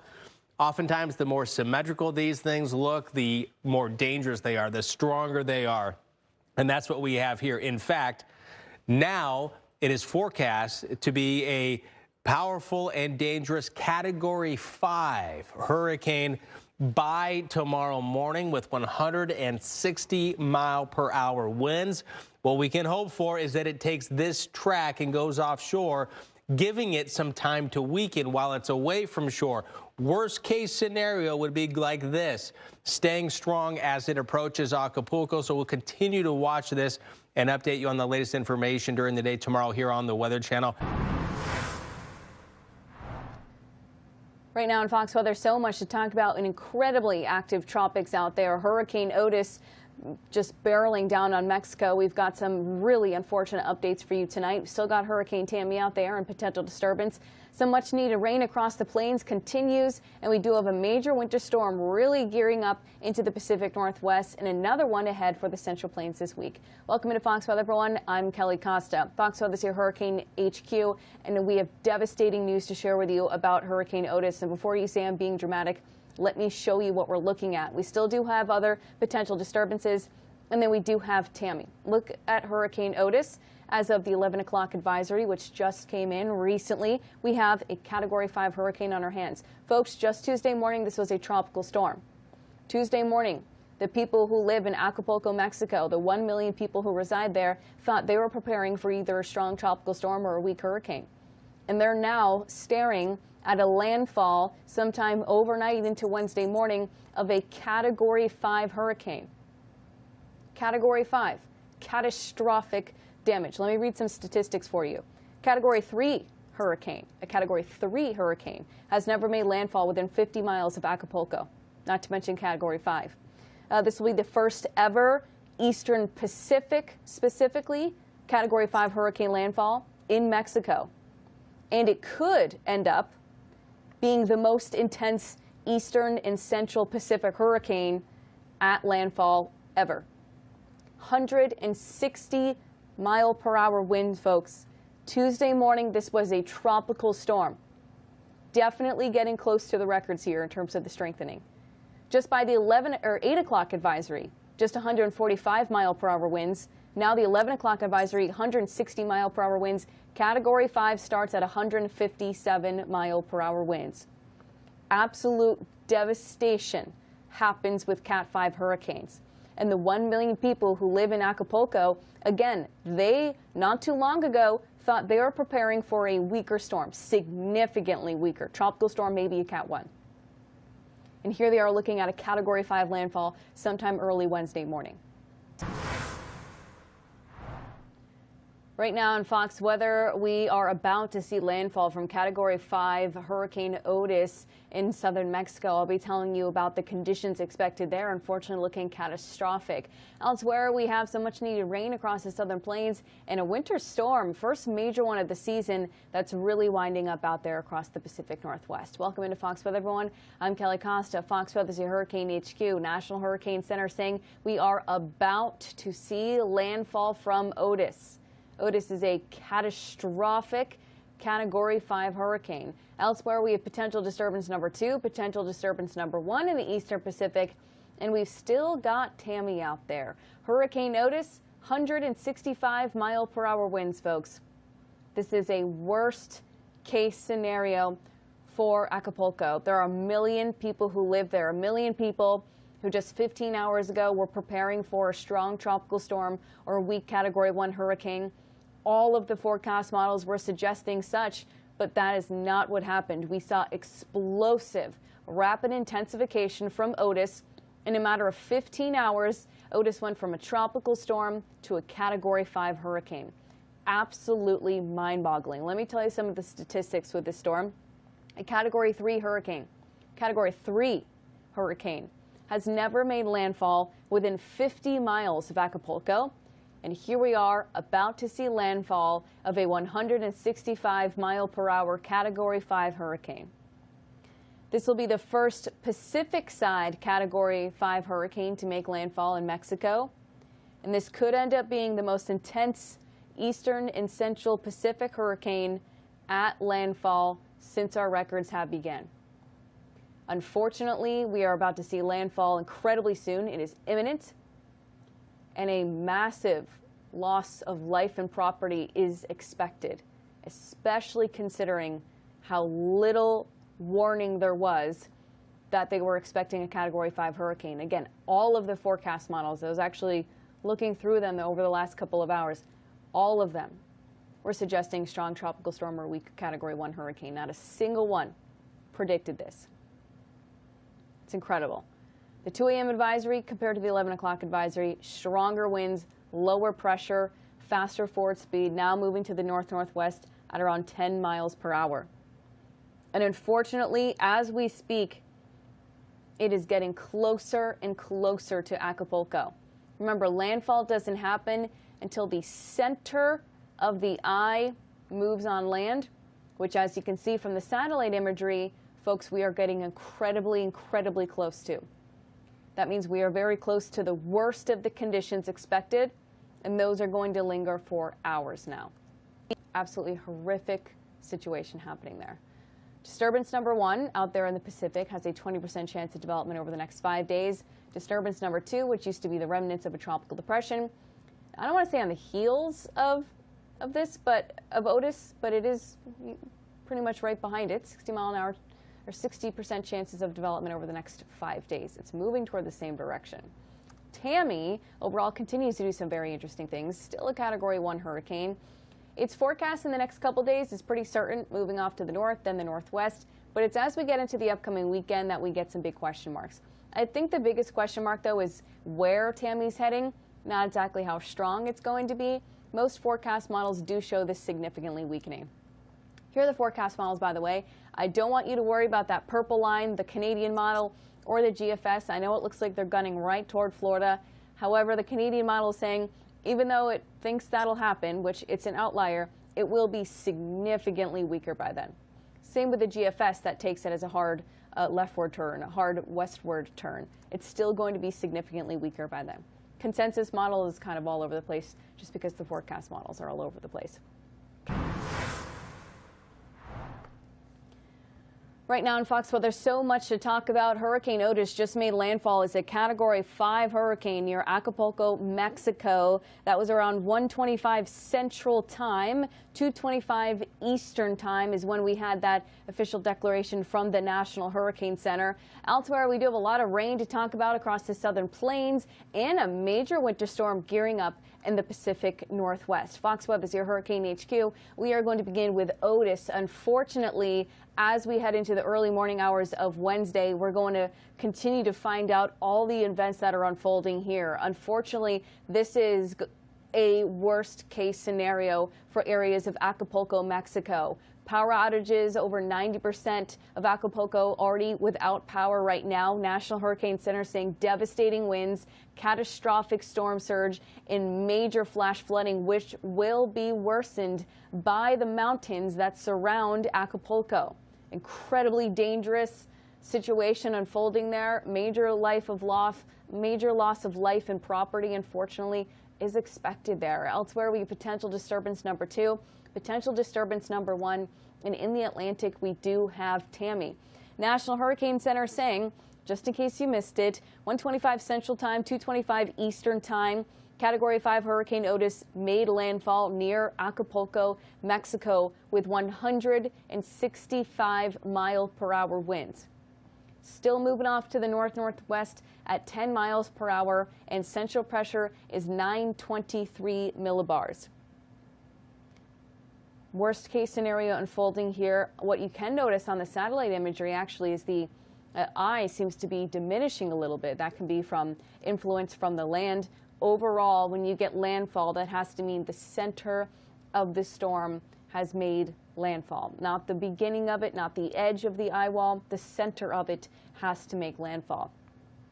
This was a horrific situation for Acapulco because of the forecast. National Hurricane Center, and I'm not blaming the National Hurricane Center, it's all about the forecast models, but the National Hurricane Center forecast was for, and I'm talking just a day in advance here, was for a strong tropical storm or weak Category 1 hurricane to make landfall. All of the forecast models failed when it came to Otis. Every single one of them was predicting that strong tropical storm or weak Category 1 hurricane. None of them predicted a Category 5 landfall. So as a result, the 1 million people who live in Acapulco had less than a day to prepare for a Category 5 hurricane landfall. And here's the history of it, just to show you that. You can see 70-mile-per-hour winds Tuesday at 11 a.m., 5 a.m. Tuesday, 65-mile-per-hour winds. In a 15-hour period, Otis went from a tropical storm to a Category 5 hurricane. I do have some statistics I want to tell you about. A Category 3 hurricane has never made landfall within 50 miles of Acapulco. A Category 3 hurricane has never made landfall within 50 miles of Acapulco. And we just saw a Category 5 hurricane make landfall right in Acapulco. Wrapping up, Stephanie, big numbers Good Friday. Feet of snow are possible. Back to you, Steph. Okay, well, let's now switch gears and talk about the tropics because a nightmare storm making history overnight. Hurricane Otis becoming the first Category 5 storm made landfall on Mexico's Pacific coast near Acapulco.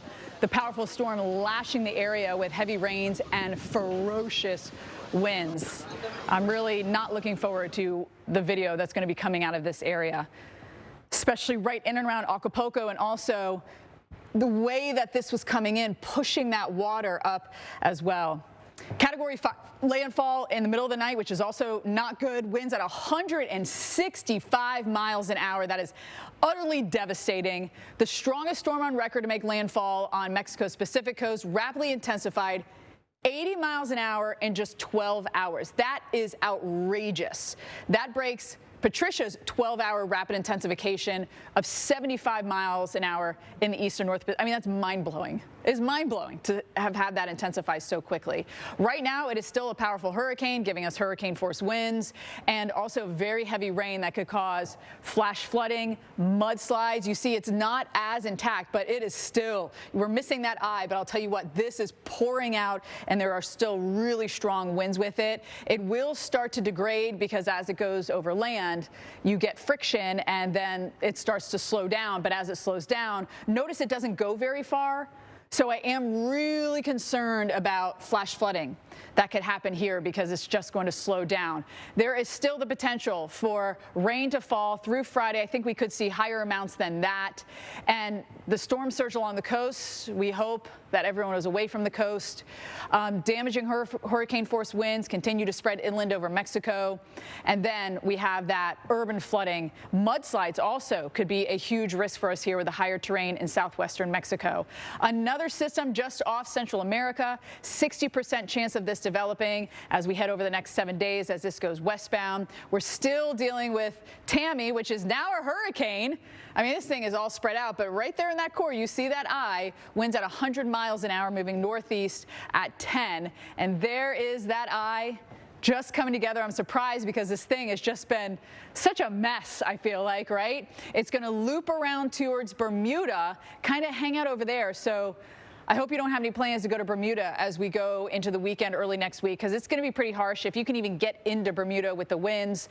And then eventually what happens? Well, it probably degrade or get pulled away by our front. So there's your storm right there going over Bermuda. And then it just kind of meanders around Jordan and eventually gets pulled out.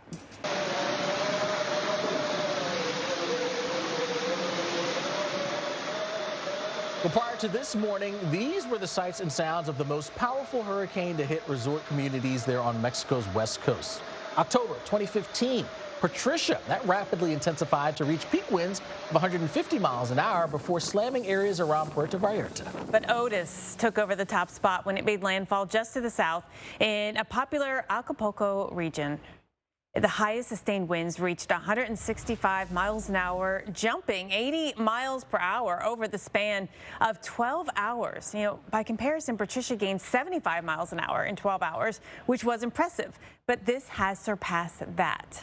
Just incredible, right? So we want to dive into this rapid intensification here of Otis. That's in today's Coffee Talk, and just an incredible scenario. It's one thing to have something rapidly intensify when you kind of see it coming. When you don't, that's a whole nother story. So just to set the table here, a Cat 5 hurricane made landfall in Acapulco, or very nearby, last night, just a few hours ago. This time yesterday, we were looking at it as a tropical storm with no expectation that it would become much stronger by any measure. I mean, there were no models, there was no guidance really telling us this was going to happen, but it did at the last minute. This is what we ended up with on estimation. Again, forensic analysis after the fact, we'll know exactly how strong it was because we don't have the reconnaissance in the last final hours of exactly how strong it was. But these are best guesses, and I can tell you the images coming out and the stories coming out and the reporting will be devastating. Yeah, I mean, everything was happening faster than could be observed almost. The hurricane hunters described flying into it, and they were expecting to fly into maybe a Category 1 hurricane. It was a Category 3 at this point, but it didn't look like it yet on the satellite perspective. So things were happening fast. Happening very fast. And then we started to see a lot of lightning develop with some intense convection right around the inner core. That suggested that this thing was tapping onto something, perhaps, that was going to allow it to get very, very strong very quickly. We'll talk about that in a second, but this is how quickly it all happened in a matter of hours. Among the fastest rates of intensification ever observed in either the Pacific or the Atlantic basins, right among the very elite few. I mean, look at it. Tuesday, yesterday, right around this time, still a tropical storm. Tropical storm. I mean, less than 12 hours? Right. 12 hours, this thing shot up. I mean, yeah, if you just observe what, you know, with the data that everyone had, all meteorologists had to work with was the modeling and what we were looking at on satellite. And neither one of those really showed any signs of intensification. So those are the forecasts as of early yesterday and even Monday night, suggesting that, look, we're going to be dealing with probably a tropical storm. This is only a small subset of all of the models. But many of them, if not nearly all of them, were saying the same thing, that this was in all likelihood going to be a tropical storm or maybe a Cat 1. What actually happened is in green. Look at that. Out of nowhere, it just took off. Let's talk about some of those factors, because the satellite presentation suggested that a lot of deep convection was blowing up out of control at the last minute. At the last minute is the key, right? We didn't have a lot of leeway in lead time to get out of its way, essentially. That's what makes it such a nightmare situation. Not only do we have rapid intensification, but we had rapid intensification towards land in a populated area. Imagine being in Acapulco and getting your forecast yesterday morning, like you might, and many of us might not even do that. We would get it and think, okay, it's going to be breezy, kind of showery. Most of the weather is going to be, anyway, well removed from us. And there's no way to account or prepare for that because it all happens so quickly. And if you're not going to tune back in, like many of us wouldn't, you end up with this just 12 hours later? Are you kidding me? Yeah. This is amazing. Yeah, it really is a mind-boggling situation. All right, so we dealt with this fast, incredible intensification. Now we got to figure out, okay, why? How did this happen? Waters were warmer than average, but more importantly than the surface temperatures was the depth of that warm water. There was a localized pool of very high oceanic heat content, which also accounts for the depth of the warm water. This is the true fuel for the tropical cyclones. Otis went over a very localized pocket of high octane energy right on final approach. You know, this is something we've seen with most other rapid intensifying hurricanes, is that there's been a pocket of high oceanic heat content. Yes. And it's something that's been studied, something we'll continue to study, but it's not the only factor out there. It can't be. There were atmospheric components as well, but overall, this was like the nightmare scenario. Hurricane Center did the best available job that anybody could have done.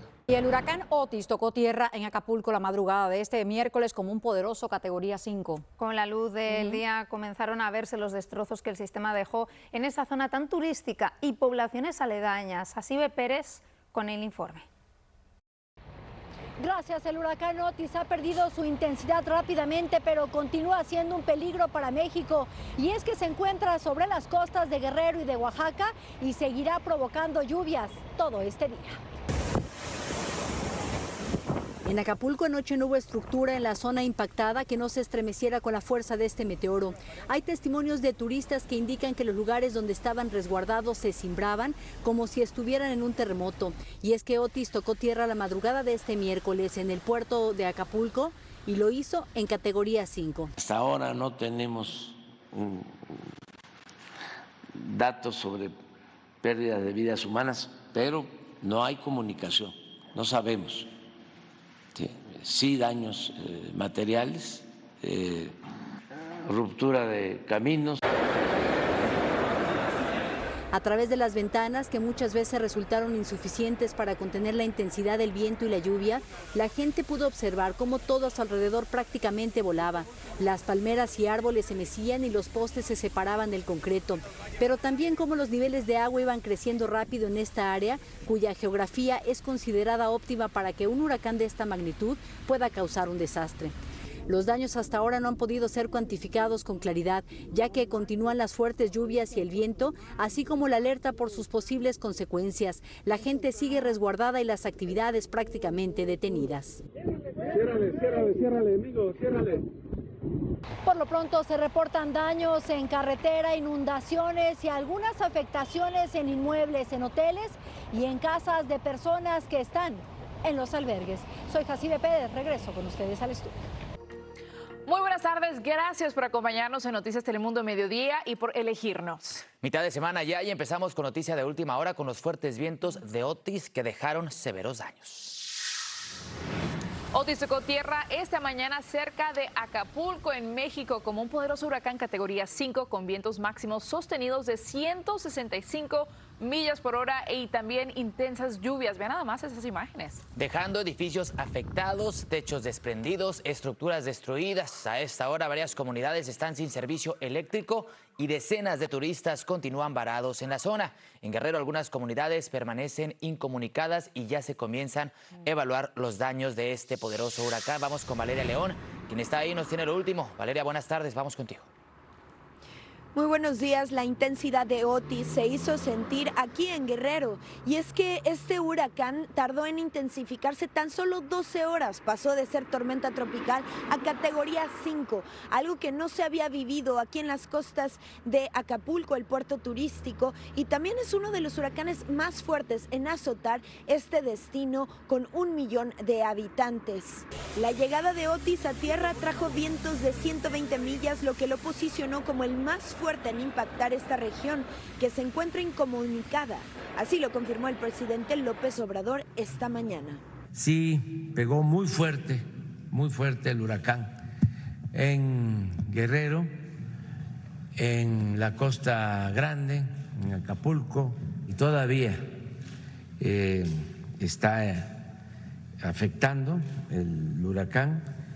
Se han perdido las comunicaciones. El ejército fue desplegado en Acapulco y los albergues fueron habilitados. Sin embargo, hasta el momento no hay reporte oficial de víctimas mortales.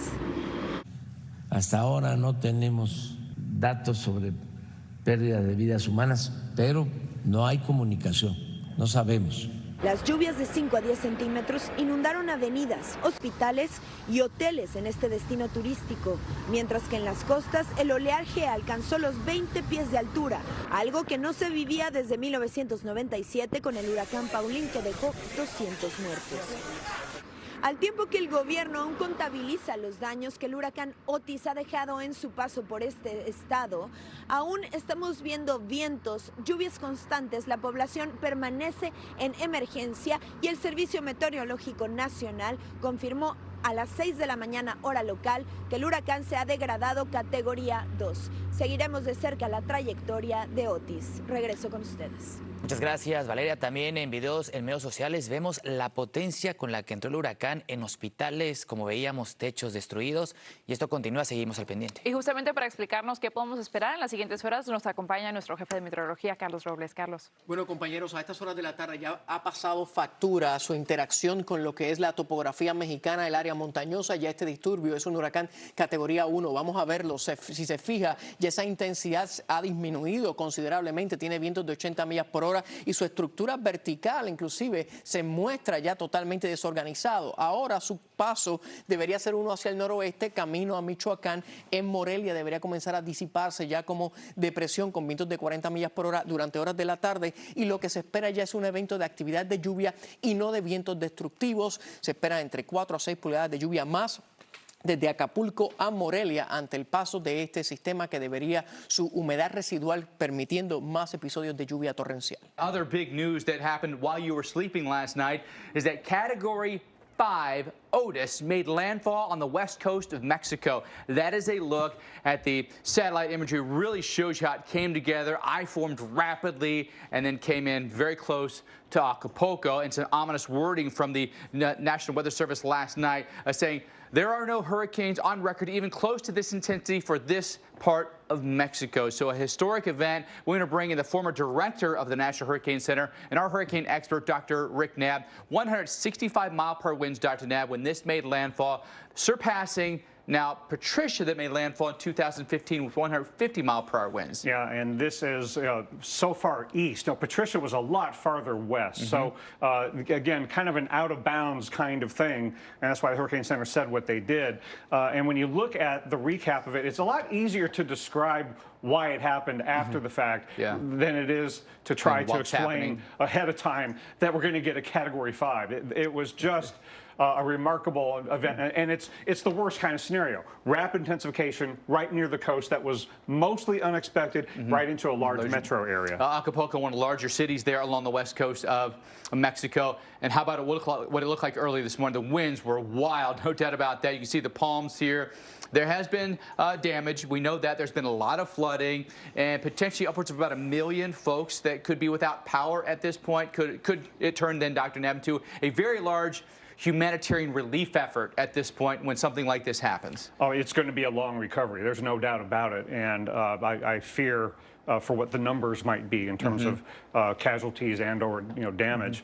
And we're going to talk about why this happened. Now, there were indications that some rapid intensification was possible, but to get to Category 5 this quickly was not anticipated, especially when you looked at it yesterday morning and even during the afternoon. Once it got an eye, I thought, okay, well, this could easily get to Cat 2 and maybe make a run at 3. I didn't think it was going to make it to 5. Right. And you're rarely going to forecast an event that's never happened before, and the models were not capturing it. But it did so much of it right near the coastline and held on to that intensity all the way up to landfall. And this is really remarkable, Mike, how quickly it went up. Now, one thing I'll note is when the Hurricane Center first made it a hurricane at 2 p.m. yesterday at 80 miles an hour, the recon hadn't gotten in there just yet. Right. It very well could have been stronger than what the advisors are saying because we didn't have the airplane in there yet. But once the plane got there, oh my gosh, this is stronger than we thought. And now your concern level immediately. Now you scramble to up the forecast quickly and then get the warning out quickly to the people that need to know. But again, how important are these recon missions from the U.S. Air Force for landfalling systems in Mexico? Let me ask you a question about that, though. Should we have been sending planes earlier, or is it tough to pull the trigger on something like that when you don't know for sure it's going to become something? Yeah, it's hard to know when you're going to need that, but I think earlier mission would have been helpful. So I think that's something to think about for next time. Even though you're not sure it's going to rapidly intensify, let's get the plane in there a little more often, a little earlier, because I think that would have sounded the alarm a little louder, a little bit sooner. Okay. But it is remarkable how well this held itself together all the way to the coastline and how much of the intensification it did up to landfall. Now, this is preliminary. This is operationally assessed because Patricia was operationally assessed in 2015 to have come ashore as a Cat 5 with 160-mile-an-hour winds, but that was backed off by a few miles an hour after the fact. So we'll have to see what the final number is. But this, I think, was on an intensification trend all the way to landfall, and it eclipses the Patricia intensification rate. Now, Patricia in 2015 peaked out stronger offshore, but this is a higher landfall intensity if this sticks. And peaked at landfall. Yeah, and was a faster intensifier than Patricia. We thought that was going to take the cake forever, and now we've eclipsed it again. Meteorologically, just a complete anomaly. Yeah, and now after the fact, you can point to some factors that contributed to it. Certainly warmer than average waters in an El Nino year, and like in the Caribbean, the waters are warm to a depth off the coast of Acapulco, and the track went right over that zone. But the other thing that was happening, Mike, and when I go back and look at the imagery, I go, oh my gosh, you had the upper level outflow, but look at that trough that was bringing the rain into Texas. Look at this outflow channel. And it kind of steered it perfectly in that direction, just through all of the most ideal atmosphere for intensification. Yeah, it's not just weak winds here, but it's really taking the exhaust and accelerating it away from the hurricane. So, but to anticipate that it's going to go from storm to Cat 5, that's really next to impossible to do, right?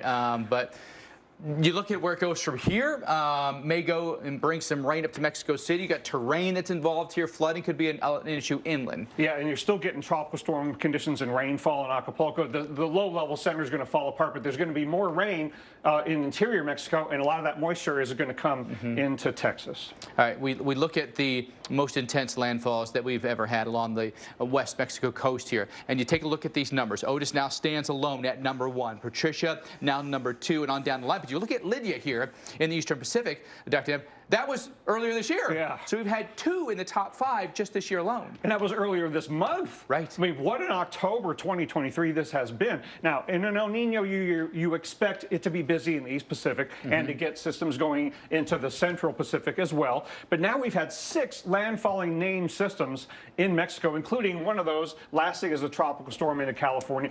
But look at 4 landfalls in October.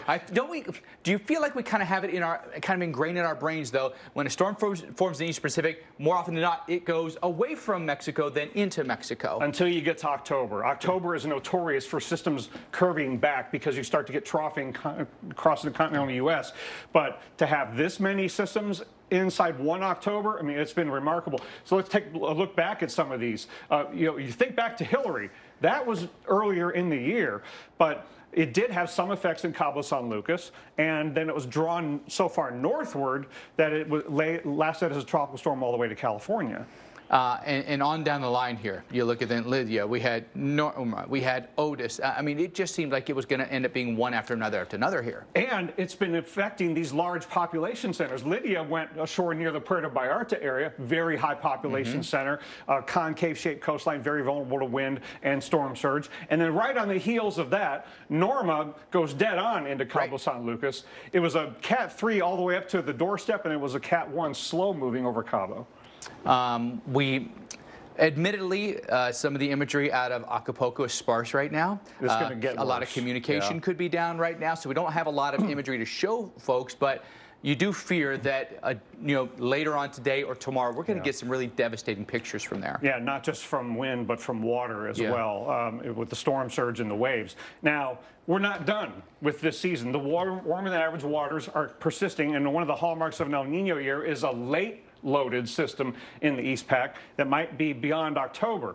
And when you look at what's going on down here, oh my goodness, there's more convection, and this is former Tropical Depression 21 from the Caribbean that went into Nicaragua. Now it's on the East Pacific side, tapping into more warm water. It's farther to the east, because we've been going east. We had Norma and Lidia, and then Otis, so there's and now this one. And because of the direction that Otis went, there's no cool wake or, Not really. or It was so upwelling short-lived. of cool sea surface temperatures. That's not going to happen. No, it was so short-lived it didn't do much in that regard. But this one is so much farther to the east, and I know the development area goes to the west, but there's a possibility with some of the models that it hangs around in the eastern part of the basin. Look at the Euro, does not take it westward, doesn't have a strong enough ridge, and could that get drawn back into Central America, and could we have something trying to get going on the Caribbean side? October and into November in an El Nino year, this could be a long, late loaded season. It's been rough in the EPAC. There's no question about that, Dr. Knapp. Thank you very much for that.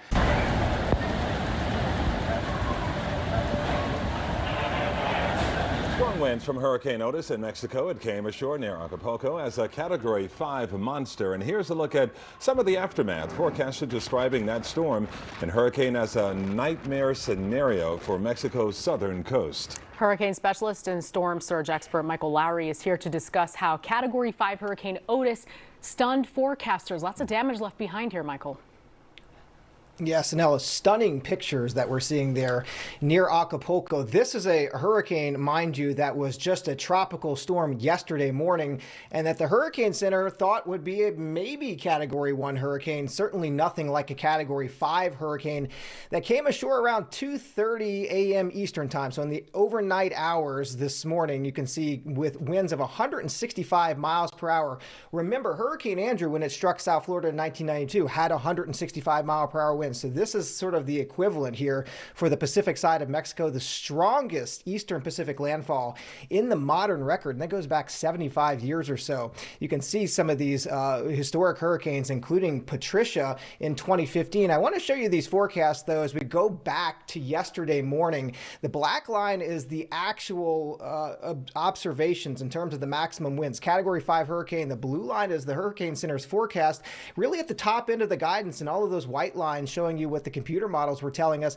None of them, virtually none of them, showing this as a Category 5 hurricane. Really, really remarkable. Hurricane Tammy, this is the only game in town here in the Atlantic. Winds of 100 miles per hour. You can see this one's going to hang out near Bermuda. Not expecting any problems for us from this one, but we'll keep an eye on it just in case it decides to do anything funny here in the next few days. But for now, things looking quiet closer to home.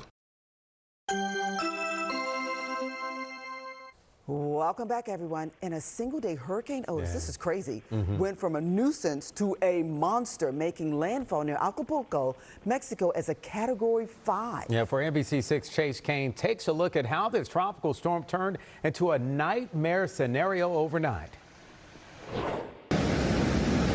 Hurricane Otis wrecked beachfront hotels in Acapulco, a popular resort town. Local officials tried to warn people in the final hours, but there was little time to evacuate because hours before landfall, forecast models showed Otis being a tropical storm or weak Category 1. It made landfall as a powerful Category 5, the strongest hurricane ever to make landfall in the Eastern Pacific. Meteorologist Tomer Berg created this graph showing the forecasts versus what actually happened, the dotted line. Otis intensified so quickly, it more than tripled the criteria of what's considered rapid intensification. That's when a storm's winds increase 35 miles an hour over 24 hours. Otis gained 115. This rate of rapid intensification that we're seeing is just off the charts and very scary, frankly. It's just a scary rate of intensification. But the problem is, and my concern, myself as a hurricane specialist for NBC, is that I'm going to miss them too.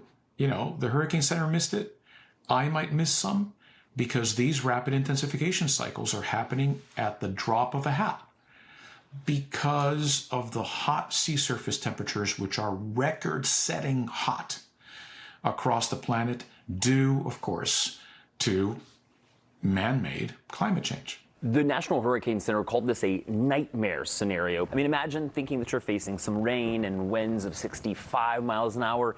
Instead, you get winds of 165 miles an hour, a major Category 5. There is also increasing research, including one study from just last week around Atlantic hurricanes, that shows that this type of behavior is increasing globally as we heat up the oceans because we're burning more fossil fuels. So we can expect more of this with climate change. In Washington, I'm National Climate Reporter Chase Kane. NBC6 First Alert Weather, certified most accurate 10 years in a row.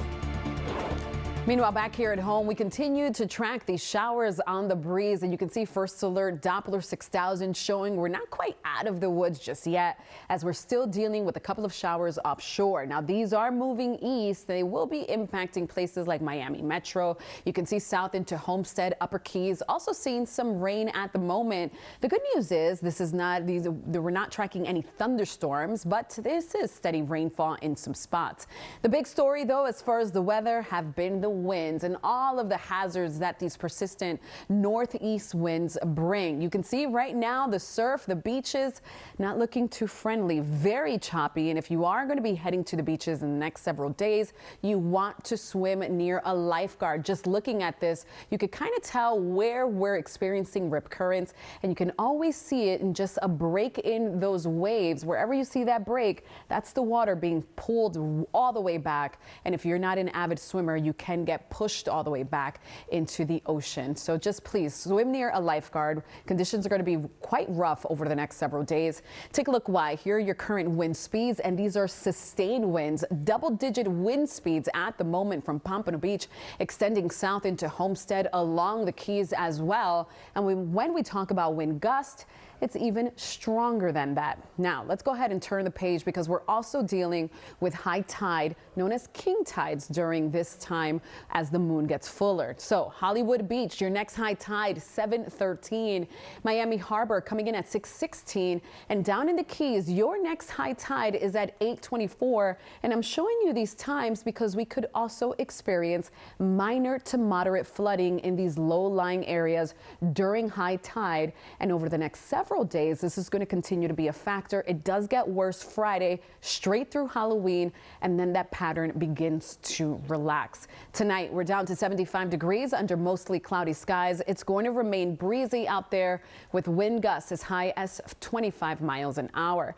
Tomorrow, 85 with an isolated shower. A quick peek here at the tropics. We continue to monitor Hurricane Tammy, still a Cat 2 hurricane, but it will begin to dissipate here as we head towards the next 24 to 48 hours. Still holds on to pretty strong winds, but you can see here the latest track keeps Bermuda out of its center, but it's still going to be packing some wind. So we'll keep watching Tammy very closely. But the good news is it should not be impacting us here in South Florida.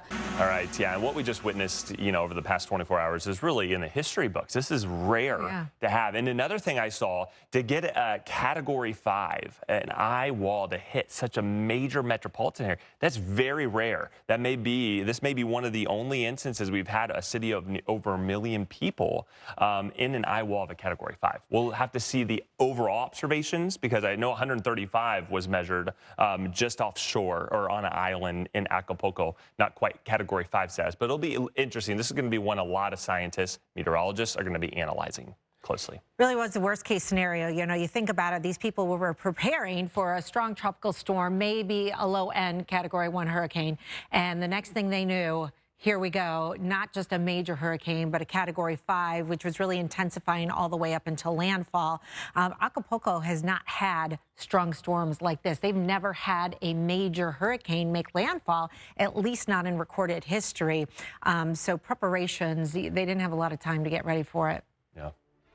No, they didn't. As we see right here, just how quickly it went from a raggedy storm to an absolutely powerful hurricane there. Well-defined eyes. So scary. And you couldn't evacuate. We'll have more discussions on Otis coming up next. Certified meteorologist Luke Joris is in for Betty tonight. And Luke, what are you tracking back there? Well, the big story was the direct strike of it was a horrible event that hit Acapulco on the Pacific side of Mexico from Hurricane Otis yesterday. But on our side of the world, there's only one storm out there, but we do have a hurricane in Tammy. It's 90-mile-per-hour hurricane. But by tomorrow, it's expected to lose its hurricane status and transition into a powerful wintertime type low as it moves near just east of Bermuda as we go toward this weekend. Kind of a slow-moving system does a loop and then then back out to sea and away from the U.S. That's the forecast as it heads into next week. No concerns for Florida for now. Revealing the devastating damage in Acapulco, Mexico here, the result of historic Hurricane Otis slamming ashore Wednesday morning as a monster Category 5 storm, the only Category 5 to ever landfall in Mexico. Flash floods trapping some residents, mudslides down trees. Of course, access to communities cut off at this point. At one point, by the way, all the communication in and around Acapulco completely shut down. All right. I left on Monday to go do an assignment in Cedar Key, Florida.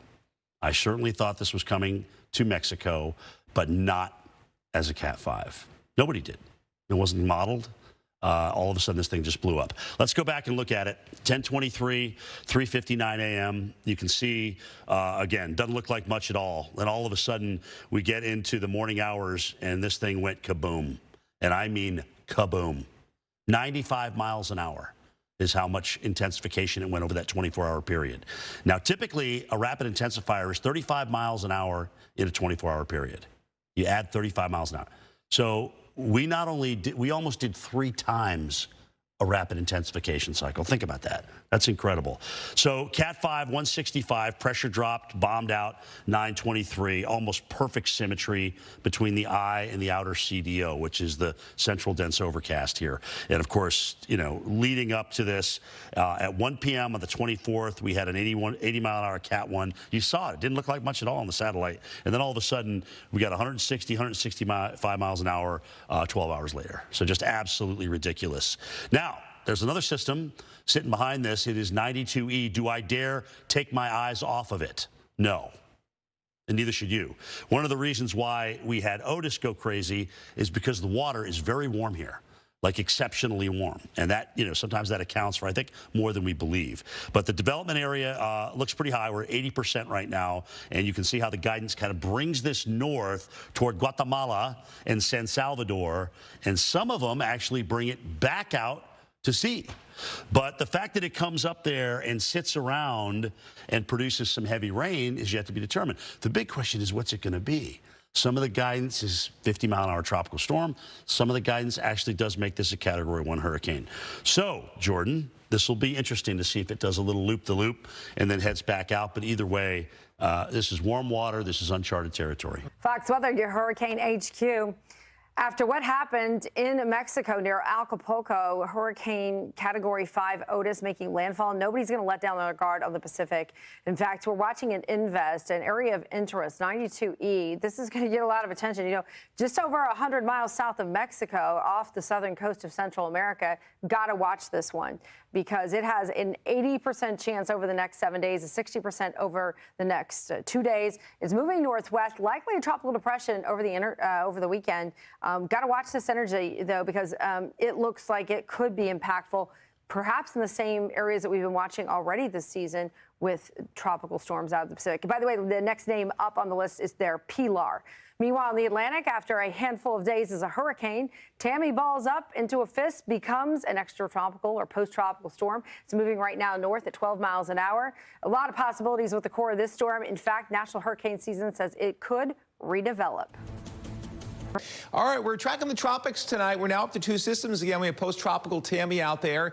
And the new areas of showers at the Hurricane Center is highlighted tonight.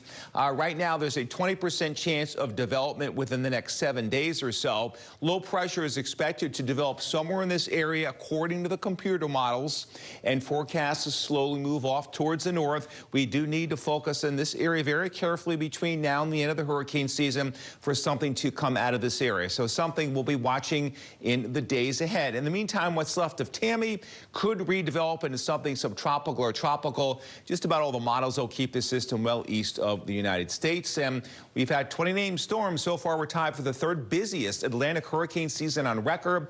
The next name on the list is Vince out there, and we'll keep you posted about all the developments. 29 Chicago, 39 in Atlanta. That is going to be very harsh, no doubt about it. I believe we're switching it over to Jim talking tropics. Yeah, let's talk a little bit about the tropics because they've been very, very active, of course, in October, especially in the eastern Pacific. And you can see what's been happening here. We're still reeling from what happened over the weekend with Otis as it went into a Category 5 landfall, strongest hurricane air landfall in the Mexican coast here, and really, really doing a number on Acapulco. We now have a death toll. We're now starting to see a lot of the images here. Just incredible, mind-boggling here. A city of over 1 million people in the metro area dealing with a Cat 5 landfall. Incredible. All right, so these are the three systems we're going to try and talk about here with my time. Tropical Tammy, an area to watch, and also Invest 92E. So let's talk about 92E first, because given what's happened recently, this has been a hot spot. All right, we had Norma. We've had three systems already so far this month in Mexico. Norma and Otis are two of those three. 30 miles an hour with this Invest. Not a lot of convection around the center, so it's not very organized. There is a 70% chance this thing gets going in 2 days. So 48 hours. So it actually comes up pretty quickly here. And the guidance today, anyway, brings it north and then loops it around. Only the HMON, which is a hurricane model, brings it onshore. All right, that's the only one. But again, given the time of year, 11/1, all right, that's for next Wednesday that we are going to have that happen. Just keep an eye on it, all right? Here's this 30% area in the Caribbean. Where did that come from? Well, I'll show you. There's tropical wave that's moving through the Caribbean. We also have an upper low, which is dropping off to the west. Now, that upper low is going to ventilate this area, and we could see a little low develop somewhere down, maybe even near the equator, believe it or not, and that's going to pull on to the north. So whatever goes down here is going to have to get pulled to the north. Where's the upper low right now? Here it is. You see it spinning around? As a matter of fact, that's Tammy, just sitting here near Bermuda. So that has to be watched because it may be trying to transition back to tropical. But either way, let's take a look at this, and you can see how this model, the European, kind of brings something out of this area on Monday and then pulls it north over Cuba and the Bahamas, tries to develop it as it's doing so, and then scoots it on to the northeast on the old front. Because remember, we have that cold Arctic front, which is going to come all the way down. So I do think that this is not going to be an issue for the United States, but something certainly that could come up through Cuba and the Bahamas as well, and maybe make its way toward Bermuda with the front. Well, other than that, kind of a spooky time of the year, if you will, Lynette, for the tropics, because there's all this changing going on with the steering influences of the atmosphere. So you got to watch it every day. All right, let's have a look at these new satellite images, which show how Hurricane Otis plunged parts of Mexico into the dark. You can see how quickly the lights went out in Acapulco. Look at this, from space. Look at that. There the lights are on. Hurricane moves in, lights are off. It happened that quickly, as did the intensification of Otis, which in one day, remember, went from a tropical storm and was kind of expected to either remain a tropical storm or maybe become a Cat 1. But in one day went from that to a Cat 5 as it approached and made landfall in a very highly populated area in Mexico. This is essentially the worst case scenario that you can think of, and one all of us forecasters and hurricane scientists dread the most. The rapid intensifiers moving in on a highly populated area. Anyway, let's show you the overall view here, and we'll talk about Tammy here for a second. This has been called, again, a tropical storm. It's kind of a subjective call. We don't have any data to accurately reflect that this is now primarily being driven by the extraction of enthalpy from the ocean. I can guarantee you that. But what we're doing is looking at some satellite pictures and saying, yeah, maybe there's some more thunderstorms there. And that's Tammy, and that's where it is, and that's where it's supposed to go, toward the east over the coming days, and eventually lose some of its intensity. But let me get back to the East Pacific, because I don't want to lose this story. I mean, we cannot forget about Acapulco. It has suffered incredible damage from Otis, and we also want to look ahead now to what may be coming down the line, maybe not necessarily for Acapulco, but for other areas in western Mexico and Central America. This is a hotbed now of tropical activity. The East Pacific has had one hurricane season for the record books, with the most number of major hurricanes, I believe, on record. This could be another system to watch, with the potential for it becoming our next tropical depression or even our next named storm over the next several days. Now, here's something that I want to talk about a little bit, because it matters a lot, and especially when we track hurricanes in any part of the world.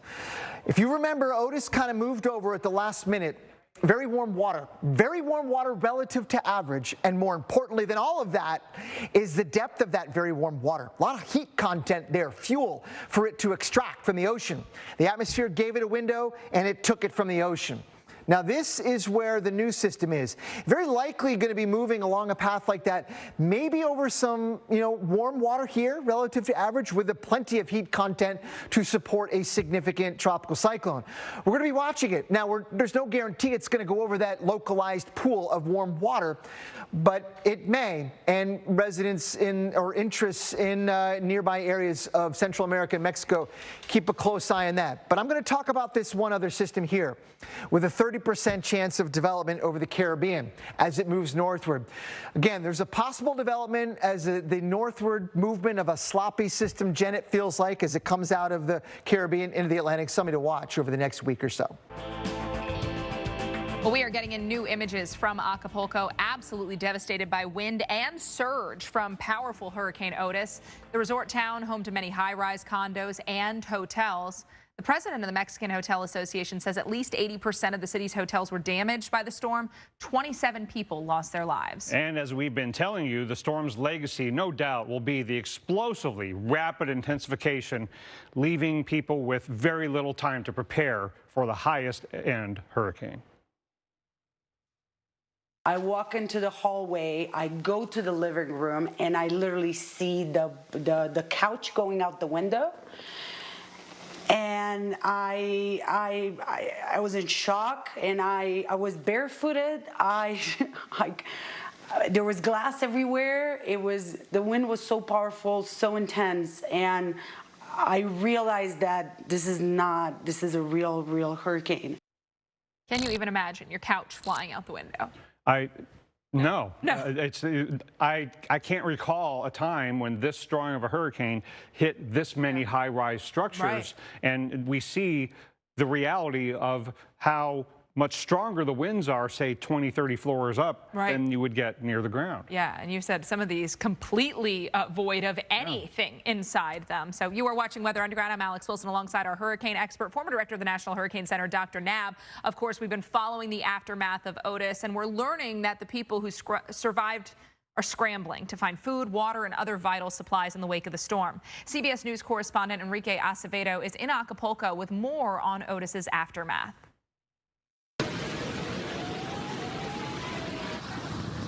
Survivors of the strongest hurricane to hit the eastern Pacific wander the streets of Acapulco, peeking through what's left of their homes and businesses. Ya no quedó nada. No, necesitamos que nos ayuden. Residents are frustrated that 48 hours after devastating rain and sustained winds of 165 miles per hour crumpled buildings and flooded streets, authorities haven't accomplished more. Yo tuve que ir a mover todo allá para que podamos movernos aquí y ellos ahí en bola platicando. Mexico's President Andrés Manuel López Obrador said Hurricane Otis toppled every power line pole in the area Wednesday, leaving 500,000 homes without electricity, and also brought down Acapulco's municipal water system. Fue muy desastroso lo que padeció Acapulco. Lo que aquí se dice no tiene precedente. Looters were seen breaking into stores as many residents struggled with a lack of basic supplies. Acapulco's Diamond Zone, an oceanfront tourist hub, was turned into a debris field with windows blown out of beachfront hotels. With local airports closed, stranded tourists have been relying on buses to get out of the region. Enrique Acevedo, Acapulco, Mexico.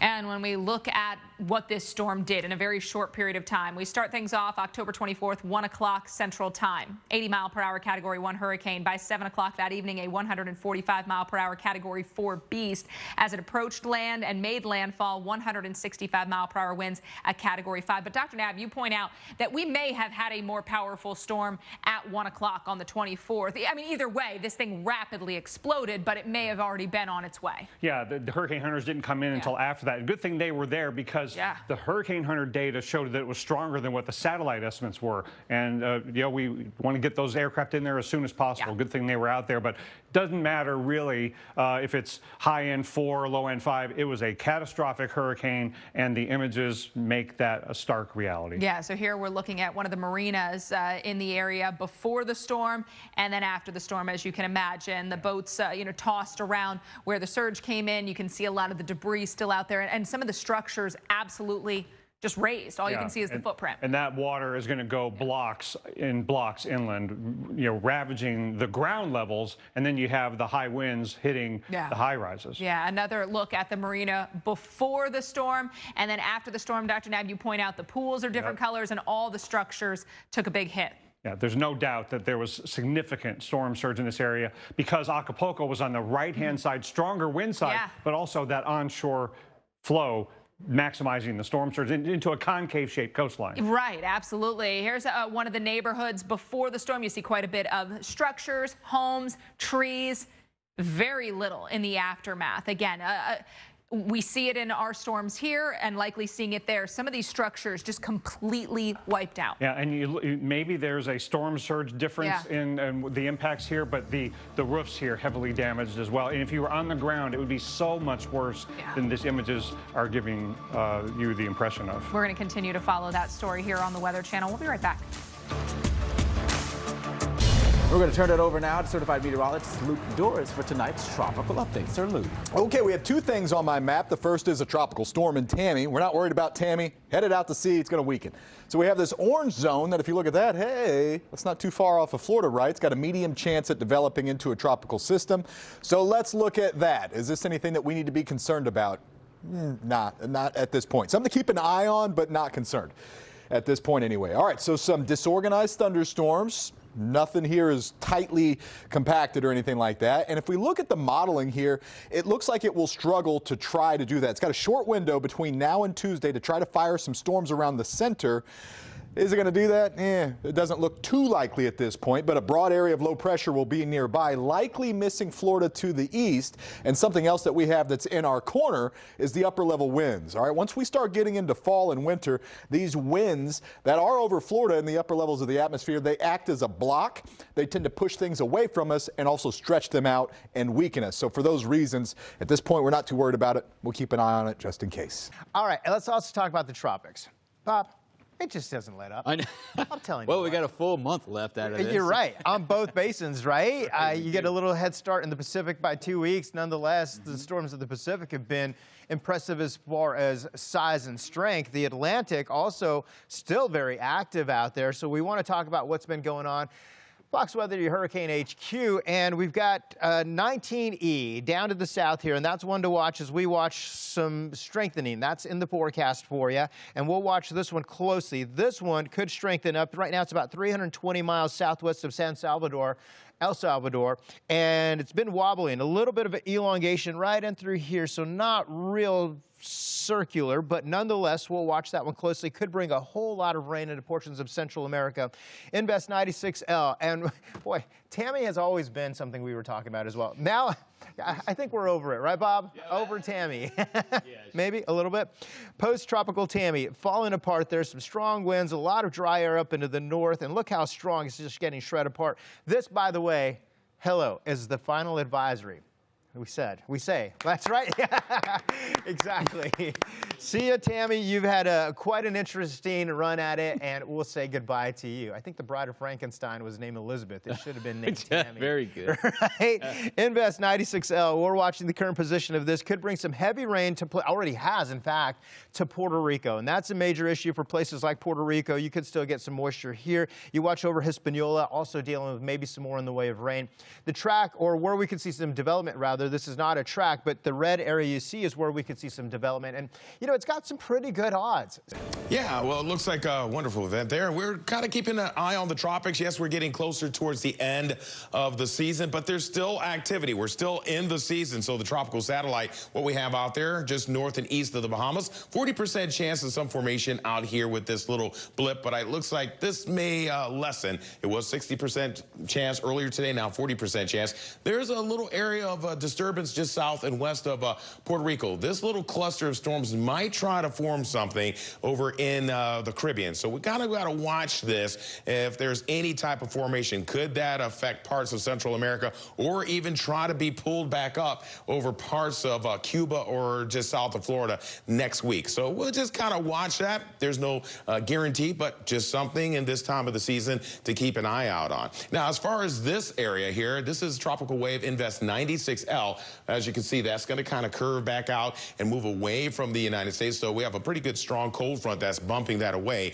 and high pressure. So these are the areas that we usually see at the end of October as we're going into November. You still get some formation down in these regions. So these are the areas that we have to watch. And if we do get another named storm, this will be the name that it gets. It'll be Vince. So definitely something to keep an eye on. And as I said, we're at the end of the season for the activity, getting close. We're at end of October, but still there's potential for formation of activity even into November and even as far as December possibly. But we're hoping that we don't get too much more activity out there. Well, the death toll has risen in Mexico's southern Pacific coast. The deaths blamed on Hurricane Otis, which slammed the region as a Category 5. Otis rapidly intensified so quickly that people had very little time to prepare.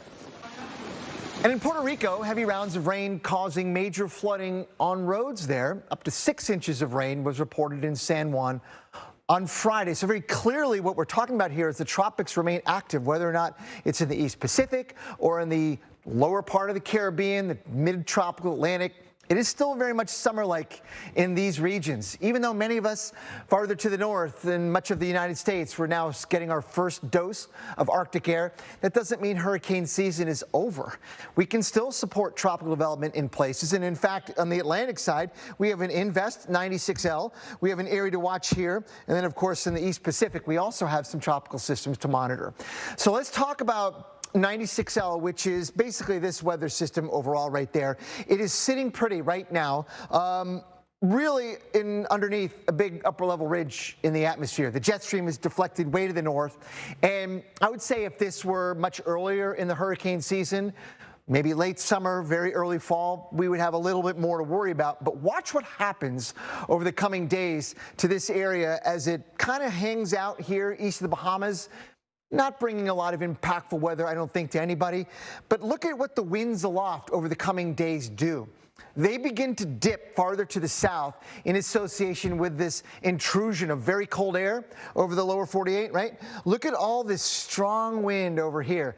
So if you can imagine, if you're a tropical system or a wannabe, an Invest sitting here, you're not going to make it very long because that dip in the jet stream is going to come and scoot you out of the way very quickly toward the northeast. Don't expect 96L to really bring any impacts to the northeast. There will be a front moving offshore, which will bring some weather with it, but 96L will be gone. Now elsewhere, look, it's looking fairly quiet, at least some of the models are suggesting that's the case in terms of the amount of sort of spin out there in the tropics, which is one of the variables we look at when we think of tracking tropical systems. But look at this. Here's a proxy. Another way of looking at it is the amount of rainfall and where those tracks of heavier rainfall go. That tells you that perhaps, you know, if there's something that's trying to spin up with 96L, you can clearly see its path will be headed northeastward over the Atlantic. And then there's another sort of track here that shows up moving westbound across the Caribbean and perhaps into Central America. Those are the two modes that we'll be watching.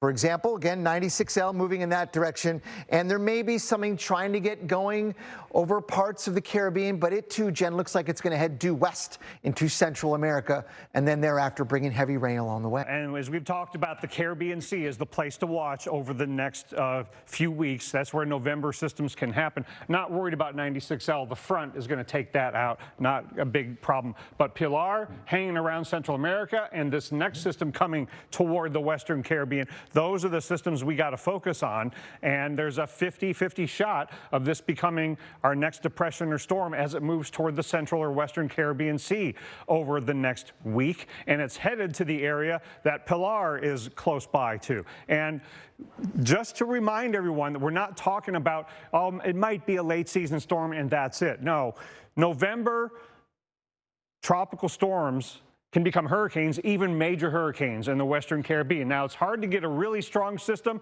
into the Gulf or toward Florida here in early November, but it is possible, and I'll show you the models that we have to watch for that at least slight possibility. With all the troughing bringing that front across the eastern U.S., we've got upper-level ridging down here, except for a couple of upper-level lows. That's why the wind shear stays weak down in the Caribbean, and down in this zone, we've got super warm waters that haven't been tapped into this year so far. way warmer than average. So again, I'd be so surprised if we don't get a depression or storm at any time during this month. Here is the surface trough that could develop, and there's Pilar. It's going to be moving very little over the next couple of days. So this is headed toward a zone that could get a lot of rain from Pilar. It might even be close to hurricane, and then it'll eventually go out to sea. But they have to watch for this possibility of rain-induced floods and mudslides, because this could just make the potential impacts of the next system even worse. So watch how the surface trough here in the eastern Caribbean eventually gets farther to the west.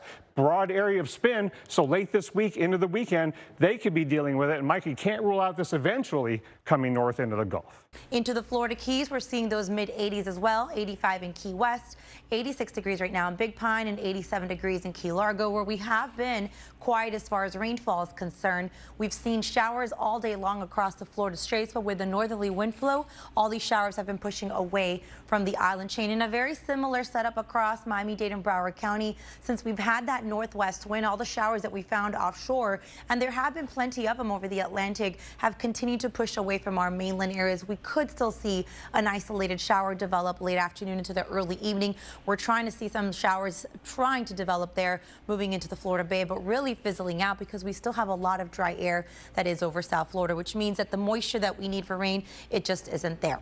Meanwhile, in the tropics, we're watching the Eastern Caribbean for a disturbance that will be moving towards the west. Conditions right now not too favorable, and as a matter of fact, it looks less defined today than it did yesterday at this time. But as it continues to move westward, somewhere within this orange shaded area, we could see conditions become more favorable. Models are in agreement that this system will continue to move west across the Caribbean, moving closer and closer to Central America once we work our way into the weekend. But we'll have to keep a close eye on this one from South Florida and, of course, through the rest of the island.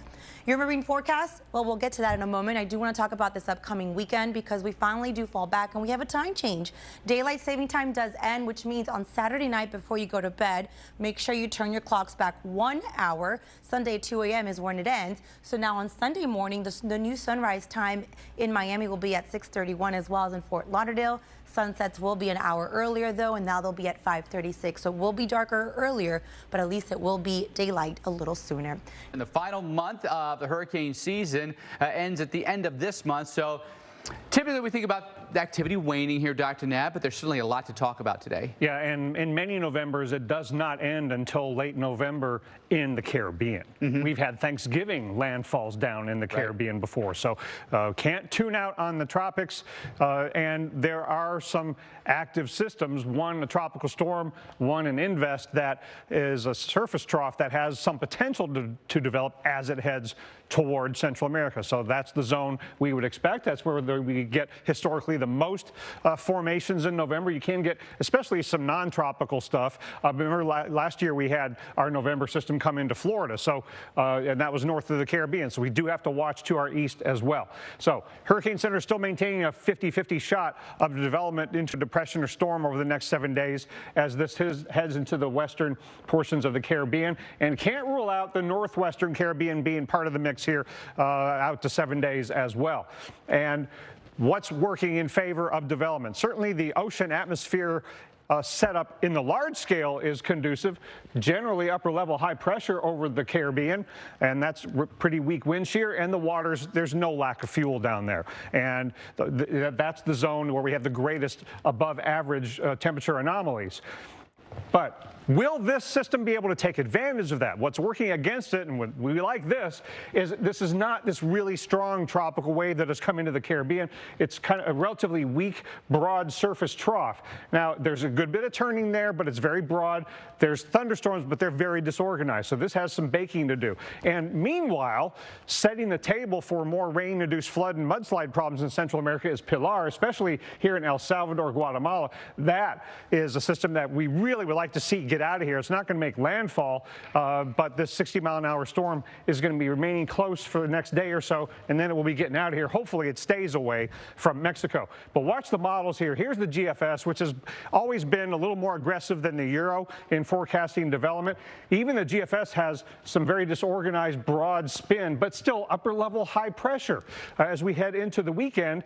And maybe the bulk of this goes into Central America, but watch what it does near the northwestern Western Caribbean. Could there be some low-level spin trying to get going there? The ocean atmosphere conditions are conducive, Alex, so we have to watch it closely. As we round out the Atlantic hurricane season. Certified meteorologist Luke Doris is in for Betty. He's here with your tropical update. Luke. So we've been tracking this disturbance throughout the week. It's not going to develop into an organized tropical system because it's just about ashore over Central America. So its time has run out, and it's not a threat to the U.S. This is going to move westward and kind of run up the gut of Central America. But it is a big rain event here, up to 20 inches in some spots. So horrendous flooding is a possibility there, probably going to happen in some spots. Here's something else. Here's today, 95% of tropical activity is behind us, statistically speaking, and we don't see anything as we look ahead. So we're transitioning into winter, and the tropical threat's really coming down. There's a chance we're done with the threats in the U.S. We'll see. NBC6 First Alert Weather, certified most accurate 10 years in a row. Well, we've been dodging some showers off and on across South Florida this evening, and you can see we are still dealing with the peak of blue sky out there over Miami. Temperature in Miami, 83 degrees, 82 in Pembroke Pines, 81 as you look Kendall, Key West, and Fort Lauderdale's thermometer.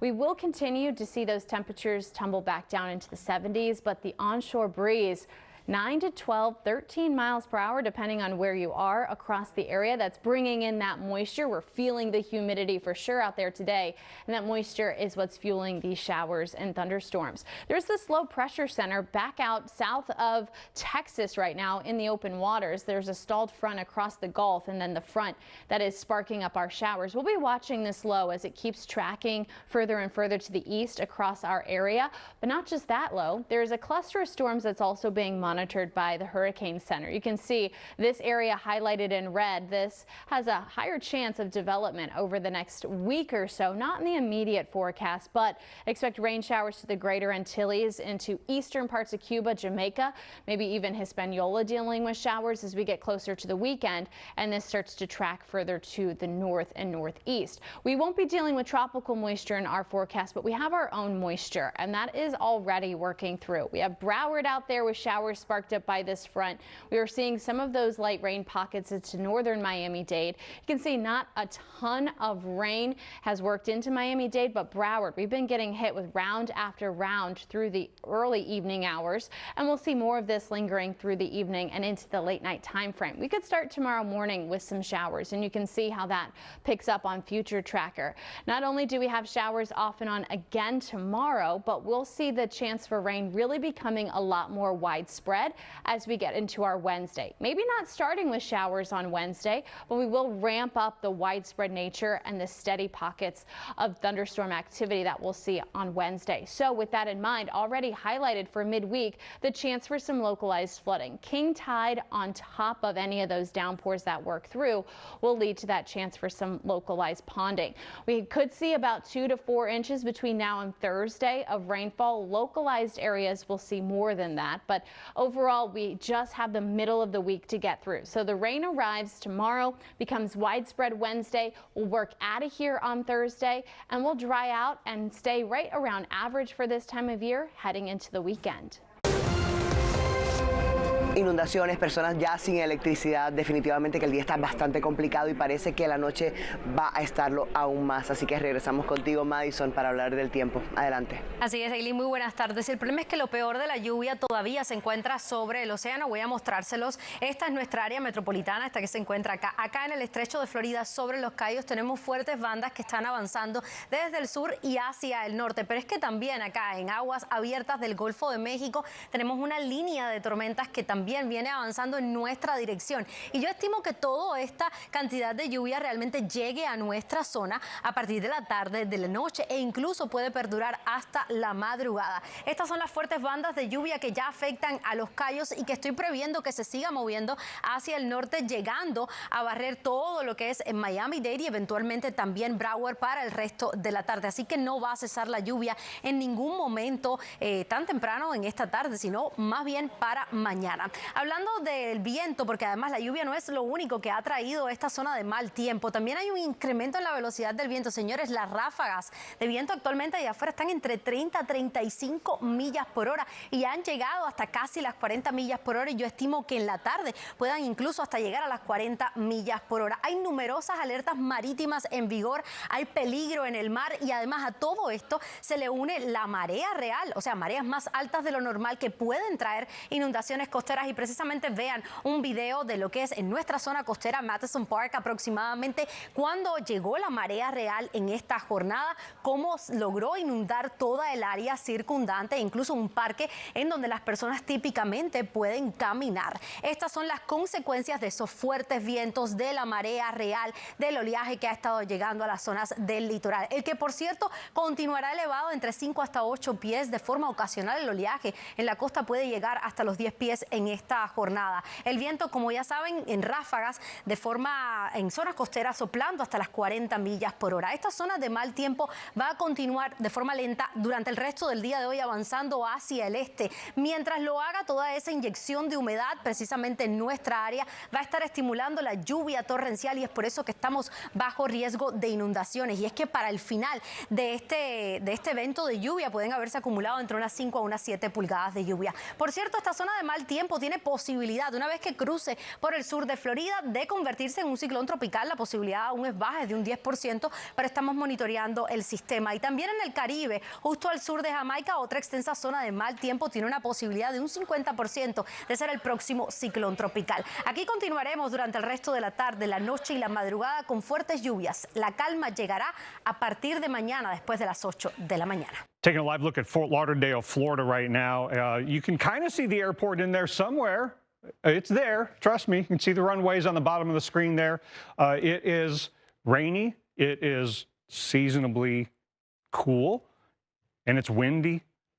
And the rainfall is going to be on the increase, hard to believe, given that shot, as we go through the evening, and especially tonight. Tonight's commute, and then into the after sunset hours, the dark adds to the dangers of flooding. So you can even get the sense just by looking at this animation how we've got kind of two bands of rain that are kind of converging in this zone. The main low is the Gulf low, but we've got a smaller scale low forming in here, and the moisture convergence down in here is really, really significant. And you've got some breaks in the rainfall over the mainland of South Florida, but that's going to be coming to an end because the really heavy stuff is in the Keys, and there's more where that came from. And then it's all going to be sliding northeastward and converging on the metro areas of South Florida. You don't have much lightning in the way of thunderstorms with what's going on over the mainland of South Florida, but you do have thunderstorms out west of Key West where we've got a little mesoscale low pressure system, a little more lift in the atmosphere, and the rain rates are starting to climb up to the 1, 2 to 3 inch per hour level, and it's mostly out in here. And you've even got areas of spin out here on the radar. So that's where we've got that, the mesoscale low that's going to be sliding up the Keys. And in the meantime, see these darker areas where we're getting more than 2 inches per hour in the Marathon area here in the Florida Keys? That's where some of the heaviest rain has been happening over the last couple of hours. You've got a flood advisory there until 3:45. Going up and down US 1 between Miami and Key West would be a big, big problem today, and especially locally there in Marathon. We could have some problems on the roads. We're gusting 30 to 40 plus miles an hour at times in the Keys, and we've had plenty of reports of those strong winds. So many reasons to be off the roads if at all possible. Raining pretty heavily along I-95 between Miami and Fort Lauderdale. Also got some moderate heavy rain on the Naples-Fort Myers side, but the winds along the east coast of Florida are also gusty, 30, 35 miles an hour, and that onshore flow as we get toward astronomical high tide this evening is going to make it even harder for some of those heavy rains that fall this evening to drain out. So, Mike, the sooner we can get home and off the roads, the better off we're all going to be. 100% in with you on that one, Dr. Knapp, for sure. We know that the rain has been so intense here, right? And there are a lot of different places where we've had more than our fair share of rain, no doubt about that. I want to show you a couple different places and show you how much rain that we've picked up, all right? So a place like Fort Lauderdale, 101 inches so far this year. It's an incredible amount of rain. 44 inches above average. Mind-numbing, truly. Then you take a look at some places like Pensacola and Tampa. We're actually below average in Pensacola. We've only picked up about half of what Fort Lauderdale's picked up, 8 inches below average. And in Tampa, 31 inches year to date. We've got severe drought going on the west coast of Florida. We're 15 inches below, and about less than a third of what you've seen in Fort Lauderdale. Isn't that incredible to think about how little we've picked up in other places? And Fort Lauderdale has had this insane amount of rain. Now, a bunch of that happened, earlier in the spring. We ended up having that 25-incher in one day. But even if you subtracted that, we'd still be about 75 inches, which is a huge number. So Fort Lauderdale, here our record. The record, 1947, 102.36 inches. And this is where we stand as of midnight last night, all right? 101 inches. We're surely to break that record today. We're easily going to get an inch and a half of rain, probably several inches of rain. So we're going to have the all-time record set likely today. You go back to the other numbers rounding out the top 5, 87, 85, 83 inches. So we've had some really big years for rain in Fort Lauderdale, but this year truly tops them all. And with this rain in our forecast, clearly you're going to see how we're going to break the record today. 4 or 5 inches around Miami and Fort Lauderdale today. It's just going to be an onslaught of rain hour after hour after hour. This is why we're so concerned about the flood risks today. Not likely to see that rain really taper off until sometime tomorrow morning. And there are 2 distinct areas, if you look at Florida's annual rain, where you really see heavy rain. That's South Florida, and that's the Panhandle. And Dr. Knapp, you've really analyzed this, and there are specific reasons these locations get more rain than other parts of the state. And Mike, a lot of it has to do with the subtropical high. Onshore flow into southeast Florida, and then onshore flow from the south over the Florida Panhandle. That's what typically happens. You get the high pressure out here, and you get the flow this way into southeast Florida and then into the Panhandle. That's what the general pattern is. But you remember, this year, we've had warmer than average sea surface temperatures out in the Atlantic. Why? Because our high pressure has not been centered over the middle of the Atlantic. It's been centered farther to the south with that ridge sitting over Florida. All of that sagging to the south. So that has lessened the onshore flow into southeast Florida and the Florida Panhandle and has caused more sinking motion over the state of Florida. So except for a couple of isolated events in the Fort Lauderdale area, and except for Idalia that brought the heavy rain to the Big Bend area, that high pressure has been farther to the south, causing more sinking and less rainfall overall in Florida this year. That has caused the less rainfall and the warmer sea surface temperatures and the high heat index values as well. 10 News starts right now. Off the top at 5 today, streets are swamped all over South Florida as we remain under a flood watch and advisory. And this is what it looked like earlier today outside our studios in Pembroke Park. And right now, a live look outside from all of our weather cameras. You can see some areas may be getting a brief reprieve from all of this, but for most of South Florida, it looks like a monsoon out there. Look at that radar just lighting up right now. And we are also getting some gusty winds, and a new flood advisory was just issued for most of South Florida. And our Chief Certified Meteorologist Betty Davis tracking the rain on the radar. Betty? Sloppy, sloppy, sloppy. That is the best word to describe what's playing out over South Florida and the Keys this afternoon. And this is going to carry straight into the night. It's down around the Keys where we are noting some of those stronger storms on either side, on the Gulf side and the Atlantic side as well. So if we were to see a brief tornado or even a waterspout that came ashore, it looks as though the Keys would stand the better chance of that. And then also areas of deep South Dade we'll have to keep an eye on. These are those stronger storms that we're tracking. You can see how vividly they're showing on the Doppler radar. So gusty downpour storms pushing up through the upper Keys. There's one headed up towards South Dade as well. Marathon, by the way, is under a flood warning. That's an area that has seen 6, 7+ inches of rain, and standing water flooding is ongoing for that particular area, even though some of the heavier storms have pushed more east or north of Marathon itself. Key Largo in the thick of it right now with a gusty storm coming in, and then deep South Dade. Here's a gusty downpour working into your area. The rest of South Florida, we're talking Homestead, Cutler Bay. Maybe you're watching right now from Hialeah. A steady soaking rain is what we're enduring. Same deal in Broward County. We had a really strong, drenching gusty storm to push through Davie earlier. That exited, has pushed west of the Sawgrass Expressway, but we're still left with this blanket of light to moderately heavy rainfall in Broward. and a flood advisory until 7:30 this evening. Standing water out there, you know it. You've been out. You probably just got home and really hated driving through this. Well, it's going to be around for the rest of the evening, so it may be the best plan to just stay inside. We're simply adding to what we've seen since yesterday, and in some of your neighborhoods, the rain amounts, particularly around Pompano Beach and Davie, are topping 7 inches at this point. So imagine that. We're closing in at 8 inches, and we're not quite done. Under this flood watch through tonight and through early Thursday, before things finally start to settle out and start to dry out, there may be some areas that pick up an additional 3 to 6 inches of rainfall. There may be some localized spots that pick up 8 or more. What an event we are having on this November day. And let's not forget the winds. This wind advisory takes us straight through the night and early tomorrow as well.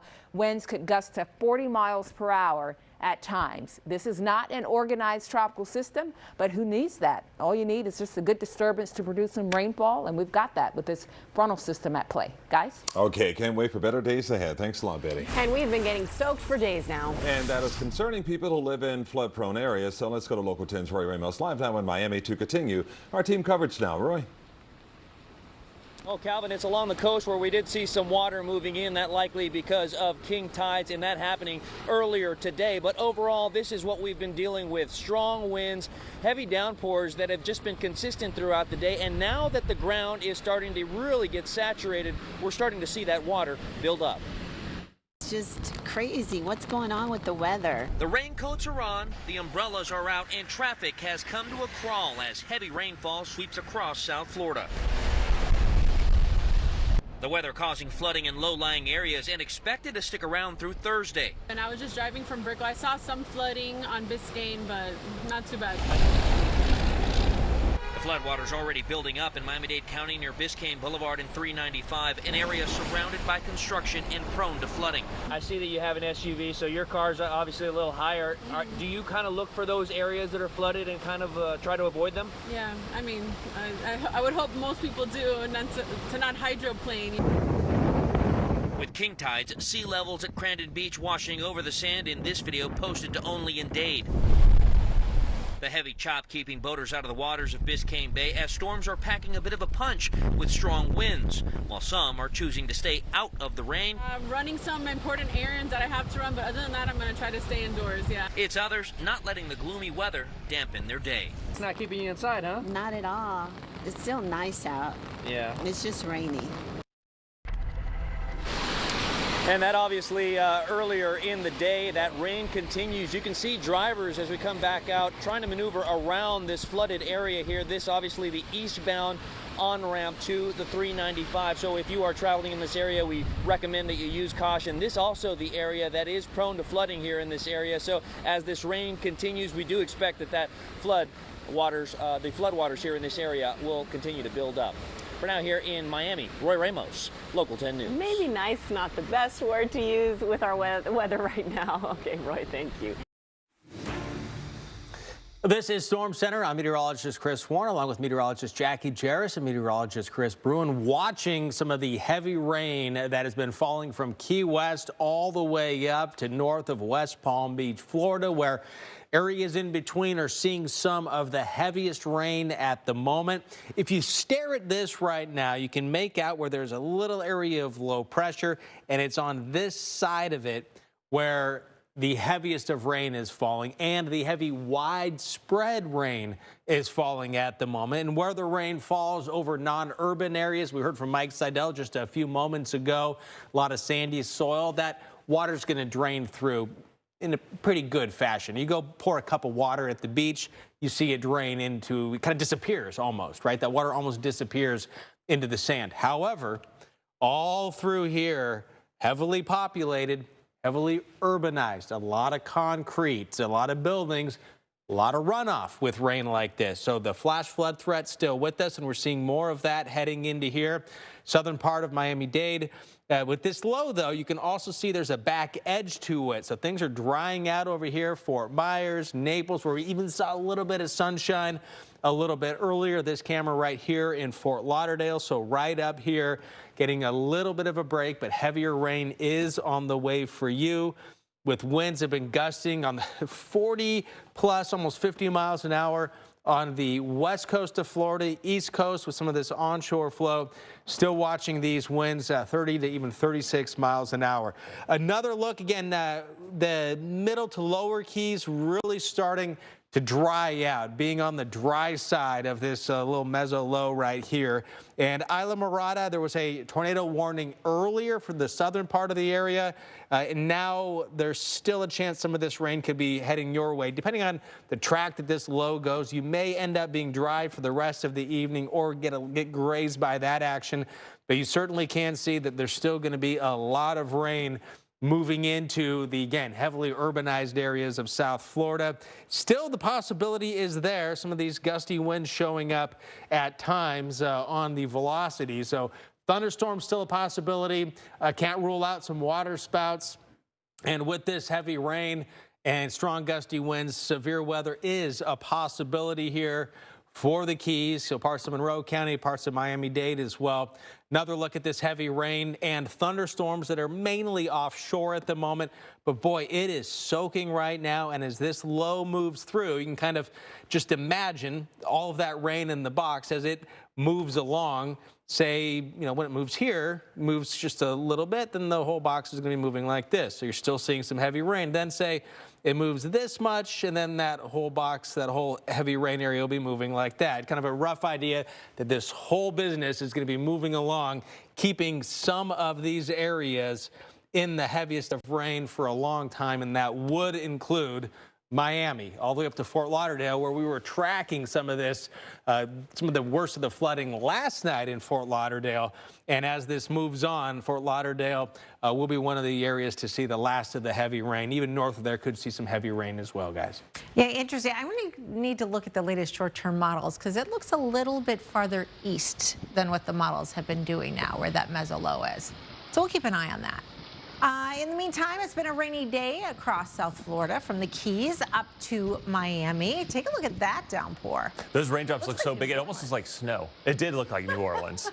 But they're so heavy, wet. As funny as meteorologists, we like to be descriptive and we say wet rain. Or I find myself catching myself saying wet rain, but it's obvious it's wet. So if you hear me say it is dark. Visibility is down. This is along the Overseas Highway. Many bridges spanning the Florida Keys, making for some white knuckle driving at times. Oh my goodness, right? Going over like a causeway or an elevated and you elevate bridge. it, so the winds are a bit stronger. It is. It's scary on a good day, and then you throw in the rain, poor visibility. How about Definitely got white pool knuckles. day? Oh man.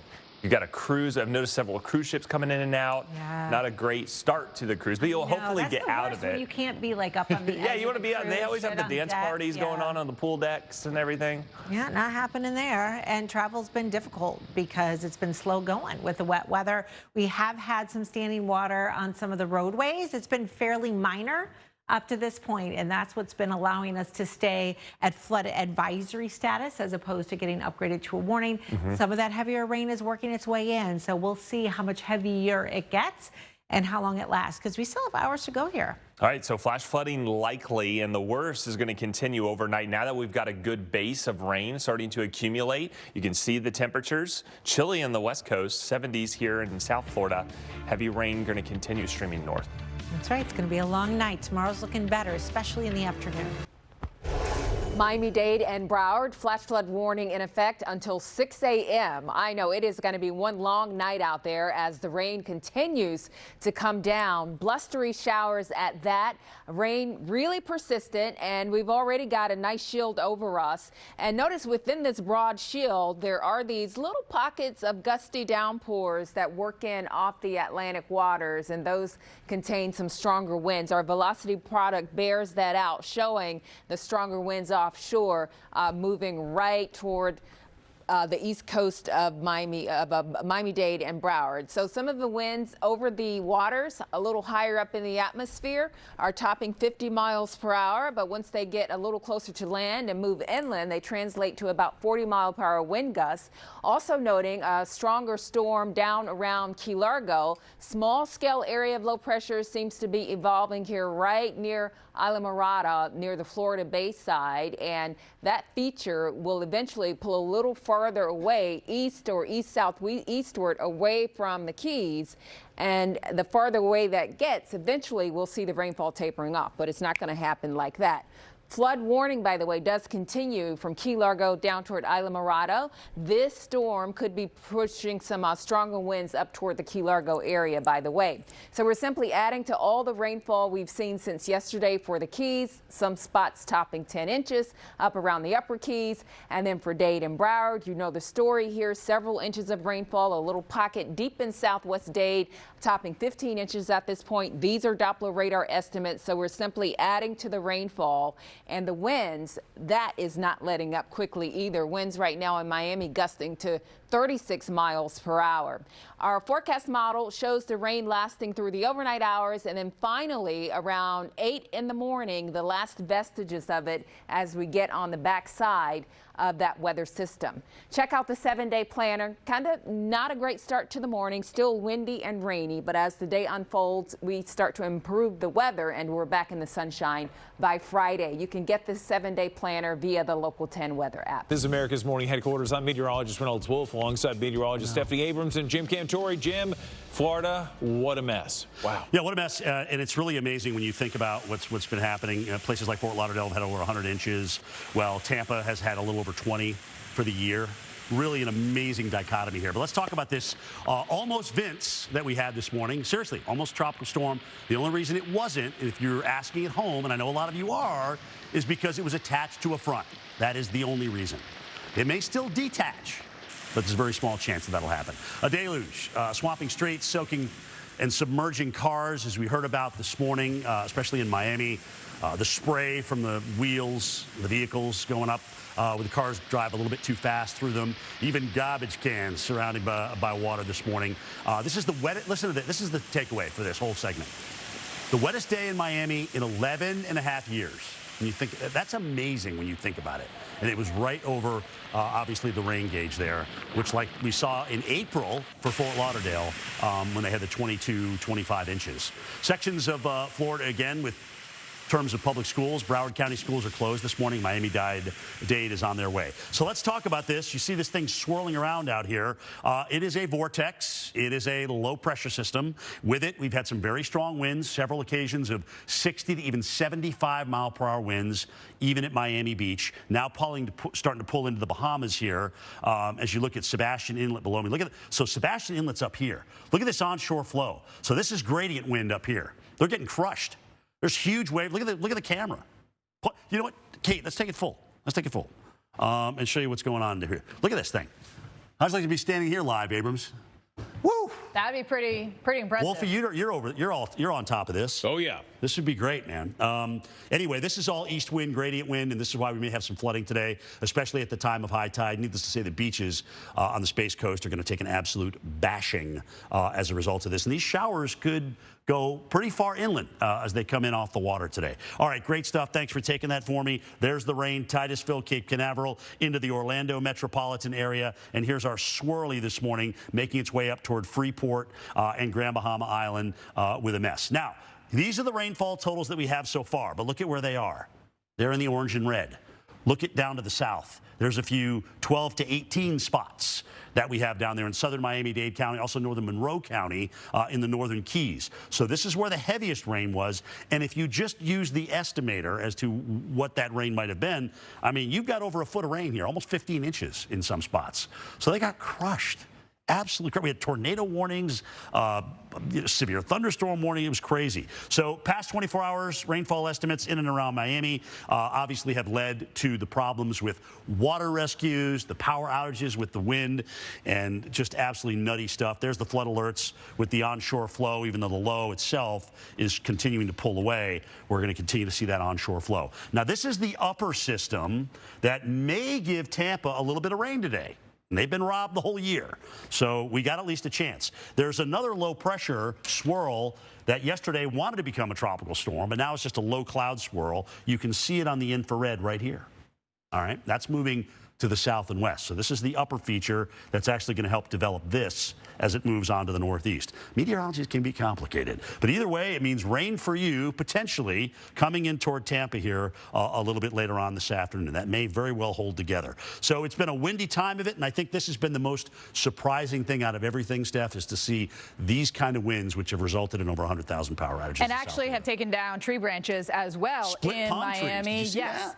En Miami-Dade, Biscayne Park fue el lugar que más lluvia recibió, con unos acumulados de unos 10.12 pulgadas de lluvia en solo 48 horas. Así que ya se pueden imaginar, esta es la razón por la que tuvimos estas inundaciones. Con toda esa lluvia que ya se acumuló en el área de Fort Lauderdale, es muy posible que estemos acercándonos al récord del año más lluvioso para Fort Lauderdale, que fue en el 1947, donde Fort Lauderdale recibió una lluvia anual de unos 102.36 pulgadas. Bueno, en estos momentos, aún sin culminar el 2023, estamos en 101.00 pulgadas de lluvia, y eso puede cambiar esta tarde con ese reporte del clima, así que estaremos pendientes para decirles si superamos esa marca del año más lluvioso en el área de Fort Lauderdale. Esta tormenta que pasó por nuestra región no es una tormenta tropical, es un sistema que se formó, una baja presión acá en las cercanías de nuestra región, estimulado por la presencia de humedad tropical. De hecho, con el cruce del mismo, el Centro Nacional de Huracanes le estaba ofreciendo oportunidad de desarrollo, pero ya le redujo cualquier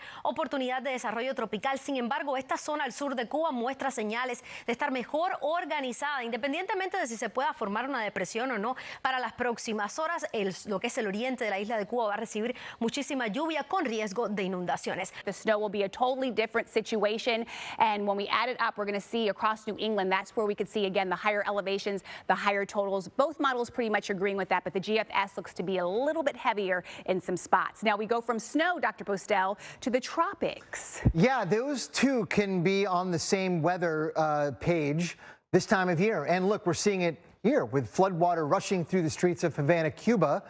That could rise even higher over the weekend. Several inches of rain from the previous storm left behind flooding that rushed into homes and businesses. Now there's another system, potential tropical cyclone, I can't stand that word, PTC 22, could bring even more rain into the area. What does that mean? Well, another tropical system with some heavy rain is moving on in, is what it means. And it's not that unusual to see tropical development this time of year, even though we're very near the end of the hurricane season. 2% left here on the calendar, November 30th being the official end of the hurricane season. But of course, you can get tropical development any month of the year. If the atmosphere allows it to happen, it will. It typically doesn't. So that's kind of why we end the hurricane season on November 30th, and only a couple of weeks left. But you know, if you go back in history and look where we've seen tropical development take place in mid-November, it's happened before. Not very often. There are not very many dots on this map, but you can see where it's happened. One of the places is the southwestern Caribbean Sea, and this is where our next system potentially is going to be emerging from. The odds of this developing into a tropical cyclone, I think, are less and less than they were even a day ago. It's regardless going to be very heavy rain to parts of the Caribbean. That's the big story. How much rain, how much potential flooding we get? Maybe life-threatening flooding. Some of it's maybe already even on the way to Haiti, Jamaica, and parts of Cuba. This has a 50% chance of becoming a depression, according to the Hurricane Center, or our next named storm. Either way, it's going to be moving roughly along a path like that. I don't know why that map looks like that. There it goes. It filled in. Either way, it's going to remain well east of the U.S. mainland. Lynette, good news for many of us from Florida up to the East Coast. This is 7 News Today in Florida. Good Wednesday morning, South Florida. We begin with a live view of downtown Miami. It's chilly out there, or cool. You need a sweater. It feels nice. I love it. It does. I'm Alex DeArmas. I'm Tavares Jones. We're up to another cool start, like you said. Let's get your check with that forecast. Meteorologist Vivian Gonzalez in the Plex with the first look for us. Hey, Viv, good morning. Good morning. In South Florida, you'll definitely need to sport around a sweater, jacket this morning. Right now, Miami is at 61 degrees, and a typical low for this time of year is at 66. Fort Lauderdale, you've managed to drop down to 59, and a typical typical low for you is 67. Key West, you're sitting at 68. Your typical low is 70. So certainly a below average start in the 50s for the most part in Broward County. Weston at 56. Pembroke Pines, good morning to you, at 58. And in the 50s and 60s around Miami-Dade County, at least northern sections. Miami Beach at 60, 60 Coconut Grove, then out west, Doral 59. Same for Hialeah and Miami Lakes. 60 in West Kendall. 61 degrees in Homestead, and the Florida Keys are in the widespread 60s, 66 in Key Largo to 68 in Key West. We do have a lot of cloud cover around, so that's also impeding temperatures, believe it or not, from dropping down any more. So we'll stay definitely on the cool side, and you'll need to sport around a light sweater or a jacket, at least in the morning, but safely putting them away in the afternoon. It's just going to be nice and mild with low humidity and in the 70s by 3 p.m. at 77. Your full forecast coming up in a few minutes. So your forecast around the neighborhood looks pretty good. We're seeing those highs right around 83 Fort Pierce, 82 in Stewart. Sun and clouds as we go through Indiantown, 85, 83 in West Palm, a high of 84 in Boca. So it's going to feel pretty good through the afternoon. Looks like that high pressure will continue to shift on off to the east. That warmer air is going to continue to come up out of the south. A few rain showers on the northern portion of the state. But it looks like as we're going towards the weekend, we're going to see more sun than rain, maybe a spotty shower, but your 10-day shows those temperatures increasing. We could get up to about 87 degrees by Sunday. A lot of activity out in the tropics today, the last day of the hurricane season. Meteorologist Michael Ehrenberg has all the information about this season. Yeah, Beast, we're definitely celebrating that November 30th, of course, the last day of the season. There hasn't been any activity really in November, but when you look at the season as a whole, there were 20 named storms in the Atlantic Basin. That's the fourth busiest since 1950. There's only, though, been an average amount of hurricanes at 7 and an average amount of major hurricanes out there. So where did all the storms go? Well, we did have one landfalling hurricane in the U.S. this year. That's it. But it was a big one. It was Idalia back on August 30th, making landfall at 7:45 a.m. On August 30th. Top winds were 125, so it made landfall as a Category 3, but it had been a Category 4 just a few hours before landfall. And then a weaker tropical storm Harold made landfall a little bit earlier than that, South Padre Island, Texas, on August 22nd. It only had top winds of 50. We had a landfall of a tropical storm Ophelia September 23rd near Emerald Island with top winds of 70 miles an hour. And it looks like we also had Lee make landfall in Atlantic Canada there, but that did cause a lot of wind and rain for eastern New England. What about all the rest? Well, fortunately, they just about all steered well out into the Atlantic Ocean, saving the U.S. from any major damage this year. And I'm pleased to report there's no development expected for at least the next 7 days.